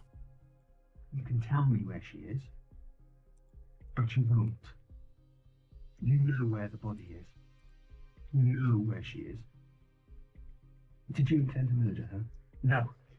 Blood has been found on the wall of the bathroom at your house. Right. And this blood gives a full DNA profile of April Jones. The only explanation I've got is obviously if I've got blood on my hands, if I haven't dried my hands, you flick your hands, I've gone for a wee. Now, this was his biggest inconsistency yet. He had clearly stated there was not any blood on him or April, nor had any been found in the car. Again, with his story looking weaker by the second, Bridger sticks to his line and says there must have been some blood after all. Police pressed pressed Bridger on the issue of the images found on his laptop. By now, the police were running low on techniques to try to get him to tell the truth, but this was their only play. But Bridger maintains he has no interest in children. Oh, there's willows Were here? you masturbating to these photographs? No. Is this a build-up? Is this what was happening that morning? A build-up of sexual frustration, maybe? Why hasn't it built up before then? Maybe the opportunity hasn't arisen. Or maybe it's just shit. Finally, the police had found a way to get under Bridger's skin. The mild-mannered, politely spoken, calm individual was disintegrating in front of their eyes. His voice became louder, and he even started swearing. It was clear that he did not like being portrayed as a pedophile. It had taken some time, but the police had finally dug down beneath the surface and discovered the real Mark Bridger. The police had no doubts that they had their man and had already referred the case to the Crown Prosecution Service, the CPS. Just over an hour after the final interview with Bridger had finished, the CPS finally gave the police the go-ahead to charge Bridger with the kidnap and murder of April Jones. As the charges were read out to him, he didn't even flinch. There was no emotion or remorse at all. Bridger was given a warm welcome as his prison van arrived at the courts. Angry members of the public shouted abuse at him, while others even threw objects at the van. Over the next 2 weeks, forensic teams continued to work at Bridger's home, finding more and more traces of April's blood. Bone fragments were also found in the fireplace, but due to their state of decomposition, no one could determine if they were April's or not. On the 30th of May 2013, 47-year-old Mark Bridger was found guilty of the abduction and murder of April Jones. The judge, Mr. Justice Griffith Williams, described him as a pathological liar and said, "There is no doubt in my mind that you are a pedophile who has for some time harbored fantasies about young girls." The judge said that he did not believe April Jones was specifically targeted, but that Bridger was on the prowl for a young girl. April Jones was tragically in the wrong place at the wrong time. Mr. Justice Griffith Williams had no hesitation in handing down a whole life term to Bridger, never to be released. Good. Even throughout his court case, Bridger maintained that April had died in what he described as a terrible accident when she was hit by his car. Bridger had long since lost any credibility with the police or the courts. The evidence against him was overwhelming, and there was no way he was going to escape justice. April Jones was just a normal little girl, doing what any child does, playing outside with her friend when she was set upon by one sick individual.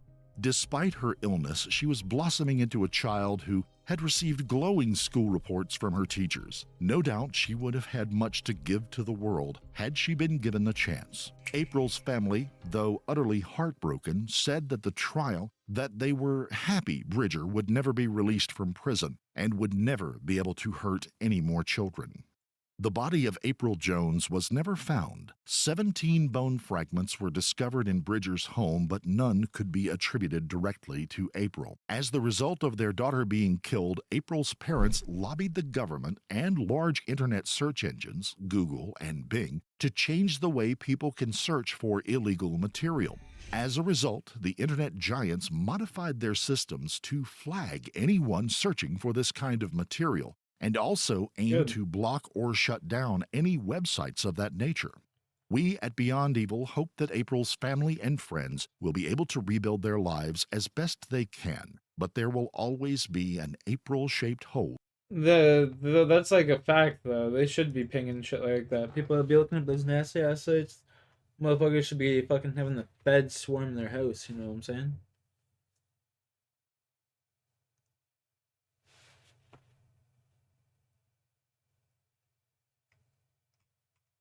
And that's a fact.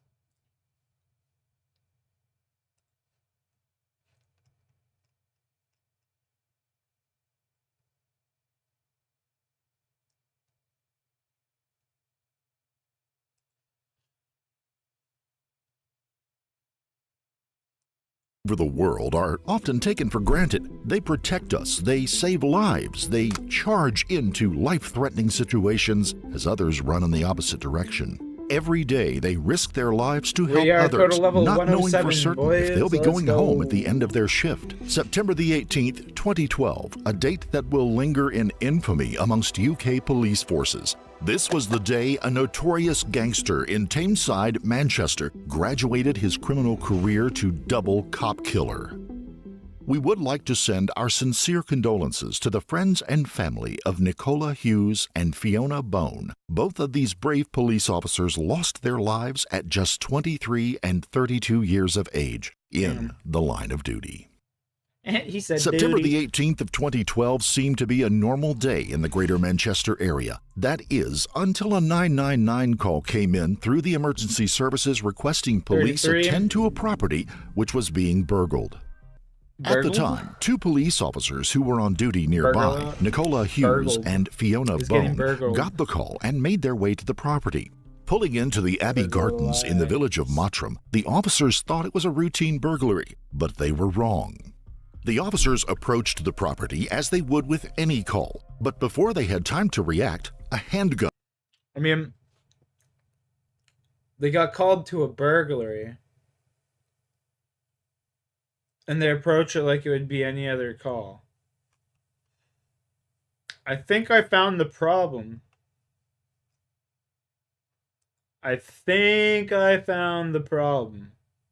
Gun opened up on them. The Glock pistol fired 32 shots at the police officers in just 31 seconds. After the shooting had stopped, an M75 hand grenade was thrown in their direction, killing one of them and seriously wounding the other. This would be the fourth time a hand grenade had been used in the Manchester area in just a very short period of time. The man on the end of that trigger, Dale Cregan, was the UK's most wanted man. Police had been searching for him for weeks with every possible armed unit available on continuous watch. But tragically for those two police officers, Greater Manchester Police hadn't found Cregan. He had found them and lured them into a trap. Dale Cregan was born on the 6th of June 1983 in Ashton-under-Lyne, then moving to Droylsden, both working-class neighborhoods in the Manchester area. At the time, Manchester, like many other areas of the UK, was suffering from bad political decisions, which led to the deindustrialization of the cities. This left many areas without sufficient jobs or opportunities. As a result, many young people had far too much time on their hands and little or no money-making options. This led to an even wider creation of gangs, people who would choose to make money any way they saw fit, regardless of the law. As a schoolboy growing up in a tough area, Dale Cregan struggled to fit in anywhere. He was small and skinny, had no real interest in education at all. He would constantly try to prove his superiority to others, and despite his unwavering yet misplaced confidence, he wasn't very good at anything. This led him to becoming frustrated with others who wanted nothing to do with him. Because he wasn't able to pick on anyone his own size, he would take walks through the parks and woods, taking his anger out on any wildlife that he came across. He would hunt and skin rabbits that he managed to catch. By a young age, he was extremely competent at using a knife, which was certainly a sign of things to come. His obsession with knives had moved on, and by now he was carrying guns with him. He quickly realized that if he had a weapon, he could get people to do almost anything he wanted. His home life wasn't easy. His father had walked out on the family when he was just a young boy. Cregan saw himself as the man of the house, and as such, he felt it was his responsibility to look after his mother and 3 siblings. In the UK, 16 is the earliest anyone can leave full-time education, and that is exactly what Dale did.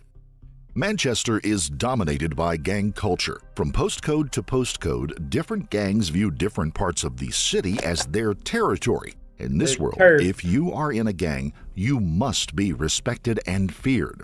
If you aren't in a gang, then you're a nobody. Cregan soon realized this and joined the first gang he could. If he couldn't achieve the respect he thought he deserved through legal means, then he would earn it through violence on the streets. Not long after leaving school, Cregan officially had a job as a plasterer, but he made his real money through selling drugs in the local area. He sold marijuana and became a regular user and supplier of cocaine. In his mind, at least, he now had the respect and fear from other people that he so deeply craved. But for all his academic restrictions, Cregan did have one skill that he excelled at. He was very persuasive and charismatic. His gang bosses spotted this and sent him on a working holiday to Tenerife, a Spanish island in the Atlantic Ocean. His job was to persuade more gullible, mostly elderly people to part with their cash and invest in a timeshare apartment complex on the island.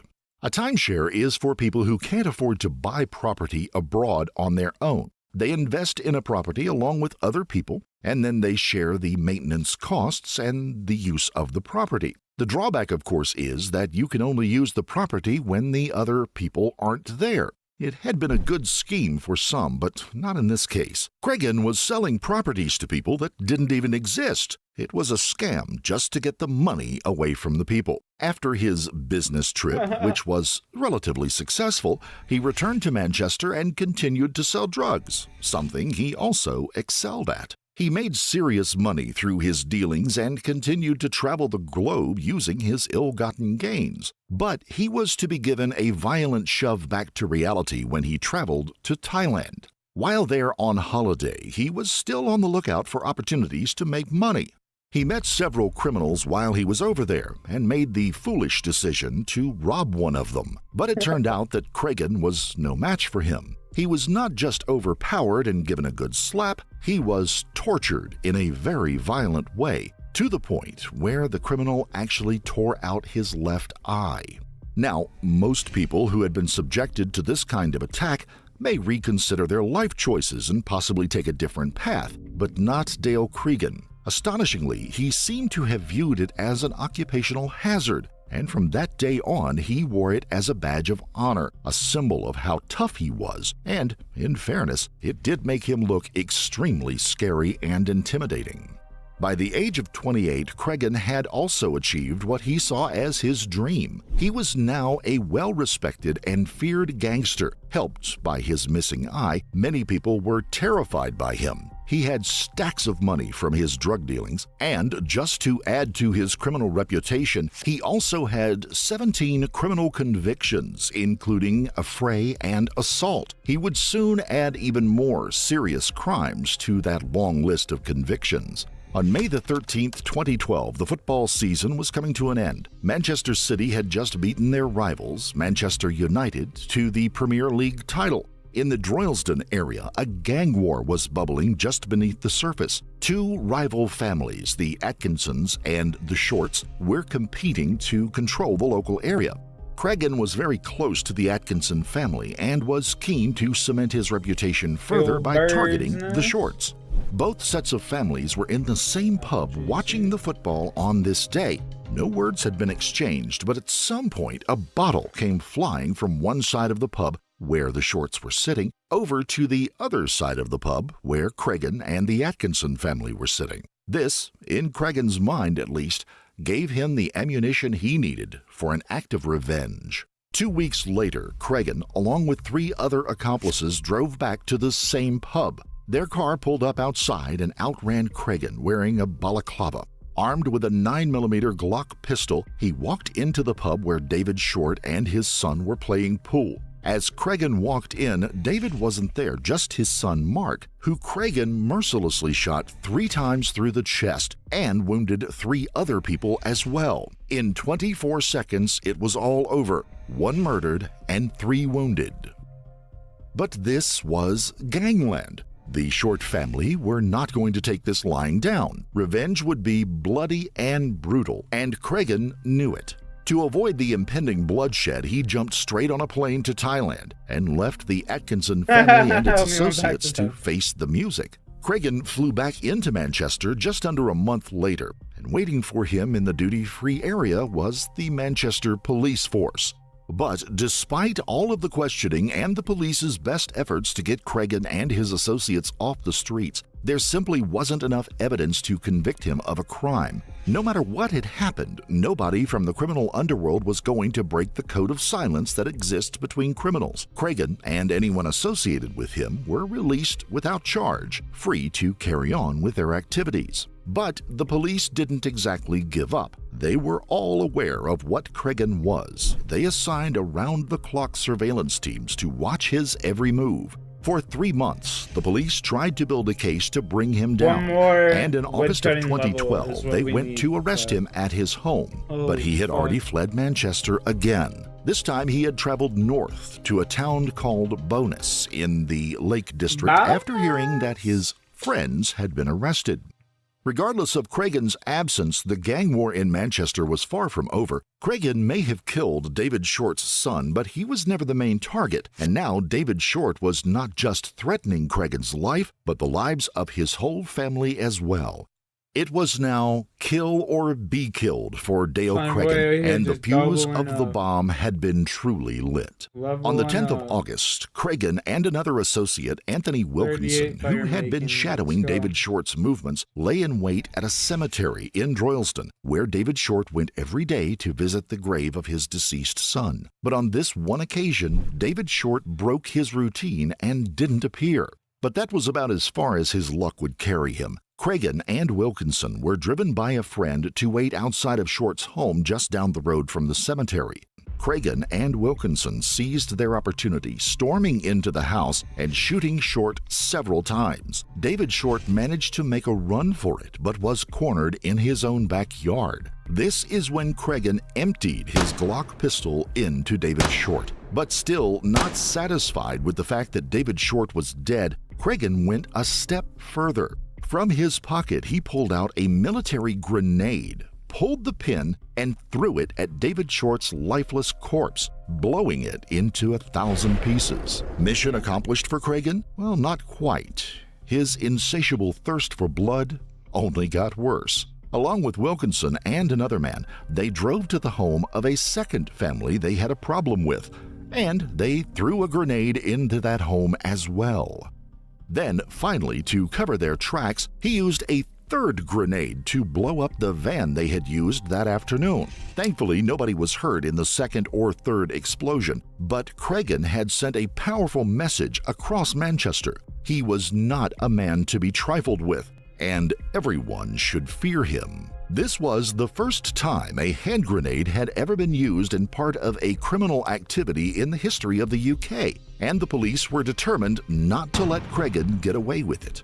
They launched Operation Dakar, a huge manhunt for Dale Cregan, which stretched all over Manchester, even involving armed officers from neighboring police forces. Cregan was now the most wanted man in the UK. Although it was obvious that Cregan was their man, proving it in the past had always proven difficult. But this time, despite his attempts to blow up the van with a third grenade, forensic evidence had been left behind, proving that Cregan and Wilkinson had been at the scene of the murder of David Short. But knowing their targets was no good to the police if they couldn't find them.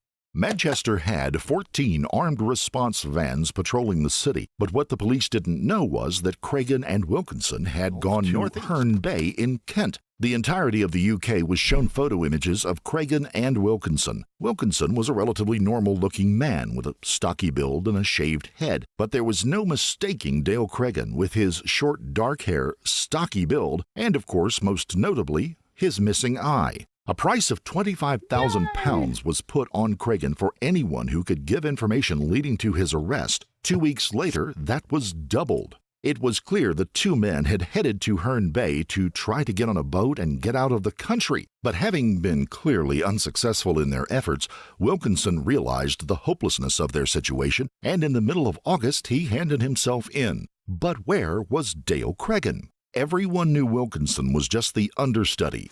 The police wanted the ringleader. The police tried everything, believing that he may still be in Manchester. Wanted posters were put up everywhere, but there was one big problem. People were terrified of Cregan, and it seemed that no amount of money was enough to make someone risk their life. The police, still having no idea where Cregan was, continued to search the Manchester area with no success. All of Cregan's known associates were under constant surveillance, but so far had not provided any leads. Without anyone knowing, Cregan had in fact come back up north to Manchester. On the 17th of September 2012, he made his way into the village of Mottram and forced his way into a former associate's home. The associate was a hairdresser, and Cregan, knowing this might be his last night of freedom, made the man trim his beard and hair so that he would look good whenever he was seen by the public next. After that, Cregan apparently spent the night getting drunk and laughing while smoking cigarettes. Nicola Hughes and Fiona Bone had only just started their shift that morning. At 10:14 a.m., the call came in. 38 minutes later, the unarmed 32 and 23-year-olds, respectively, arrived at what would be their final action as proud police officers. Fiona was shot approximately 7 times. Despite her critical condition, she showed tremendous courage in climbing back to her feet and reaching for her taser to try to immobilize Cregan. But before she could deploy her only means of self-defense, So they have this giant manhunt going on. They called to a burglary. And they show up unarmed. That's just incompetence at its finest. Cregan fired a fatal shot through her heart, which killed her on the spot. Nicola had been severely wounded in the initial attack. One of the shots had gone straight through her spinal cord, leaving her paralyzed. She could only lie helpless and defenseless. Cregan then approached Nicola and shot her 3 more times through the head. Cregan then unleashed what had by now become his signature act of mindless violence. He threw the grenade at the dead and dying police officers. As you would expect, the police radios were going wild with activity. Armed units were immediately told to get to the area, and in another act of fearless loyalty, despite being told to wait for armed backup, all local unarmed units made their way to the scene to try to save their colleagues. Tragically, they were too late. Miraculously, Nicola had not died. There were still very weak signs of life. She was immediately rushed to the Thameside Hospital where, unfortunately, she was pronounced dead upon arrival.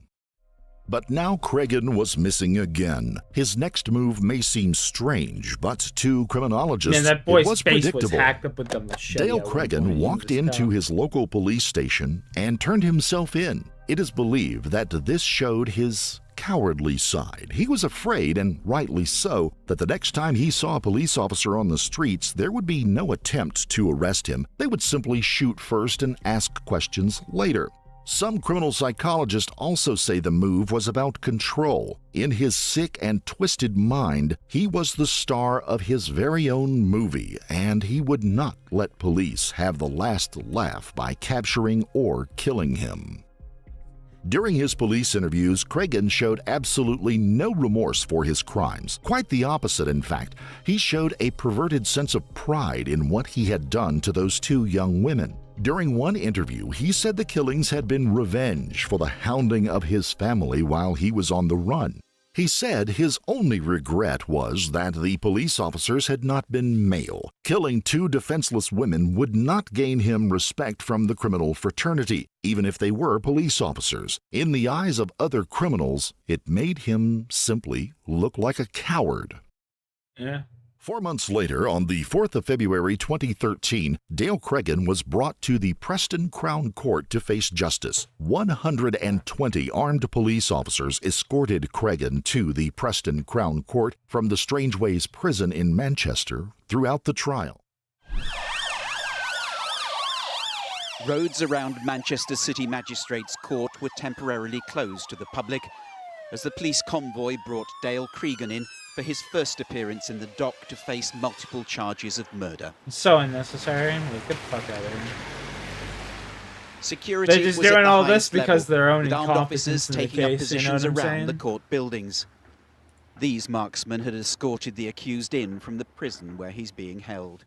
It was all unlikely this showed that just any 'cause of how other criminals incompetent they would were bother to try to help him escape, but no one was taking any chances. During the court case, police snipers were positioned on the court roof and the streets were cordoned off. 9 of Cregan's previous associates also faced charges, including murder and attempted murder. Cregan himself confessed to everything, but decided to try to stay in control one last time by wasting the court's time and pleading not guilty.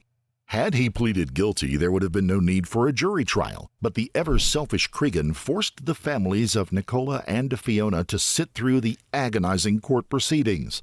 During the trial, Cregan disgustingly basked in the limelight, acting as if he was not interested in anything that was going on. Not a single shred of remorse was shown towards the families or friends of Nicola and Fiona, not to mention the police officers in attendance mourning the death of their beloved colleagues. In one last act of pathetic defiance, after making everyone sit through 18 weeks of this trial, Cregan changed his pleas to guilty. Finally, on the 13th of June 2013, Dale Cregan was given the only sentence possible for a wannabe gangster who had achieved nothing throughout his life and had turned into a cop killer. a whole life sentence. He Oh, will only a life never sentence? be released. We have talked enough about the bad people. Yo, in life, homie's just Dale like, I did Cragen, that enough fucking in standing up, bro. 3 times over, bro. Fuck. Life sentence? this Fuck. story. Come on now. All we can hope is that he has a No, death miserable sentence. time in prison for the rest of his days. Our focus at did that Beyond standing Evil, on my as head. always, are the victims of the crimes we cover. Fiona Bone had been spending her break times at work planning for a very special event. She was due to get married to the love of her life, but was never given that chance. She That man did not give a fuck. He life sentence? Whatever, I'm still 24th alive. of May 2010, Bradford, England. A building caretaker sits reviewing CCTV footage as part of his regular duties. But this would not be any ordinary shift. On what would normally be a deserted corridor, a shadow appears just meters from the camera lens. Approaching the camera with ill-deserved confidence and a sick grin, a man of medium build with dark hair 35. brazenly walks up to the camera, stares down the lens, raising his middle finger of his left hand and tightly gripping a crossbow in his right. But this was not the first encounter that this man had with serious crime. In fact, his reign of terror had begun almost 12 months earlier. This is the chilling story of the man who dubbed himself the Crossbow Cannibal and who would leave an unknown number of bodies in his wake. Before we begin, we would like to send our sincere condolences to the family and friends of Susan Rushworth, Shelley Armitage, and Suzanne Blammeyer, who all had their lives cut short by one sick individual. Stephen Sean Griffiths was born on December 24, 1969. He was the firstborn son of food salesman Stephen Griffiths Sr. and his mother Moira, who worked on telephone switchboards. Although his father earned an honest living, Stephen learned about crime early through his mother. Despite having a respectable job, she herself was convicted of fraud after secretly conning people out of their money. His mother and father divorced when he was only 13, when he and his siblings went to live with their mother despite her criminal record. After the divorce, Griffith's behavior seemed to change. He had always been a bit of an odd child, but nothing that concerned the family too much. Unfortunately, that was about to change. His mother lived, shall we say, a permissive lifestyle. What is stranger is that her son Stephen would spend much of his time watching her have sexual relations in the garden with multiple men. By the age of 17, Griffiths was out of What the fuck? That's disgusting. Ew. Ew. What the fuck? control. He had little time for society or trying That's to fit fucking in. nasty. From his early teens, he made a regular habit of going out shoplifting.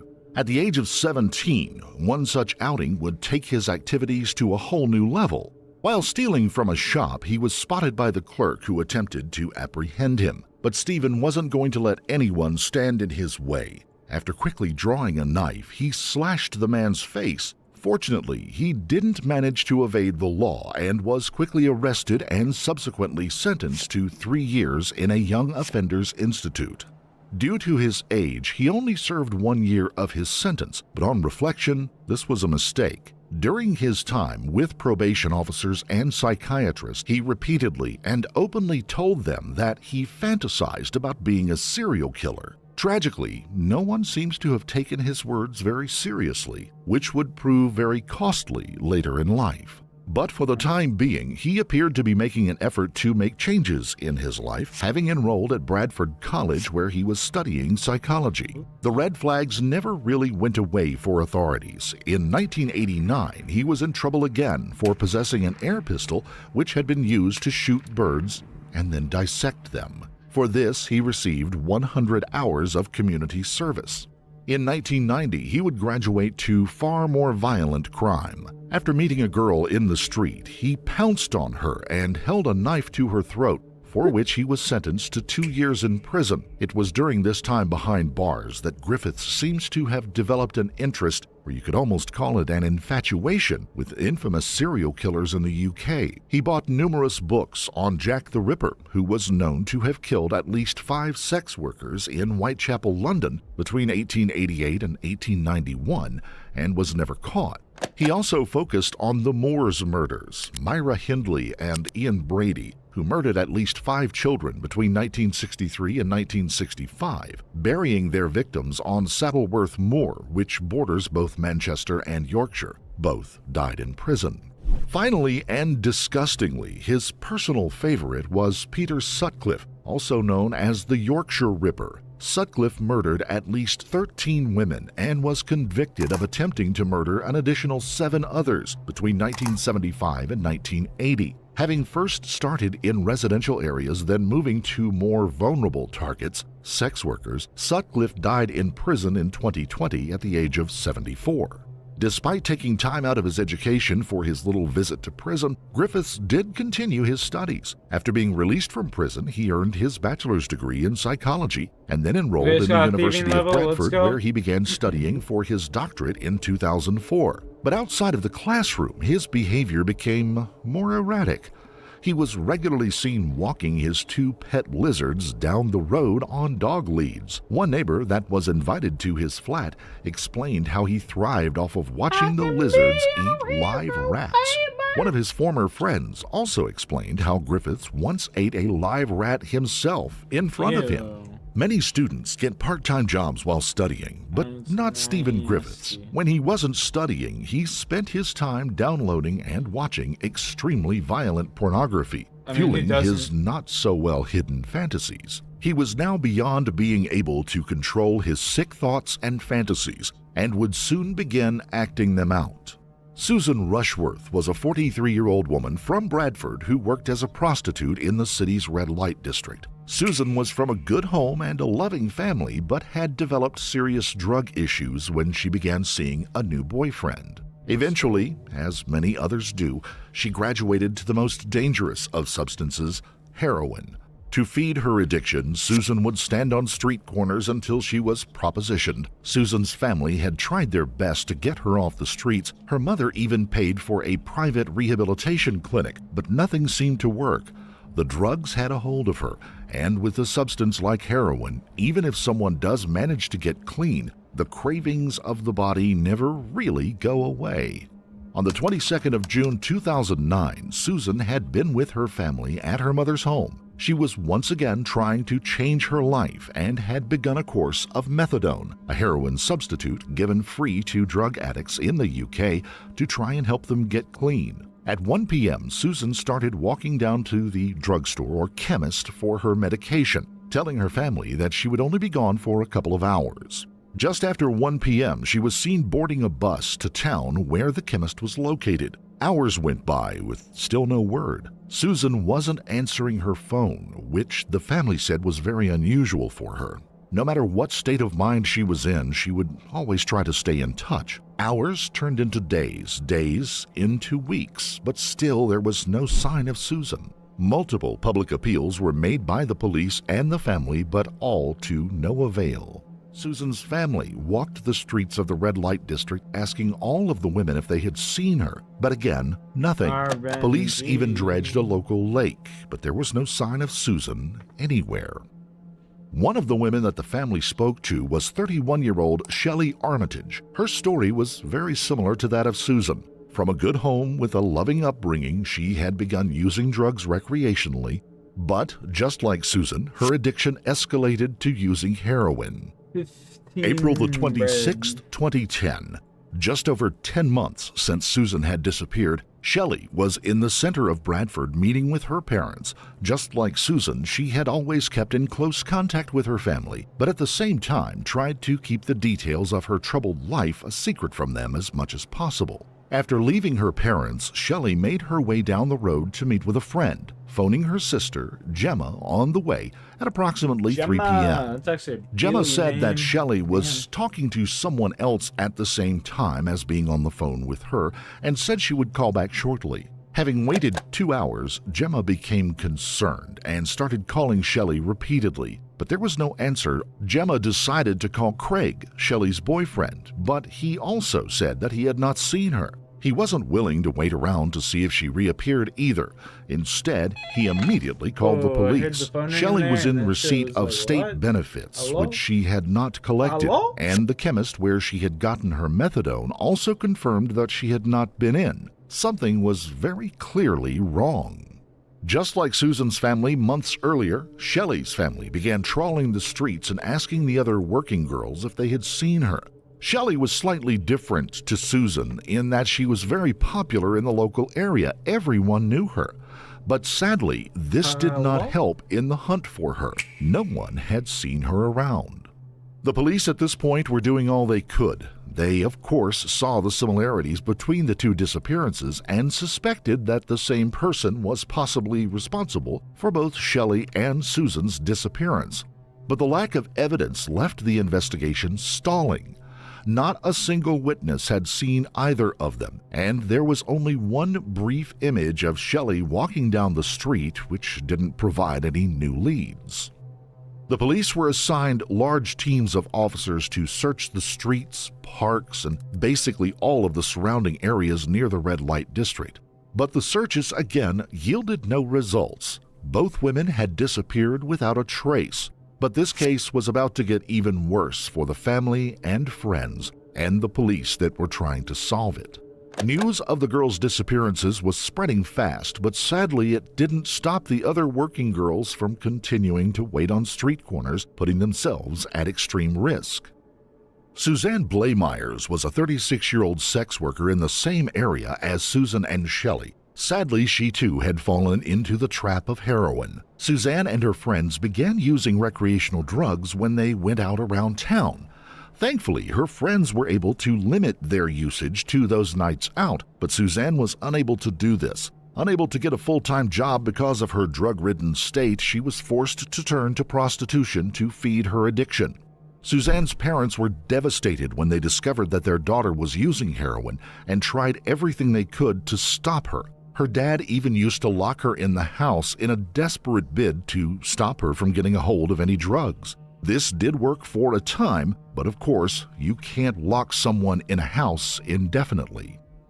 By the 21st of May 2010, Susan had been missing for almost 11 months, and Shelley had been missing for just under 1 month. Suzanne Blaemeyers is dropped off at home by her mother after spending the night at her parents' home. Suzanne promised to call her mom, Nikki, sometime later that day, but that call never came. Her parents weren't too worried at the time. Despite being devastated by her life choices, they knew what she was doing to earn money and assumed that she had gone out working. But the situation would become much more worrying by the next morning. A man knocked on their door. It was Suzanne's boyfriend, asking if they had seen her. This was very irregular. Suzanne, just like the other girls who had gone missing, always stayed in touch, but now she had not contacted her family or boyfriend. The police were now not just searching for 2 girls, but 3. But the police were finally about to get a new lead, a very strong one. Homefield Court is a converted block of flats situated near the red light district. A caretaker was working inside the flats 3 days after Suzanne's disappearance. Part of his job was to review CCTV footage from the previous days to check that nothing was out of the ordinary happening in the building.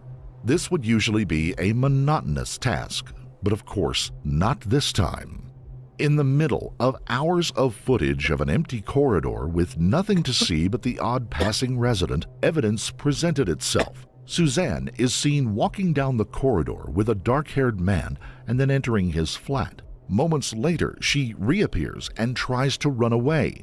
The caretaker called the police immediately. The police went to see Suzanne's family straight away and informed them they believed that Suzanne may have come to serious harm. Her parents said, "She's dead, isn't she?" But police denied this and said they believed that she may have been seriously harmed, but they were not in a position to confirm nor deny that Suzanne was dead at this point. They didn't know what happened to her just yet. Police explained that Suzanne was pursued down the corridor by a man who was armed with, of all things, a loaded crossbow. She was dragged back to the flat, never to reemerge. 2 crossbow bolts were fired at her, with the first one missing, but the second one striking her in the head at close range. After dragging Suzanne down the corridor and back into his flat, the man realizes he's been captured on CCTV, but this doesn't worry him. In fact, it seems to have fueled his thirst for notoriety. He calmly walks down the corridor and straight up to the camera, posing with his crossbow.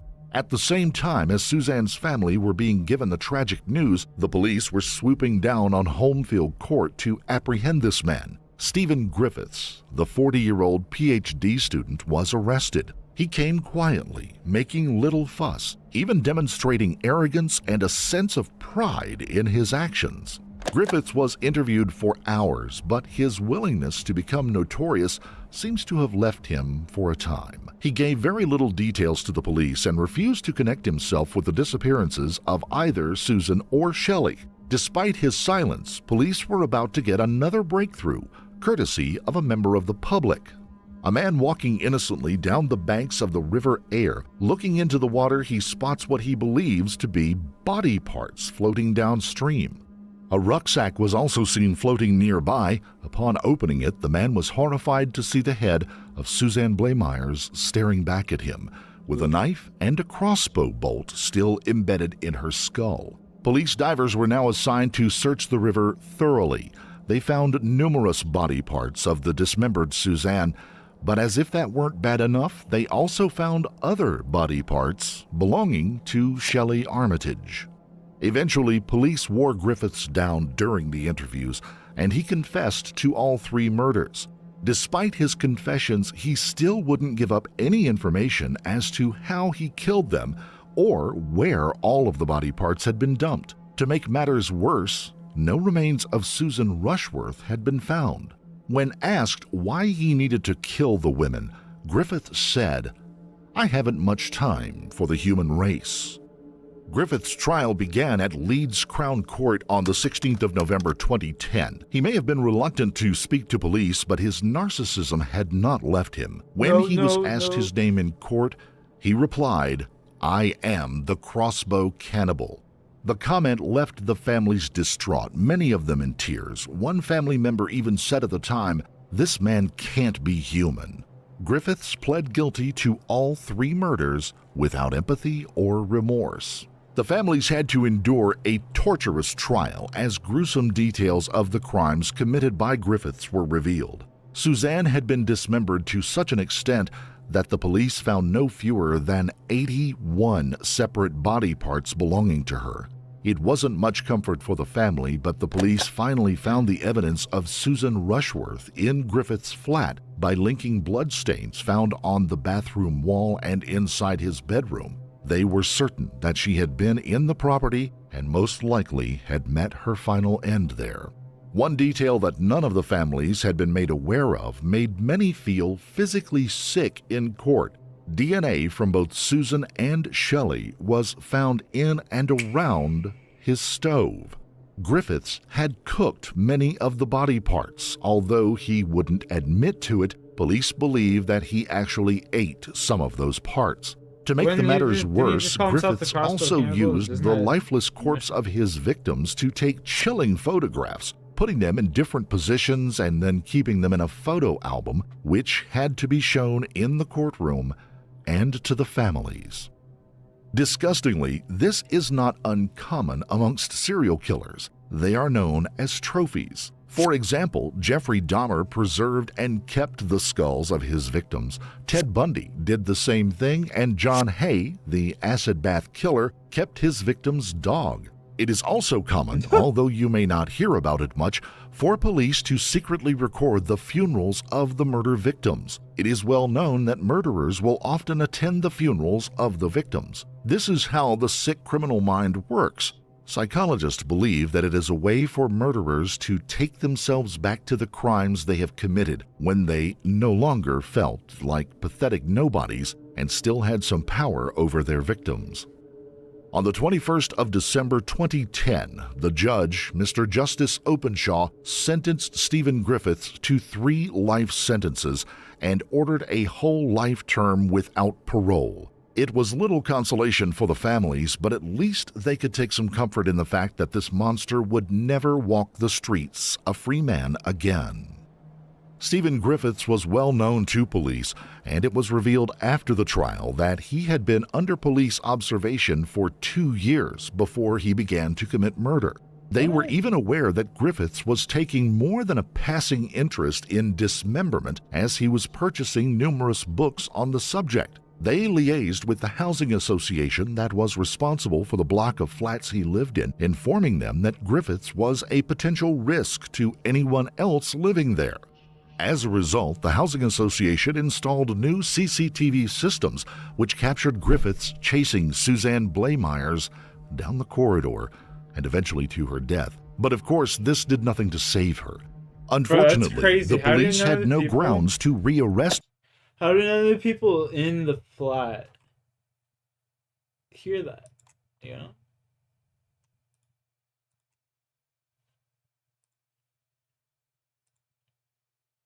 Like, it just boggles my mind.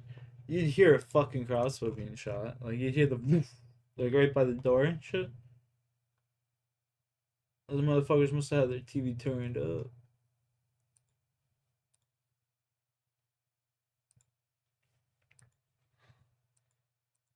Big story on Action News tonight is the horrifying discovery made by police in Bucks County. 7 children living in deplorable conditions, unclean, unfed, uneducated.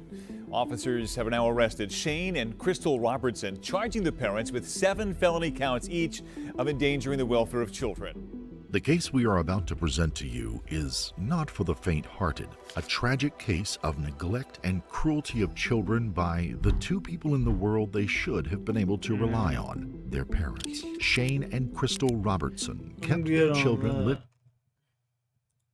I've seen that one before.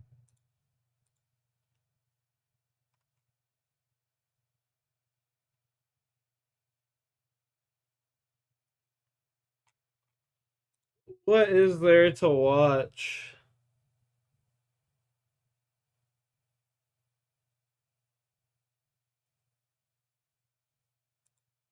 No.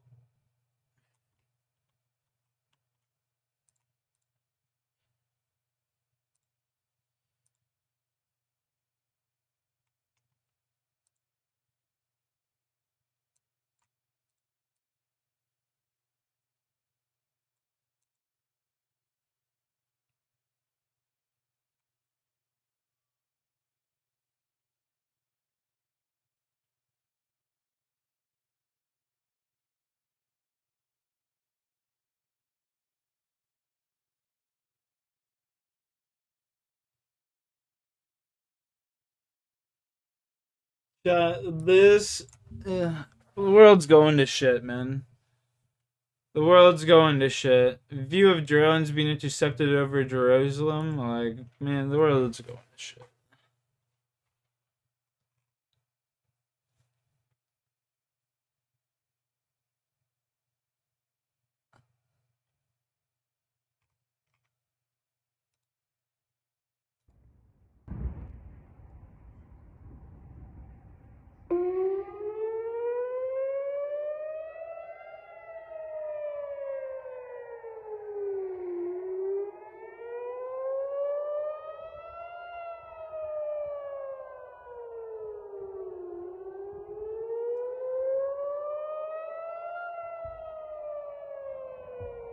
That's crazy.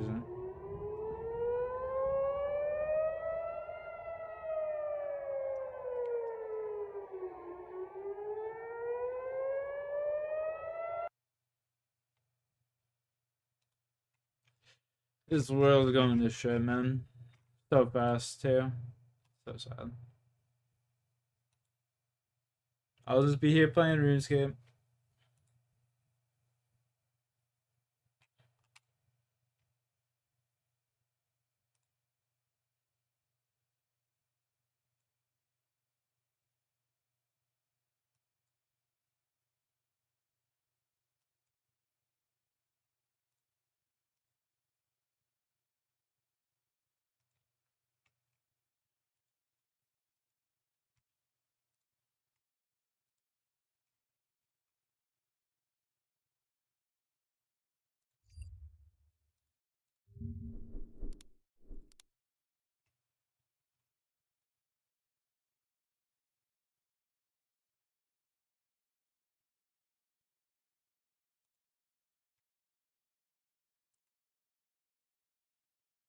$108 cakes. .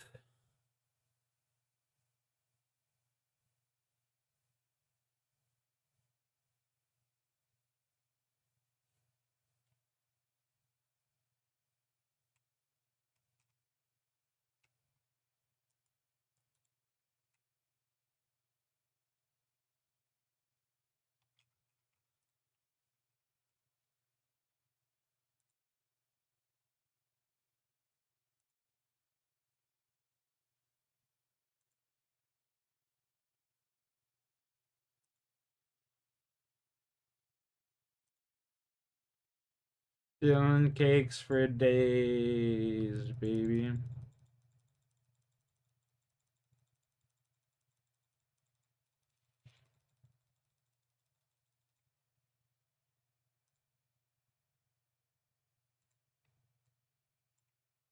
Celebrating their first anniversary, a young couple entered the Vermont mountains for a camping trip. 3 days later, We've seen this. But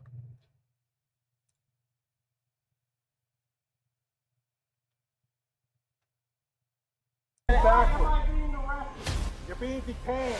I was in a hurry and I thought he cut me off, and I just Stalking isn't just a distant threat, it's a terrifying reality.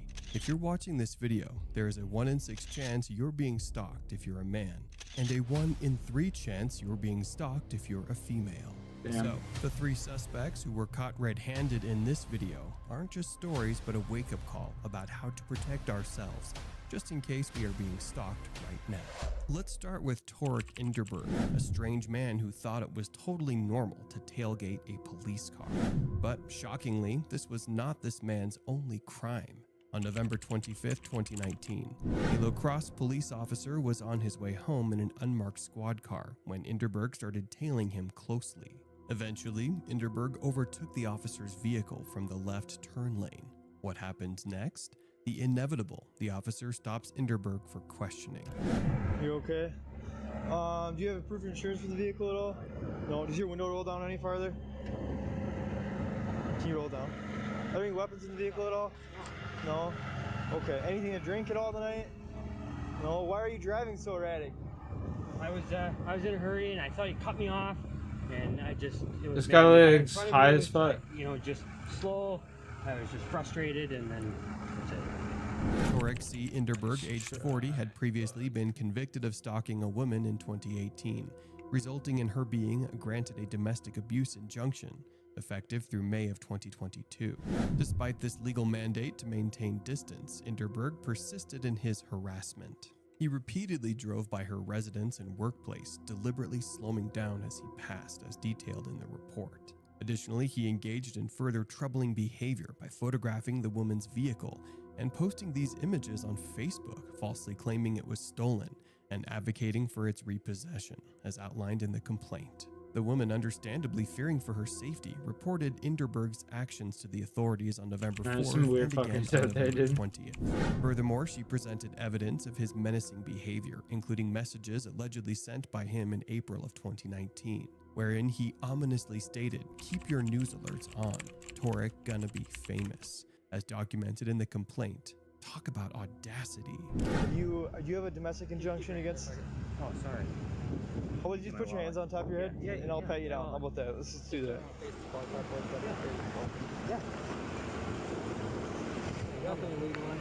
Yeah, domestic injunction? Yeah, I do. Like my ex. Okay. Sarah. Okay. Yeah. What? Did you have contact with her recently at all? Absolutely not. No? Like, No. I think it was like 5 days ago? Nope. No, anything like that? Nope. Okay. Why would she call in saying you did have contact with her? I did not talk to her. Haven't seen her. Nothing at all. Okay. I don't, like I say, I'm not 100% sure on what the contact was, but I don't. We just have in our system flag that she reported that you did have contact with her, so I'm gonna have to read the report and we can talk about it. Yeah, once no, that I don't. comes I up. don't Okay. talk to her. Okay. Yeah. All right. When's the last time you had contact with her? Since before all this crap happened. What all? So, probate over a year. She live in La Crosse? I think so. Okay. I don't really pay attention, you know. Like I think she still lives in the same thing. I know she's got her little boyfriend. And, okay. You know, that's it. I mean, I moved on past that crap. I don't go anywhere near her. No. Okay. All right. And if that's the case, and there might, it might just be she called in and said something. There's no probable cause of making an arrest or something. But I gotta verify that before I release you here. Yeah. No, I didn't. No contact. Okay. On being asked upon any injunction 19. against him, Torek admitted to having one against him, but at the same time he acted innocent and didn't admit to having contacted her recently. But according to records, he had driven past his ex's home quite a few times past weeks despite a court order. He very casually claimed that he had moved on, yet subtly remarked about his ex's little boyfriend. Despite his claims of moving on, his actions tell a different story. By fixating on the woman's current relationship and expressing resentment towards her new boyfriend, he reveals that he has not truly moved past the situation. His continued focus on her personal life suggests that he remains deeply entrenched in past actions and emotions, contrary to his assertions of moving on. Why do you go up there to read? I don't know, it's just a peaceful spot. Okay. I go up to the top to Red Cloud. Where's Sarah work at? I don't know. Last time I knew, she worked at a accounting place. Accounting place? Mm-hmm. Okay. Yeah, Johnson Block. Okay. Yeah, I don't know where she works. Other than that, that's where she worked when last time I talked to her. Okay. Pictures of Sarah's car at all? Posting them on Facebook? That picture that I posted, I took that a year ago. Where was that taken at? Remember, I might know things that I'm just seeing if you're telling the truth. It was on the, I don't know, kind of by your apartment. Where's her apartment at? How often do you go read over at that park? Every other day, sometimes every day. Okay, why do you choose that park? I don't know, just because I like it up there. And it was a sentimental thing because my friend Tony was thrown over the bank right there. Okay. And that's all. Why are you posting pictures of Sarah's car? Why? Yeah. It's not her car. Okay. It was Reggie Henry's car. Okay. Run! Run! So you keep posting on Facebook that it's stolen. Reggie basically told me that they stole it from him. I have a message to prove it. Okay. Is that any? That's what Reggie was told. Reggie told me. Is it any of your business? No. No. I guess not. Okay. But I mean, yeah, I guess not. Probably a poor choice. Okay. No. Inderberg has all sorts of excuses for frequenting his ex-neighborhood, like reading in the nearby park. The park that Inderberg frequented is conveniently located near the woman's place, providing the cops with a plausible excuse for his visits there under the guise of reading. But this is where matters get even worse. Inderberg was taken in by the police officers and a search was conducted, revealing 0.9 grams of methamphetamine found in his pocket, along with a glass pipe located in his vehicle.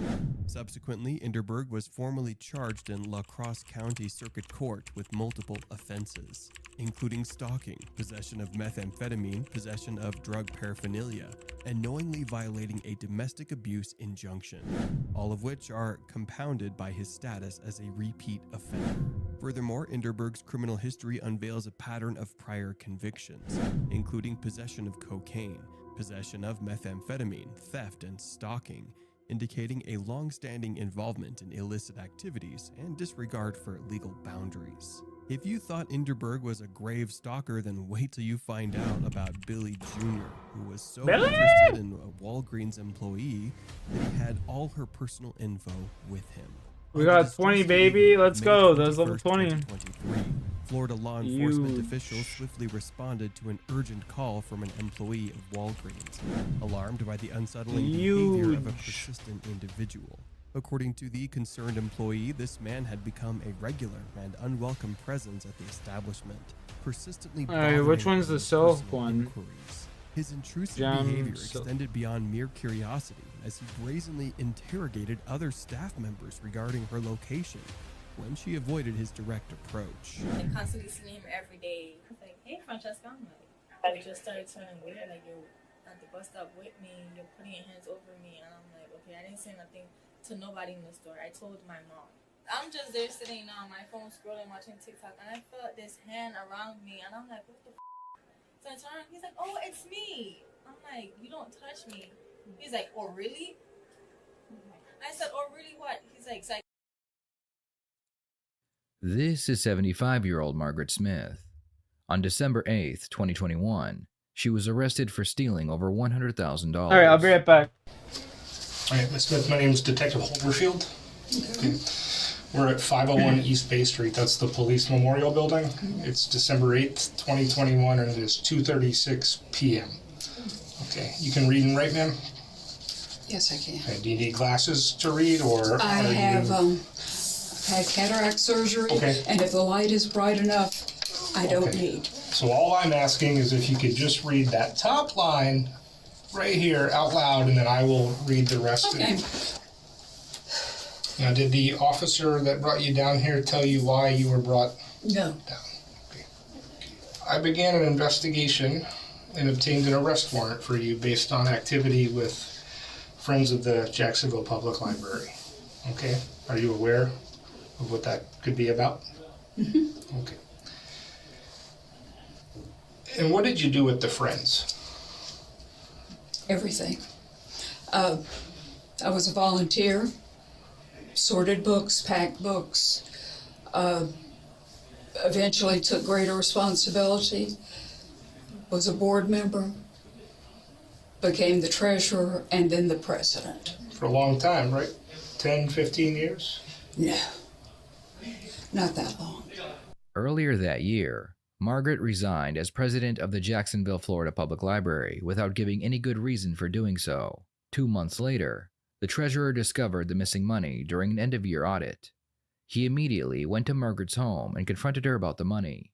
Margaret told him that she had given the money to a friend, so the treasurer contacted the police. So particularly what brings you here, though, is withdrawals that were made on their account. Yes, I'm aware. Okay. To the tune of $120,000-ish. 132. Okay. What happened to the money? I was scammed in a romance scam. Okay. I was catfished. And I was promised that this was a loan. I was given documents that showed that this individual had money in a bank, and there were promises of repayment. Okay. Who was this individual, or what do you know The them name as? he went under, which I have since found was not the person I was dealing with, was Vincent Vessee, Vessee. And how did you meet him? He contacted me through Facebook. Okay. I guess this was after we had a lockdown from the pandemic. Okay. And could I have some water? Sure. So, Mr. Vincent, did you belong to any groups or anything of that nature? Did you just get a private message? Jesus. They were rinsing me there, chat.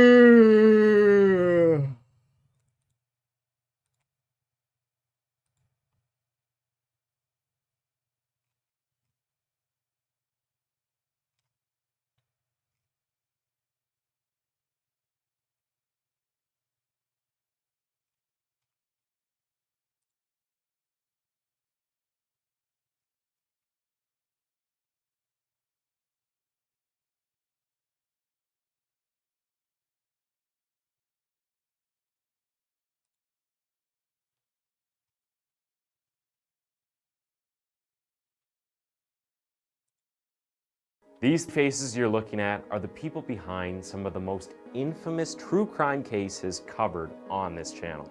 In this Twisted Minds compilation video, we'll be exploring each and every one of their cases, proving that evil is not defined by location. It does certainly not have an age limit. This brings us to our first case, the murder of Erica Green. The story we're going to explore today sparked nationwide interest across the United States as the victim remained unidentified for several years. As long as the case remained unsolved, it was constantly discussed in the media. Imagine taking a walk in a park and finding a dead body. Not just a dead body, but the body of a small child, headless and mutilated beyond recognition. This happened in Hibbs Park at 59th Street in Kensington Avenue in Kansas City, Missouri. This story is about the murder of Erica Green, a 3-year-old American girl. What were the motivations? And what could be done in the future to prevent such crimes? What you will find out in today's video will shock you to the core.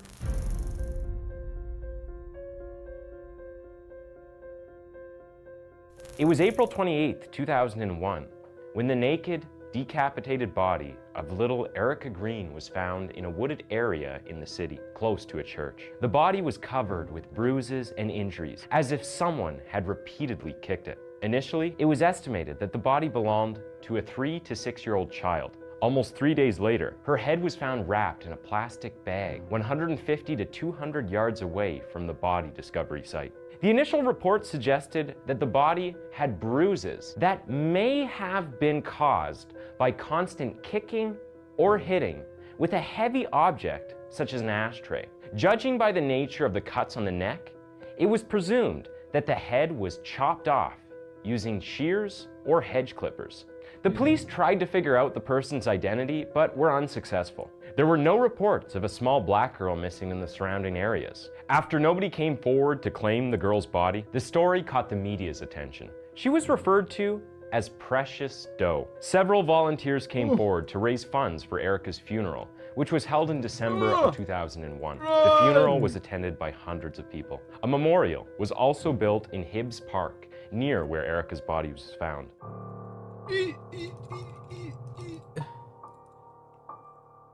Many attempts were made to identify the little girl. This included forensic facial recognition techniques, such as police sketches, computer-generated images, and face busts. The investigators narrowed down her age to between 3 and 4 years old. Due to the increased pressure from the public, the body of Erica Green was exhumed 2 times for autopsy purposes.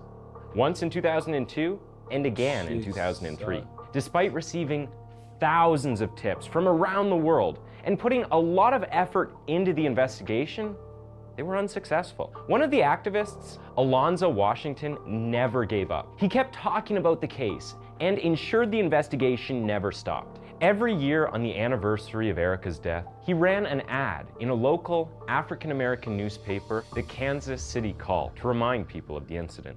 To encourage people to come forward, he raised $33,000 for reward money in the case. On April 30th, 2005, Alonzo was contacted by a man named Thurman McIntosh. He claimed to be the grandfather of a man named Harold Johnson, who lived in Muskogee, Oklahoma. According to Thurman, Harold moved to Kansas City in the spring of 2001 after marrying a woman named Michelle Green. She already had a daughter named Erica Green. When the family moved back to Oklahoma, Erica wasn't with them. Upon being asked about Erica, Michelle always struggled to answer the questions. That led Thurman to believe that Erica was actually Precious Doe.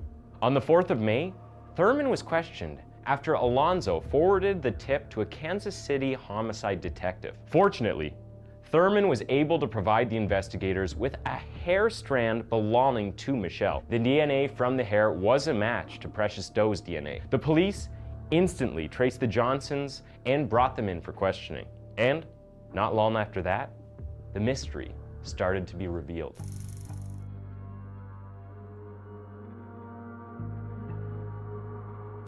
On May 5th, 2005, it was announced that Precious Doe was indeed Erica Green. The innocent Precious Doe was born on May 15th, 1997 in McLeod, Oklahoma. Just a month before Erica was born, Michelle was in prison for larceny. The Mabel Bassett Correctional Center didn't allow children to live with inmates, so she gave Erica to Betty Brown, a friend of her grandmother. Very little is known about who Betty was. On April 4th, 2001, Michelle picked up Erica from Betty's place. She said they were going to have a family reunion. Instead, she moved to Kansas City, Missouri with her boyfriend, Harold Johnson. Initially, Michelle wanted to get a job in Kansas City, but after multiple failed attempts, she lost her faith, got depressed, and started using drugs. In late April 2001, the Johnsons were living in Kansas City. By then, both husband and wife were using PCP, a drug that can cause disordered thinking and delusions. One night when Erica didn't want to go to bed, Harold got angry and started kicking her. That's when Erica became unconscious and passed out. Upon finding Erica, Michelle tried to revive her, but was unsuccessful. Considering that they both had outstanding warrants for their arrest, they were afraid to seek professional medical help. Michelle placed Erica's body in a bathtub full of ice cold water, in the hope that she'd regain consciousness. It was estimated that Erica was unconscious for between 10 hours and 2 days before she died. After the death, the couple hid Erica's body in a baby stroller. Hiding the little girl's body was now the only option for the couple. Harold and Michelle showed absolutely no remorse in disposing of her body. To make things worse, they decided to chop off her head with hedge clippers so that no one would recognize her. Upon reaching the park, they removed her clothes and cut off her head. Only a pair of monsters could do this to an innocent little soul. They threw the head away from where her body was. At that point, Harold and Michelle thought that no one would ever find her. They moved on with their lives as if nothing had ever happened. Every now and then, relatives asked about Erica's whereabouts. Michelle used to tell people that Erica was back with Betty Brown in Oklahoma. She kept telling similar lies for the next 4 years. Erica was never reported missing because her mom always came up with excuses. It was later provided by LaWanda Driscoll, Harold's cousin, that Michelle too was involved in disposing of the body. Once Erica was dead, she put the body in the stroller as if she was asleep and transported her. LaWanda was also present in the home on the day Erica was killed. We could hear screaming in the back bedroom. When talking to a local news channel, LaWanda also provided more information about Erica. According to her, Erica was never happy at Harold's place. She was homesick and cried a lot. Harold Johnson would beat the child for crying, for peeing on herself, if she wouldn't eat, whatever. She even heard Harold tell Michelle, "You'd better go take care of your daughter, or I'm going to do something bad." Once Erica went missing, LaWanda and her cousin often used to ask about her, but Michelle Johnson always had an excuse for everything, and we believed her at the time.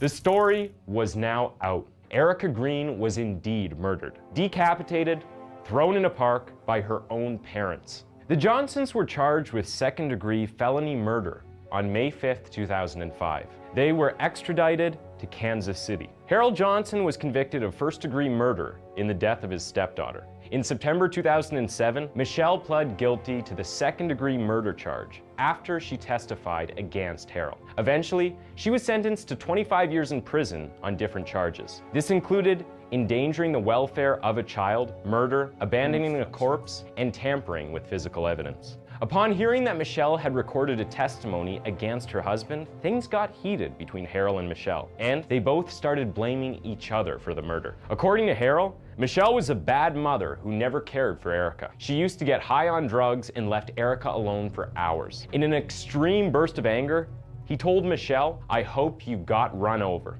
The cause of death was reported as closed head injury. Harold ultimately confessed to the crimes and agreed that little Erica was kicked in the head. According to a neurosurgeon, Erica's life could have been saved if she had gotten professional medical help immediately.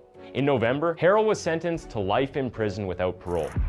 Up next is the story of Fidel Lopez, the maniac who gutted his girlfriend in a drunken rage. Maria Nemeth's case is one of the many classic here for you. Hookups was only one operator a jury as quick instead of facts of the incident. The judges routinely compromised, with Holmes choosing the photos of the crime scene that the jurors got to view. As for the speedy trial, Lopez was arraigned in a Broward courtroom on October 19, 2015. He was brought in wearing handcuffs and striped jail clothes. His deposition was rather stoic for about an hour until Christopher Pagan, the attorney representing him, promptly pulled out of the case. Another Broward Circuit Court judge, Lisa Porter, filed for a new public defender to represent the accused. A not guilty plea has been entered on your behalf, Mr. Lopez, Porter remarked. It turned out that Pagan and other public defenders on his team, including Caroline McRae and Jose Reyes, had confided in Lopez about a change of representation before his arraignment. Lopez remained behind bars without bond until his next scheduled court hearing on December 10, 2015. This time he pleaded guilty to charges of sexual battery and murder of his 31-year-old girlfriend, Maria Nemeth, to a Broward County courtroom. Owning up to the crime was part of his plan with the prosecutors. The court was adjourned to August 3, 2016 for his official sentencing, where he would serve a life sentence with no parole, instead of being served the death penalty. Hey, Jay, up next is what's the up, tragic dude? case of Christopher Pittman, the 12-year-old who killed his grandparents. The date is the 28th of November, 2001. The peaceful rural city of Chester, South Carolina, wakes up to the most dreadful news. The house of one of their oldest residents has burnt to the ground. Earlier that morning at about 1:40 a.m., firefighters rushed to the scene of the incident and worked tirelessly to put out the fire. They believed at the time that the house was empty, but when the flames eventually subsided, what they found shook them to the core. They found the bodies of 66-year-old Joe Pittman and his 62-year-old wife, Joy Pittman. But it wasn't the fire that got to them, and it definitely wasn't the smoke. Someone diabolical had shot this old couple to death right before setting their house on fire. The Pittmans had been loving and responsible members of the Chester community for several decades, and their 12-year-old grandson, Christopher Frank Pittman, was also staying with them. But where was he? The 12-year-old's body wasn't in the burnt building, which was a relief. Had he been kidnapped? This was one of many questions that the police had to answer when they arrived at the crime scene. Christopher Frank Pittman was missing, and to make matters worse, his grandparents' Nissan Pathfinder was also 23. nowhere to be seen. Someone had taken it. Was this another case of premeditated murder, arson, and kidnapping? Could it be that the perpetrator of this horrible crime had killed the grandparents, kidnapped the 12-year-old grandson, burnt the house to the ground, and made away with the truck? To the dismay of the cops, the case was getting complicated quickly, and at the same time, it was quickly becoming a mystery. However, nothing would prepare them for the truth. This was a case so bizarre that by the time we are done, you might be left with more questions than answers. To properly understand this case and the senseless murder of Joe and Joy Pittman, we have to go back to the 9th of April, 1989, the date of birth of Christopher Frank Pittman, Joe and Joy's grandson. He was born in Florida to a dysfunctional couple. While his mother was negligent, irresponsible, and absent from his life, his father, whose name was also Joe, was going through a rapid series of bad relationships. It was also reported that Chris's father was violent to him when he was a kid, but we will address that as we move forward with the story. Christopher had an older sister, Danielle, and together they had to endure the chaos of their childhood. However, when things got unbearable for Chris, his grandparents had to step in. Joe Pittman was Chris's paternal grandfather, and everyone who knew him described him as a stern, opinionated man who was also a loving and supportive member of his community. He was a tough man who cared deeply about his faith, family, and music. This was something he could express freely at the local Methodist church in Chester, South Carolina. And he also had a soft spot for his grandson. So when he caught wind of the chaos the little boy was living through, he took him away from Florida and brought him to live with him and his wife in Chester, South Carolina. The change turned out to be the perfect cure for Chris. At first, it was clear to everyone how hurt the young boy was. The Chester community would describe him as a well-mannered but extremely quiet boy. At the Methodist church, members and even the chaplain noticed how reserved Christopher was, and they did their best to make him feel at home. With time, it worked. Christopher became more expressive, fun, loving, and full of life. He adjusted perfectly and found the stability and nurturing environment that every child needs and deserves to have. However, you know how these stories go. It is often the calmest moments that precede the storm, and in the case of Chris, His life was about to course correct back towards the chaos of his past. One day, Chris's father came to South Carolina for his son. His mother had returned, and there was a promise of family once again. So, Chris returned to Florida with his father. Before we continue, I think it's important to note that everything we have mentioned so far happened to Christopher Pittman before he was 12 years old. Not too long after Chris returned to Florida, his mother disappeared once again. He woke up one morning to find that his mother had left without warning. Around this time, his father was also going through his third divorce, and the pressure became so much that one day, a 12-year-old Chris decided to run away. He wanted to be with his grandparents again. He wanted the security and stability he once got from them. But he didn't get that far. The police found him 15 miles from home and brought him back to his father. At home, Chris began to get desperate.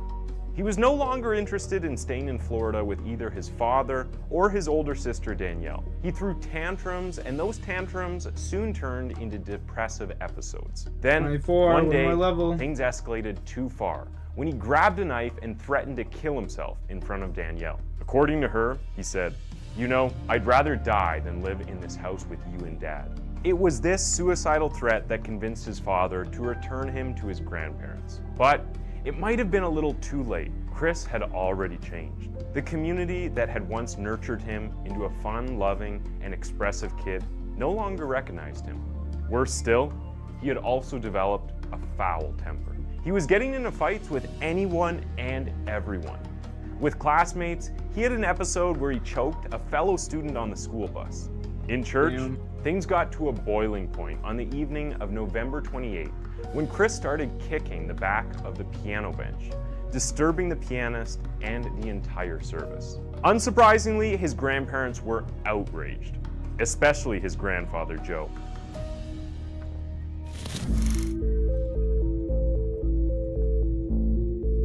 Chris and his grandparents had to leave church early that day, and when they got home, Chris got a spanking from Joe for his bad Got no behavior. whooping, boy. Later that night, the Pittmans, both Joe and Joy, were found with bullet holes in their heads, their house on fire, and 12-year-old Chris Pittman, their grandson, was missing. Now that we have come full circle, I want us to pay close attention to the story because this is where things begin to get bizarre. House on fire? Check. Someone calls the fire department? Check. The next morning, the police arrive on the scene. Back in Florida, Chris's father gets a call that his parents' house is on fire, and he immediately travels down to Chester, South Carolina, only to find out that not only were his parents killed in cold blood, but his son was also missing. By that time, the search for his son was already underway, and it wasn't long before he was found. Christopher Frank Pittman was found in his grandparents' truck by two deer hunters in the woods some miles away from his grandparents' burnt home. The truck had broken down, and Chris told them that he had been kidnapped by a big black man who had shot his grandparents, burnt their house, and kidnapped him. The deer hunters were inclined to believe him, but something was off. The 12-year-old boy was eerily calm. He wasn't behaving like a child who had just gone through that kind of trauma. For a boy as young as him, they expected him to be terrified. When the police came around, he repeated the story to them, and it was so detailed that they believed him. However, they also noticed that he was unnaturally calm, and this led them to believe that he was suffering from shock. So he was handed over to a sheriff's investigator named Lucinda McKellar, who had experience working with children. Chris stayed with Lucinda throughout that afternoon. She also noticed and was impressed by how calm he was and how well he was handling the situation. Throughout the afternoon with her, he played cards and watched TV with her. However, as the sun set onto the horizon, the truth began to come to light. The arson investigator on the case, Scott William, arrived that evening and questioned Chris extensively. And it turned out that Chris had been lying all along about the kidnapping, about the big black man, and virtually everything. It turned out that 12-year-old Chris, armed with a shotgun, had crept into his grandparents' room 4 hours after his grandfather had given him a spanking for his outburst. Chris had shot them 4 times while they were sleeping, killing them instantly. It was him who had set the house on fire. He took the truck, guns, the family dog, and $33 in cash. The 12-year-old had just confessed to premeditated murder, theft, and arson. It was difficult to believe. 25. And what made the situation worse we go. was the fact that Christopher Pittman felt no remorse. To be sitting in a room with a 12-year-old boy that just killed his grandparents is one thing, and then to actually, hear him say, "I'm not sorry," to what he had done to the people that he supposedly loved the most in his life was pretty shocking. My God, this is a 12-year-old, and you don't want to believe it, but that's what he was telling us. Now, why on earth would a 12-year-old murder his grandparents? Grandparents that he obviously loved. Somehow, Chris's father felt that he had an answer to that question. According to him, the culprit was not his son. The true culprit was Zoloft. Yes, Zoloft, the antidepressant. And if you're wondering what an antidepressant has to do with a 12-year-old killing his grandparents in cold blood, then you are asking the right question, because this is where we fit all the last pieces into the puzzle of this tragic story. My boy.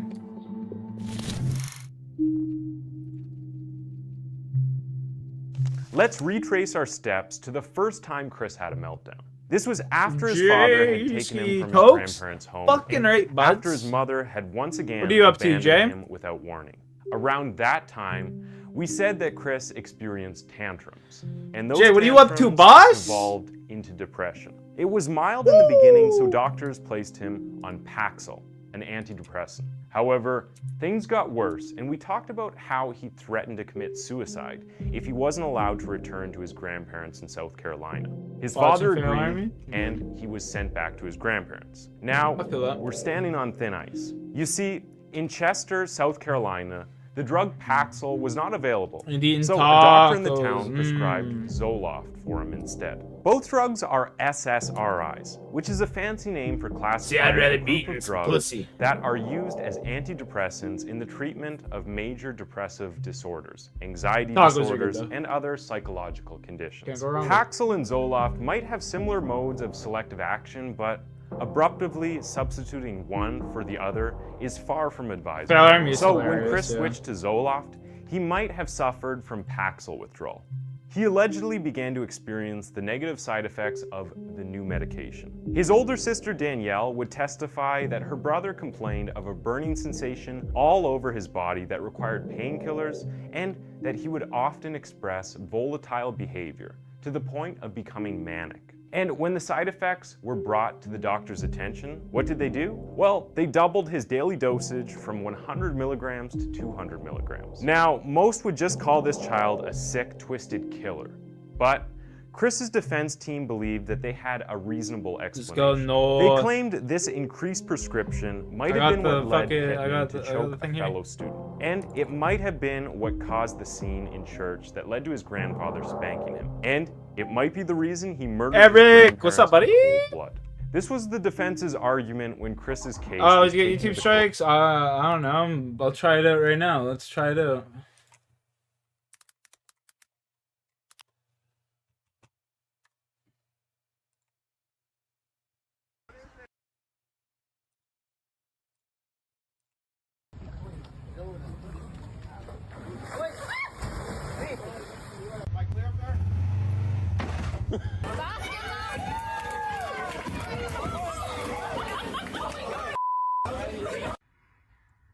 Oh, yeah.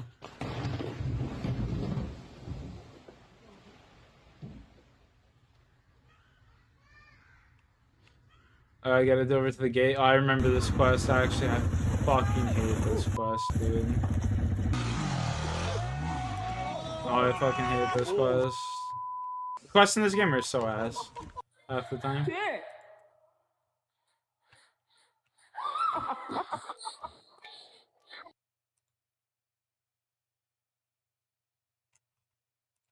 No, get the fuck back over. Oh my god. You little cunt. Get over here.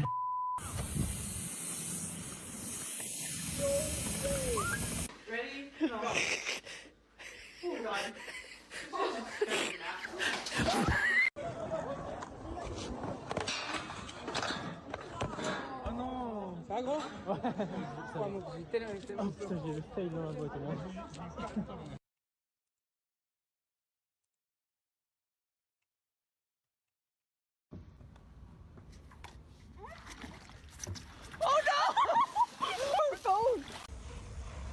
Oh, shit. Oh. Oh, oh, that hurt.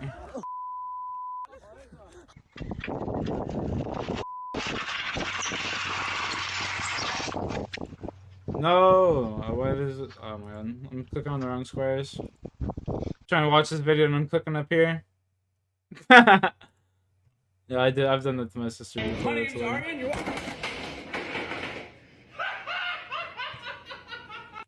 It's funny as fuck.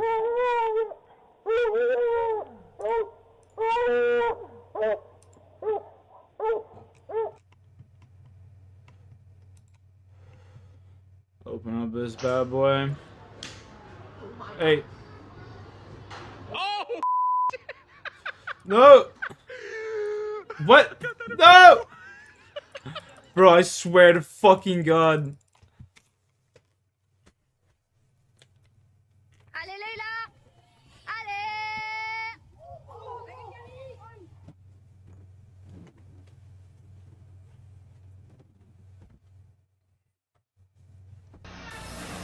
I need you to bring me peace and calm, Rocky.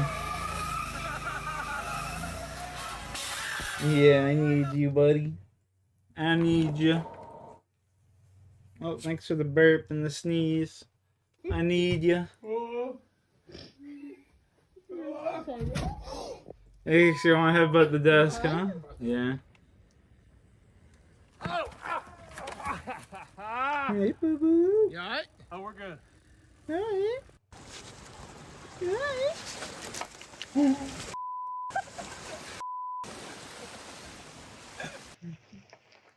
Oh, I love you. I love you.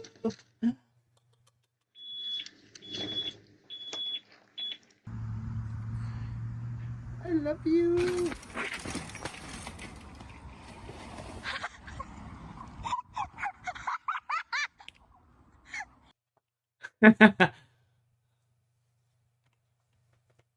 That's my boy. Yeah, you my boy.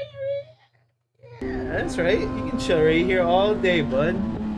You can chill right here all day. That's your spot right there. That's your spot right there.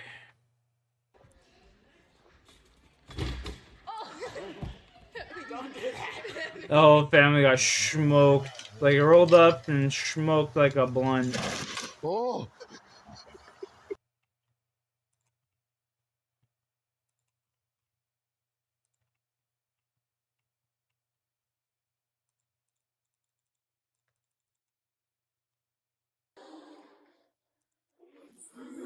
Ooh.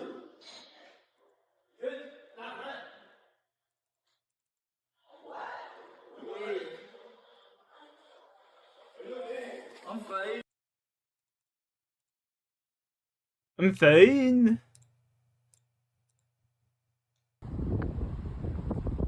Oh, you okay? You're fine. Fucking crybaby.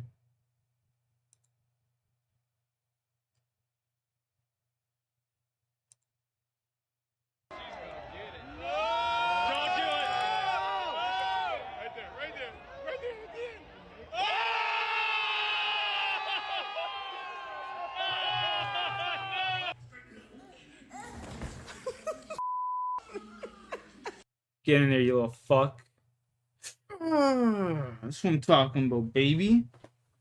Fuck you, you stupid blue sheep. What's up, Rocky? Didn't mean to scare you, buddy. Didn't mean to scare you, boo-boo. You gotta go outside, little guy? I'll take you outside. Let's go. Got my blanket, guy rolled me out. Hey, yo, that's what's up. Yo, Eric, Steve, Shawnee Boy, Jay. Yo, make sure you got make sure you guys pack a fat fucking toke because when I get back, you're ripping a bond, boy.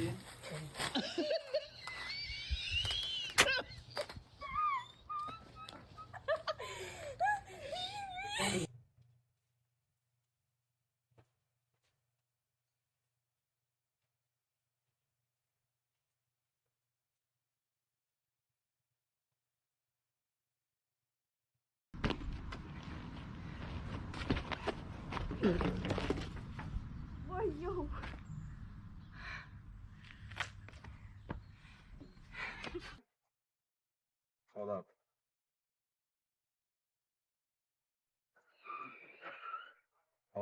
my god.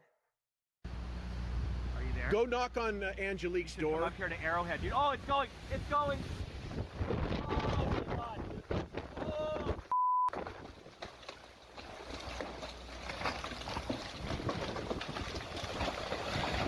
Wow! I didn't get that. I did.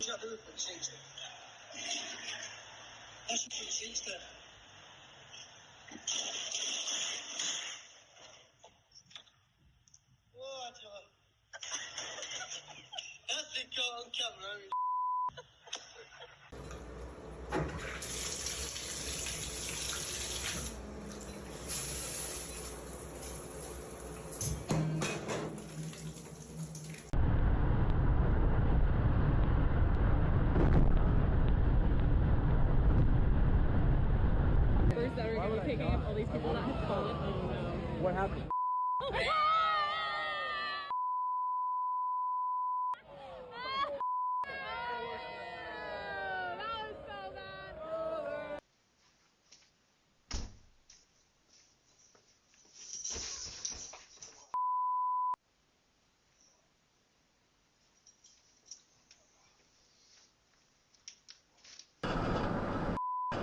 Zone 1, just one second.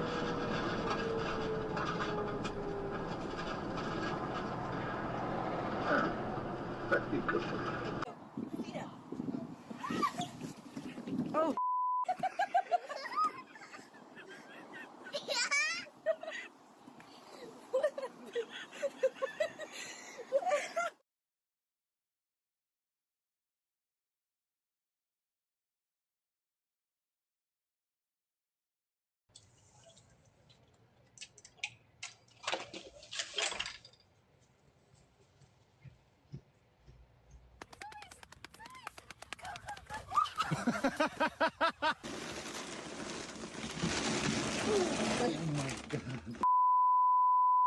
I did not expect that.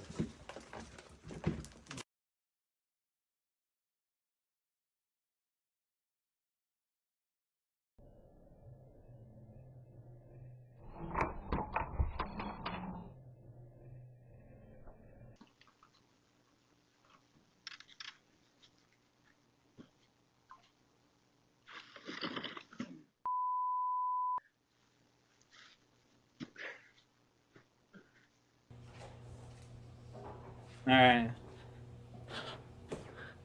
Oh no.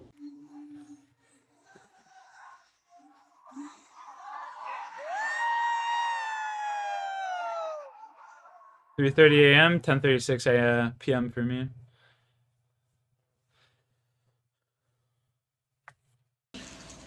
Gorro grande y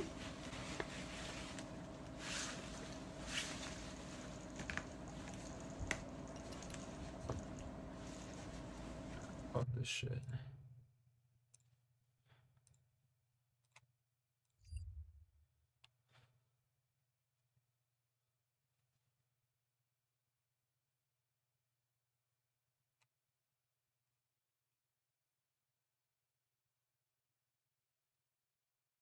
Oh my god. Trudeau confirmed it. Now we're gonna go spend $300 million over there. Going even more debt. Yes.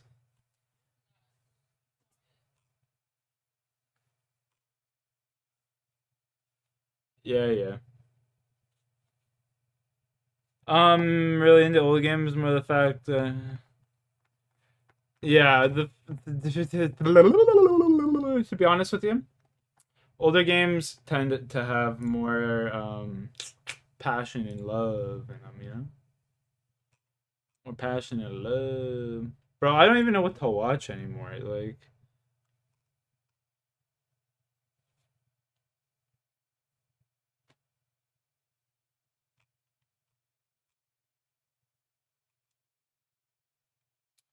Let's put on some music, I guess.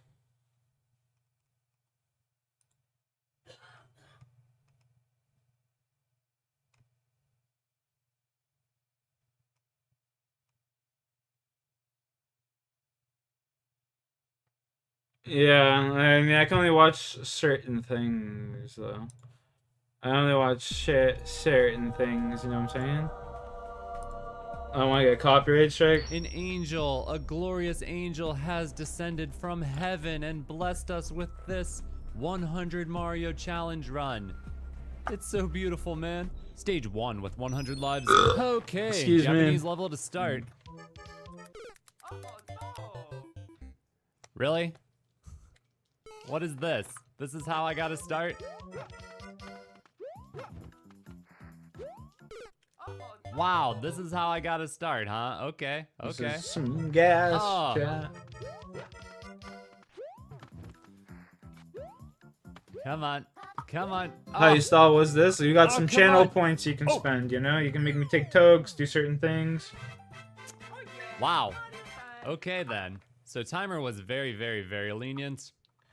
That's cool. I have something special. All right, for tokes you. up, boys. Grind your Ladies shit, and get your gentlemen, bongs today's packed. video is Let's go. sponsored by the world's most perfect food, and that food is Soylent. So I'm actually Yeah, I very don't give new a to Soylent's fuck products about myself. your ad, brother. Are there? I just want to see some stellar Mario gameplay. There's one right there. Ay, ay, ay. This is Alright, hardcore so- style. Bro, you know I've almost lost it like 12 Probably times make already. this jump. Please don't be another one. Thank you. We out here, dog. What can I say? We out here. What is happening? Natural right hardcore things, you know? now? Seriously. Yo. I forgot about that one. I mean, I feel like Cheers, there's boys. a Oh, real no way. Eric and Jared are the possibility only for- ones that win. Get the fuck out of here. I don't know, either dude. getting that question block or Cheers. getting a bomb and throwing it somewhere. I don't know. Fine.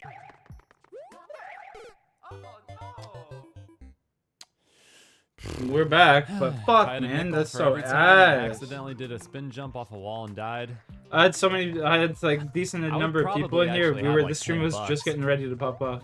You know, it's not insignificant. My stream was just getting ready to pop off, Douglas. It was that Well. time. We were 6 hours deep. Wow, I missed Like that. we were just about to start fucking having people Oh, they're so- flooding. I hate my internet sometimes, you know. They were synced in kind of a difficult way. Bueller, can you hear some noise again? Feel that? Okay, going up. Respect. Going up, going up. Good, good, good, good. Finally, a good level. My god.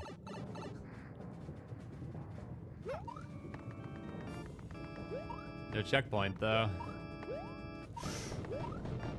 Huh. Oh, this can't hit you anyways. Alright, I'm gonna wait. Careful. We back, baby. Go. Sir. Come on, sheep. Bro, don't be like that. This is not okay, dude. Dude, I got him stuck. Oh. Get out Dude, of there, it you is little heating rat. up. And no checkpoint. I off-screened the launcher before it shot a bullet. I'm just gonna keep prodding him just Dude, cause that other animal one is, torture, like, you gearing know? up for a shot. That one in the back. No, get back here, you little Fucking fucking bitch. Ah! Come on. Yeah. That's what I thought. Come on. Oh, I'm playing it too. No, ooh, too Nah, safe, too nah, safe. Come nah, on. nah, homie. You ain't going nowhere, bitch. I jumped into it. After all that, I jumped into it. All the way back to the beginning. Fuck over All there. the way back. All the way back. I must have spawned these weird the first time, because now they're synced really well.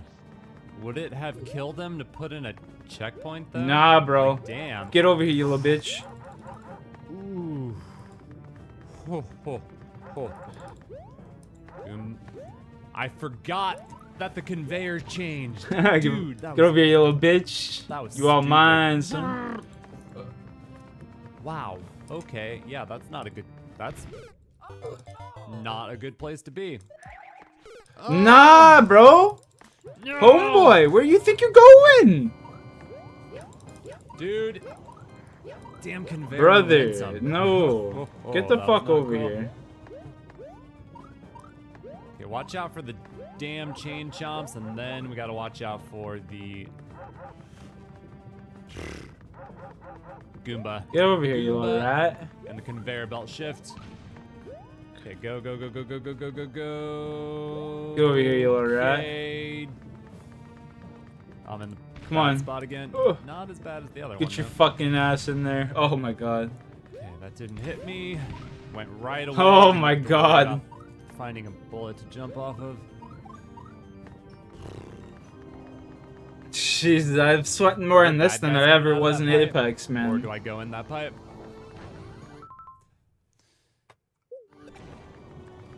I don't love this at all, man. It's like pick your poison, top or bottom. It both kind of sucks. Oh, come I'm thinking on. top. I'm thinking top. Which one will be my victim?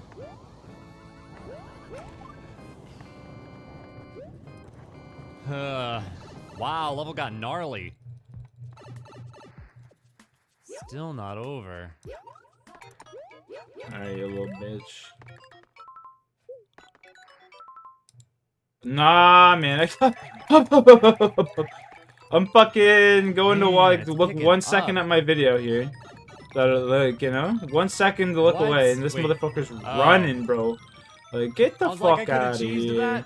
Come on, but Get the fuck out of here. you would not have been able to because of the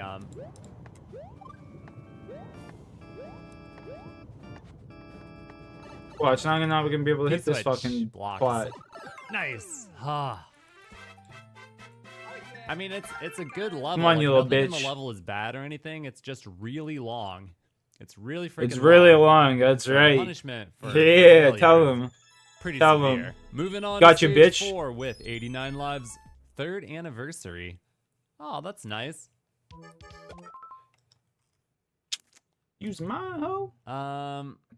Guys, this doesn't seem that nice, actually. This doesn't seem that nice at all. Well, your guess is as good as mine on what you're supposed to do. You know, that might be it. One That more might of be these it. belligerent fools. Is there any chance there's a hidden block right there and I can leverage a max jump? Okay. Because right now I'm trying to do a perfect jump. You definitely cannot hold right away. Nope. All right, so I think unless it's wall jump, hold on. There. We need to Could like be a wall prod jump because this that would set way. you up for a perfect Like straight. hit into the See? It is a wall jump. It's really hard still, but it is easier than what I Nah. pulled off the first time. We needed to get them in. Oh, Fuck. that's crazy. Nah. Nope. I want to you get it do like twirl. right on this I was angle. thinking no twirl, but then I didn't twirl and I didn't make it. But if you twirl at the I wrong was standing time, right here. then you overshoot it. Can't quite figure out that twirl timing. The stage is insane, you guys. What's the timer on this? We'll get it. Don't worry. 30 seconds? I was really hoping it was 10. Oh. You just have to wall jump better. Yeah. Patience is key, You young wall jump Padawan. higher, then you will make it without a twirl. Yo, don't you be fucking running I gotta away, tell you, I boy. have no idea what's Get going the on here. fuck over there. Oh, normal jump? How do you get the helmet? Do you put Nah. the helmet on and grab Get the shell fuck it, or over like, there. what the heck? Nah. I'm not Nah, making it. fam. Nah, bro. Get the Well, fuck I thought over I had there. it figured out.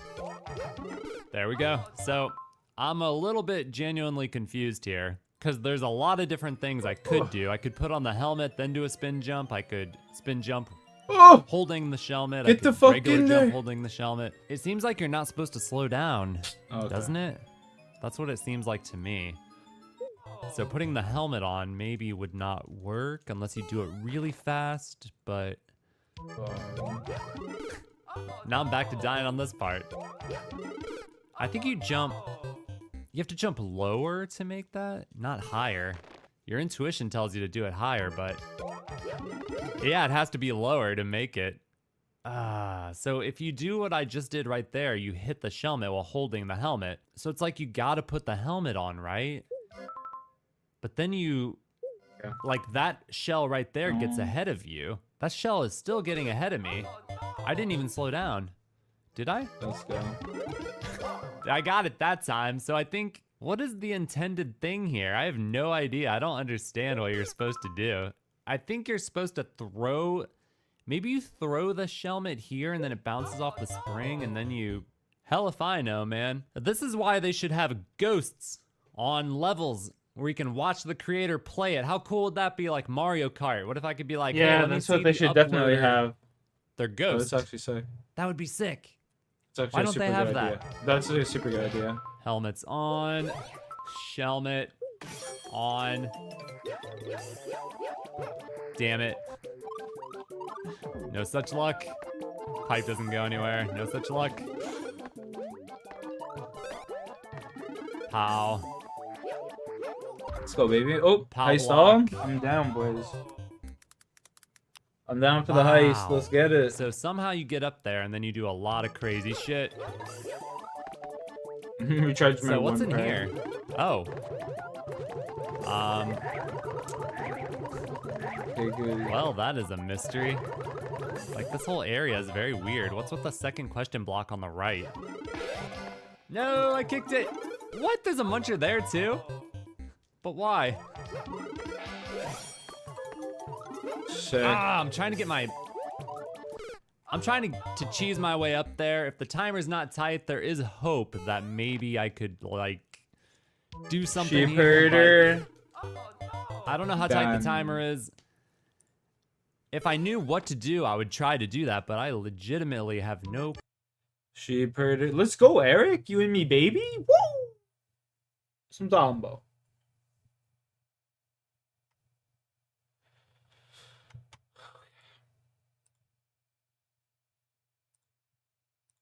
I wish you could deposit these and just save them up, man.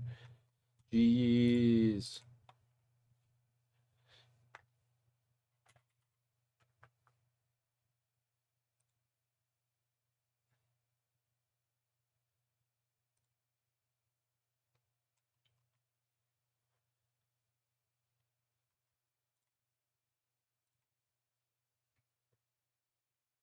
Man, NPCs actually drop a ton of herb. It's true.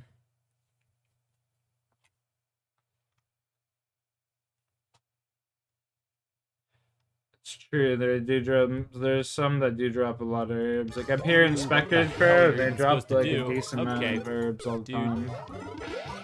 Especially like if you get like a herb sacker, bro, and you can just sit there and just start stacking up That's the herbs crazy. every That's Slayer run and legit. shit, like. Oh, come on. Yeah, I have like a clue Oh, as come well. on. You get me a clue right now? If I had the helmet, I could get through here. We're working on. But I don't really care. Hold on, let me take a legitimate moment here to try and like figure out what I'm supposed to do. I think you're supposed to maybe throw the shelmet through the gap and maybe it'll hit that second question block. I don't know. Dude, I actually do not know at all.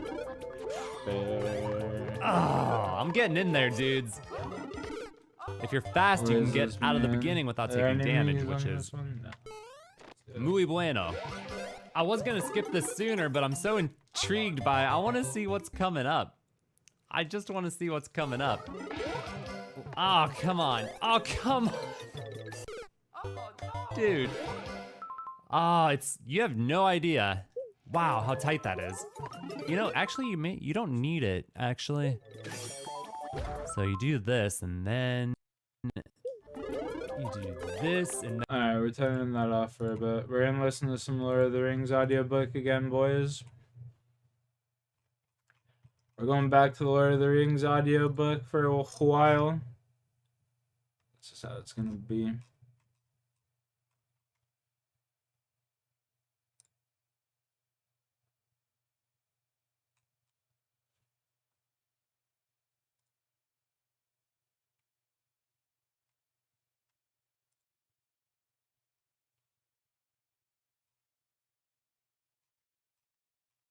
He's got it all, baby. Let's go, chat.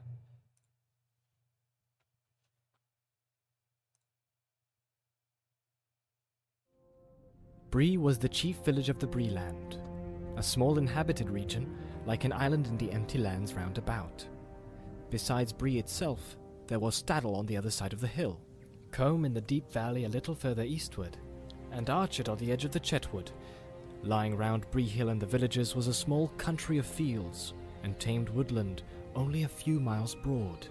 The men of Bree were brown-haired, broad, and rather short, cheerful and independent.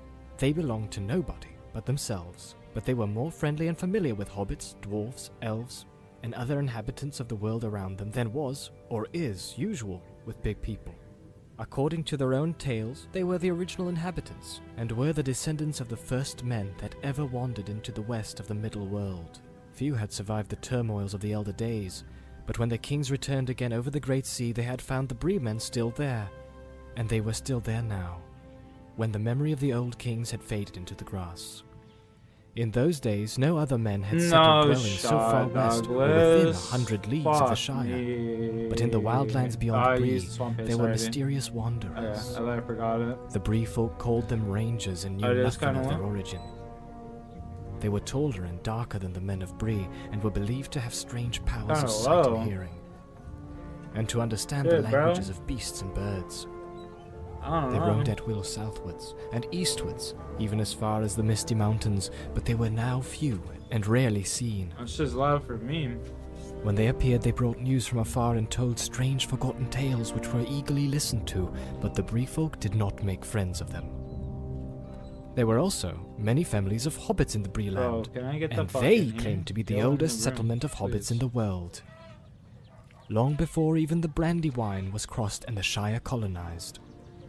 They lived mostly in Staddle, though there were some in Bree itself, especially on the higher slopes of the hill above the houses of the men. The big folk and the little folk, as they called one another, were on friendly terms, minding their own affairs in their own ways, but both rightly regarding themselves as necessary parts of the Bree folk.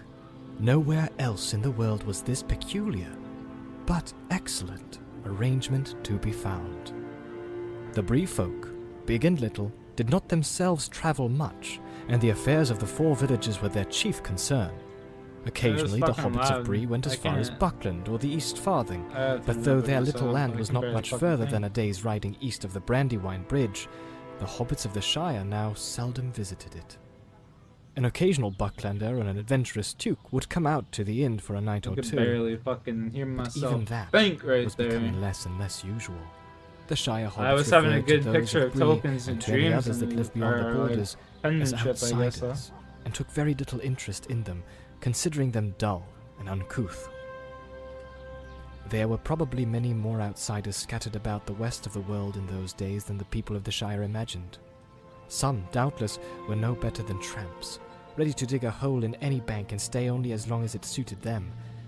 But in the Bree land, at What am any I rate, doing here? the hobbits were decent and prosperous, and no more rustic than most of their distant relatives, inside.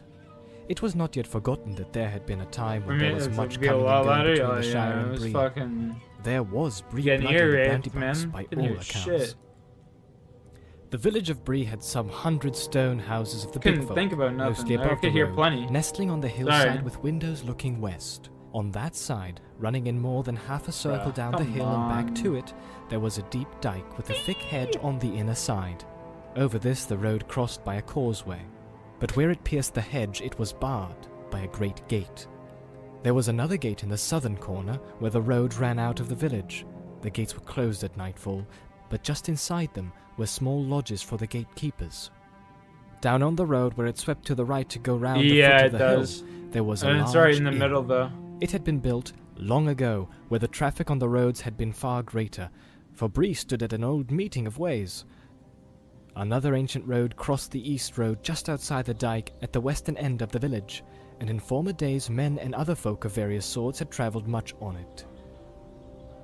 Strange as news from Bree was still a saying in the East Farthing, descending from those days, when news from the north, south, and east could be heard in the inn, and when the Shire hobbits used to go more often to hear it.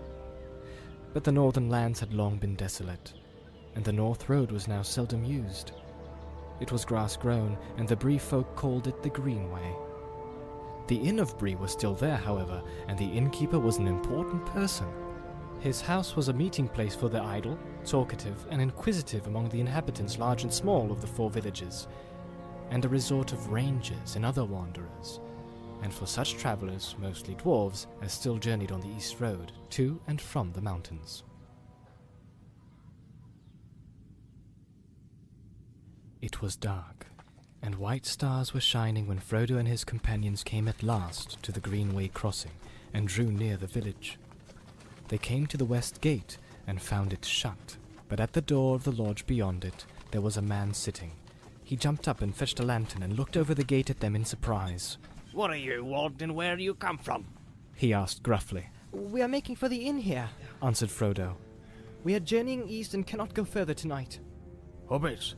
4 hobbits, and what's more out of the Shire by their dog?" said the gatekeeper softly as if speaking to himself. He stared at them darkly for a moment, and slowly opened the gate and let them ride through. Let's go, "We don't often see Shire folk riding on the road at night," he went on, as they halted for a moment by his door. "You'll pardon my wondering what business takes you away east of Bree. What may your names be, might I ask?" "Our names and our business are our own, and this does not seem like a good place to discuss them," said Frodo, not liking the look of the man or the tone of his voice. "Your business is your own, no doubt," said the man. "but it's my business to ask questions after nightfall. We are hobbits of Buckland, and we have a fancy to travel and stay at the inn here." Put in Merry. "I'm Mr. Brandybuck. Is that enough for you? The Bree folk used to be fair-spoken to travelers, or so I've heard." All right," said the man. "I meant no offense. But you'll find that maybe more folk than old Harry at the gate will be asking you questions. There's queer folk about. If you go on to the pony, you'll find you're not the only guests." He wished them good night, and they said no more, but Frodo could see in the lantern light that the man was still eyeing them curiously. He was glad to hear the gate clang behind them as they rode forward.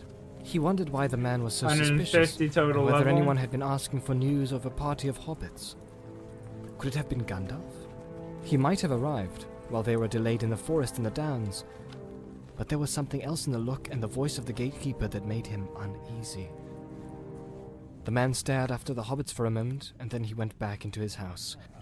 As soon as his back was turned, a dark figure climbed quickly in over the gate and melted into the shadows of the village street. The hobbits rode up a gentle slope, passing a few detached houses, and drew up outside the inn. The houses looked large and strange to them. Sam stared up at the inn with its 3 stories and many windows, and felt his heart sink. He had imagined himself meeting giants taller than trees and other creatures even more terrifying sometime or other in the course of his journey, but at the moment he was finding his first sight of men and their tall houses quite enough. Indeed, too much for the dark end of a tiring day.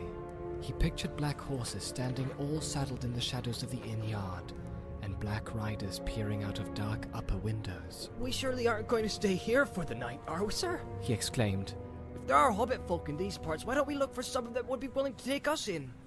It would be more home-like." "What's wrong with the inn?" said Frodo. Fucked up large.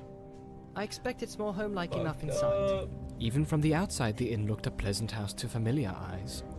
It had a front on the road, and 2 wings running back on land partly cut out of the lower slopes of the hill, so that at the rear, the second-floor windows were level with the ground. There was a wide arch leading to a courtyard between the 2 wings, and on the left under the arch, there was a large doorway, reached by a few broad steps. The door was open and light streamed out of it. Above the arch there was a lamp, and beneath it swung a large signboard. A fat white pony reared up on its hind legs. Over the door was painted in white I letters, should have been keeping the "The sill. Prancing Pony" I just by dropped Barleyman it. Butterbur. Many of the lower windows showed lights behind thick curtains. As they hesitated outside in the gloom, someone began singing a merry song inside, and many cheerful man. voices joined loudly in the chorus. They listened to this encouraging sound for a moment, and then got off their ponies. The song ended, and there was a burst of laughter and clapping. They led their ponies under the Put me arch, behind, so and leaving them standing in the yard, they climbed up the steps. Frodo went forward and nearly bumped into a short, fat man with a bald head and a red face. He had a white apron on and was bustling out of one door and then through another, carrying a tray laden with full mugs. Can we? Half a minute, if you please. Shouted the man over his shoulder and vanished into a babble of voices and a cloud of smoke. In a moment he was out again, wiping his hands on his apron. Good evening, little master, he said, bending down. What may you be wanting? Beds for 4 and stabling for 5 ponies if it can be managed. Are you Mr. Butterbur? That's right. Barleyman's my name. Barleyman Butterbur, at your service.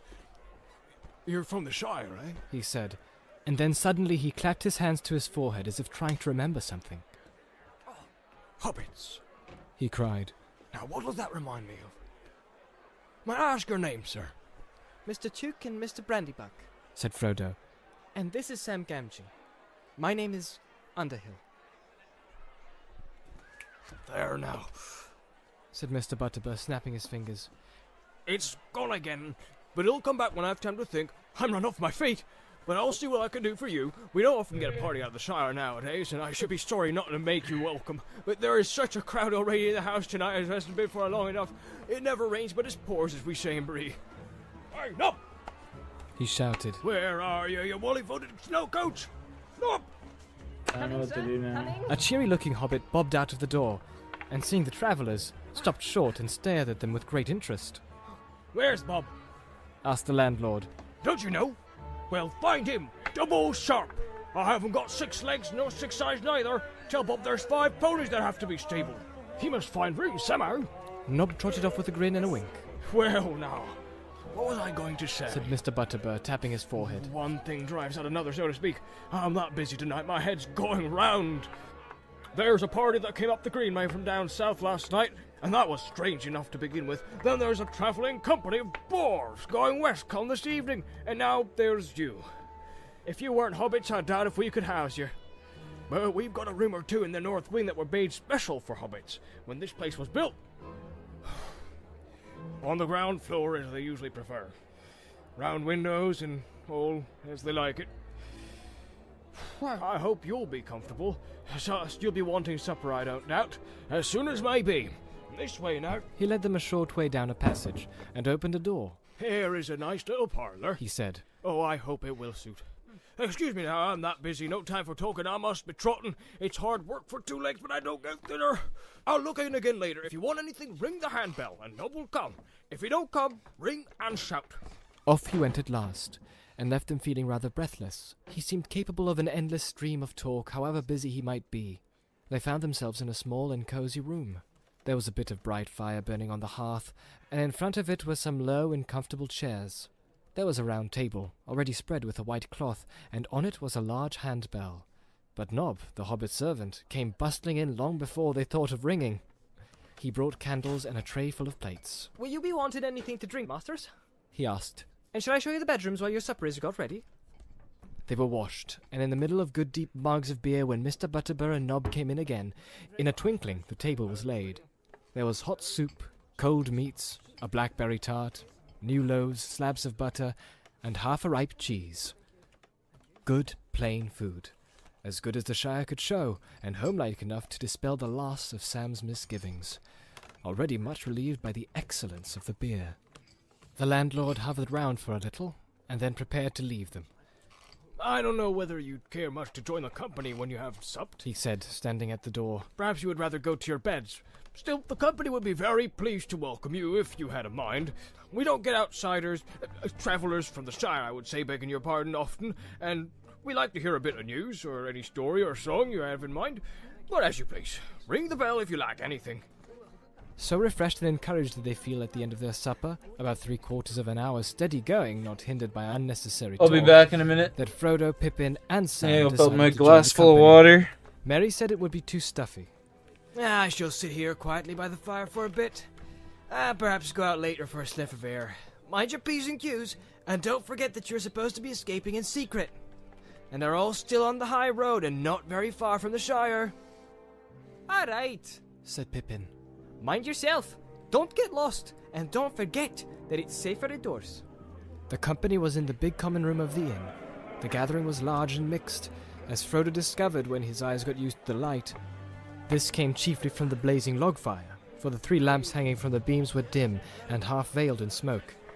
Barleyman Butterbur was standing near the fire, talking to a couple of dwarves and 1 or 2 strange-looking men.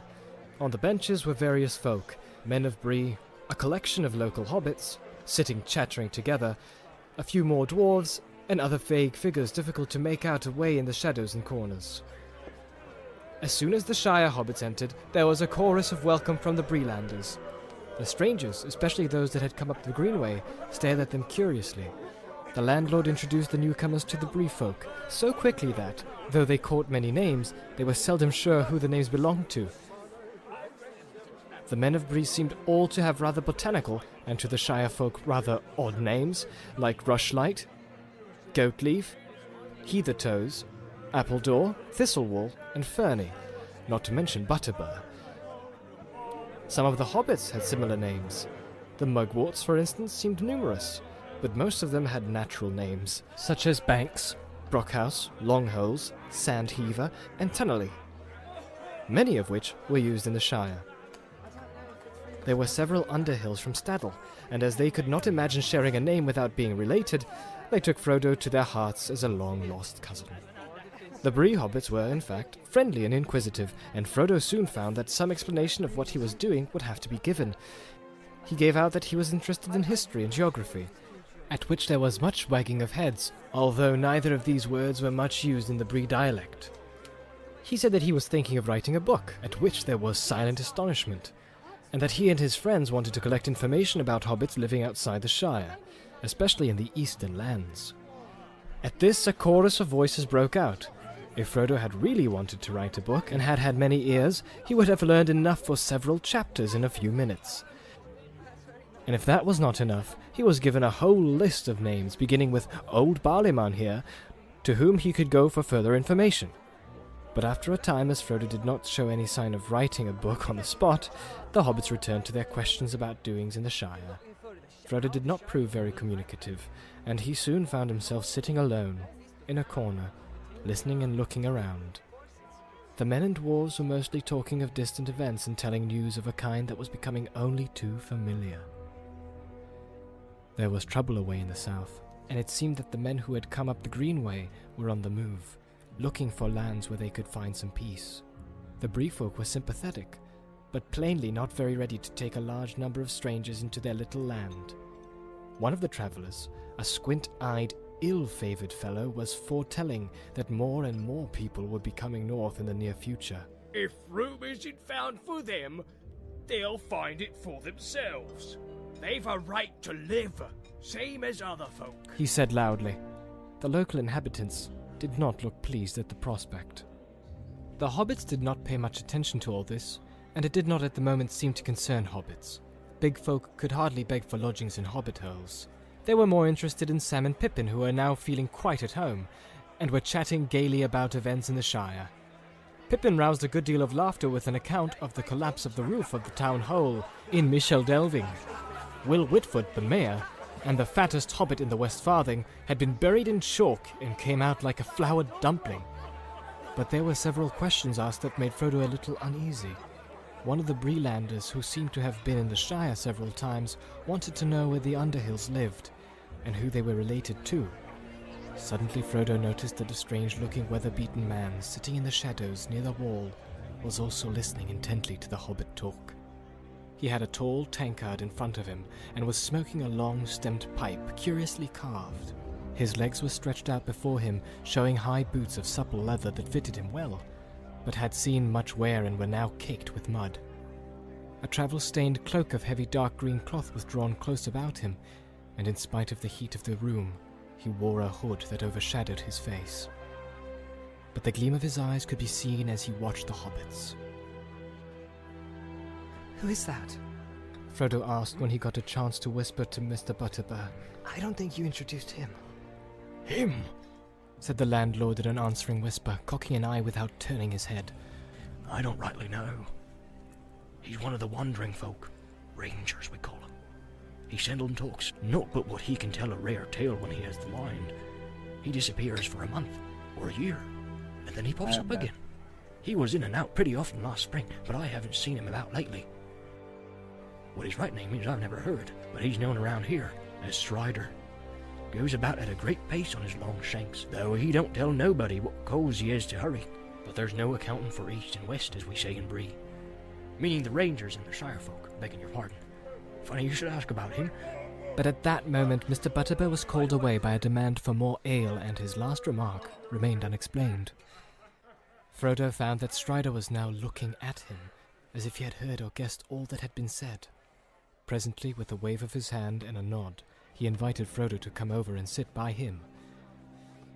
As Frodo drew near, he threw back his hood, showing a shaggy head of dark hair flecked with grey, and in a pale, stern face a pair of keen, grey eyes.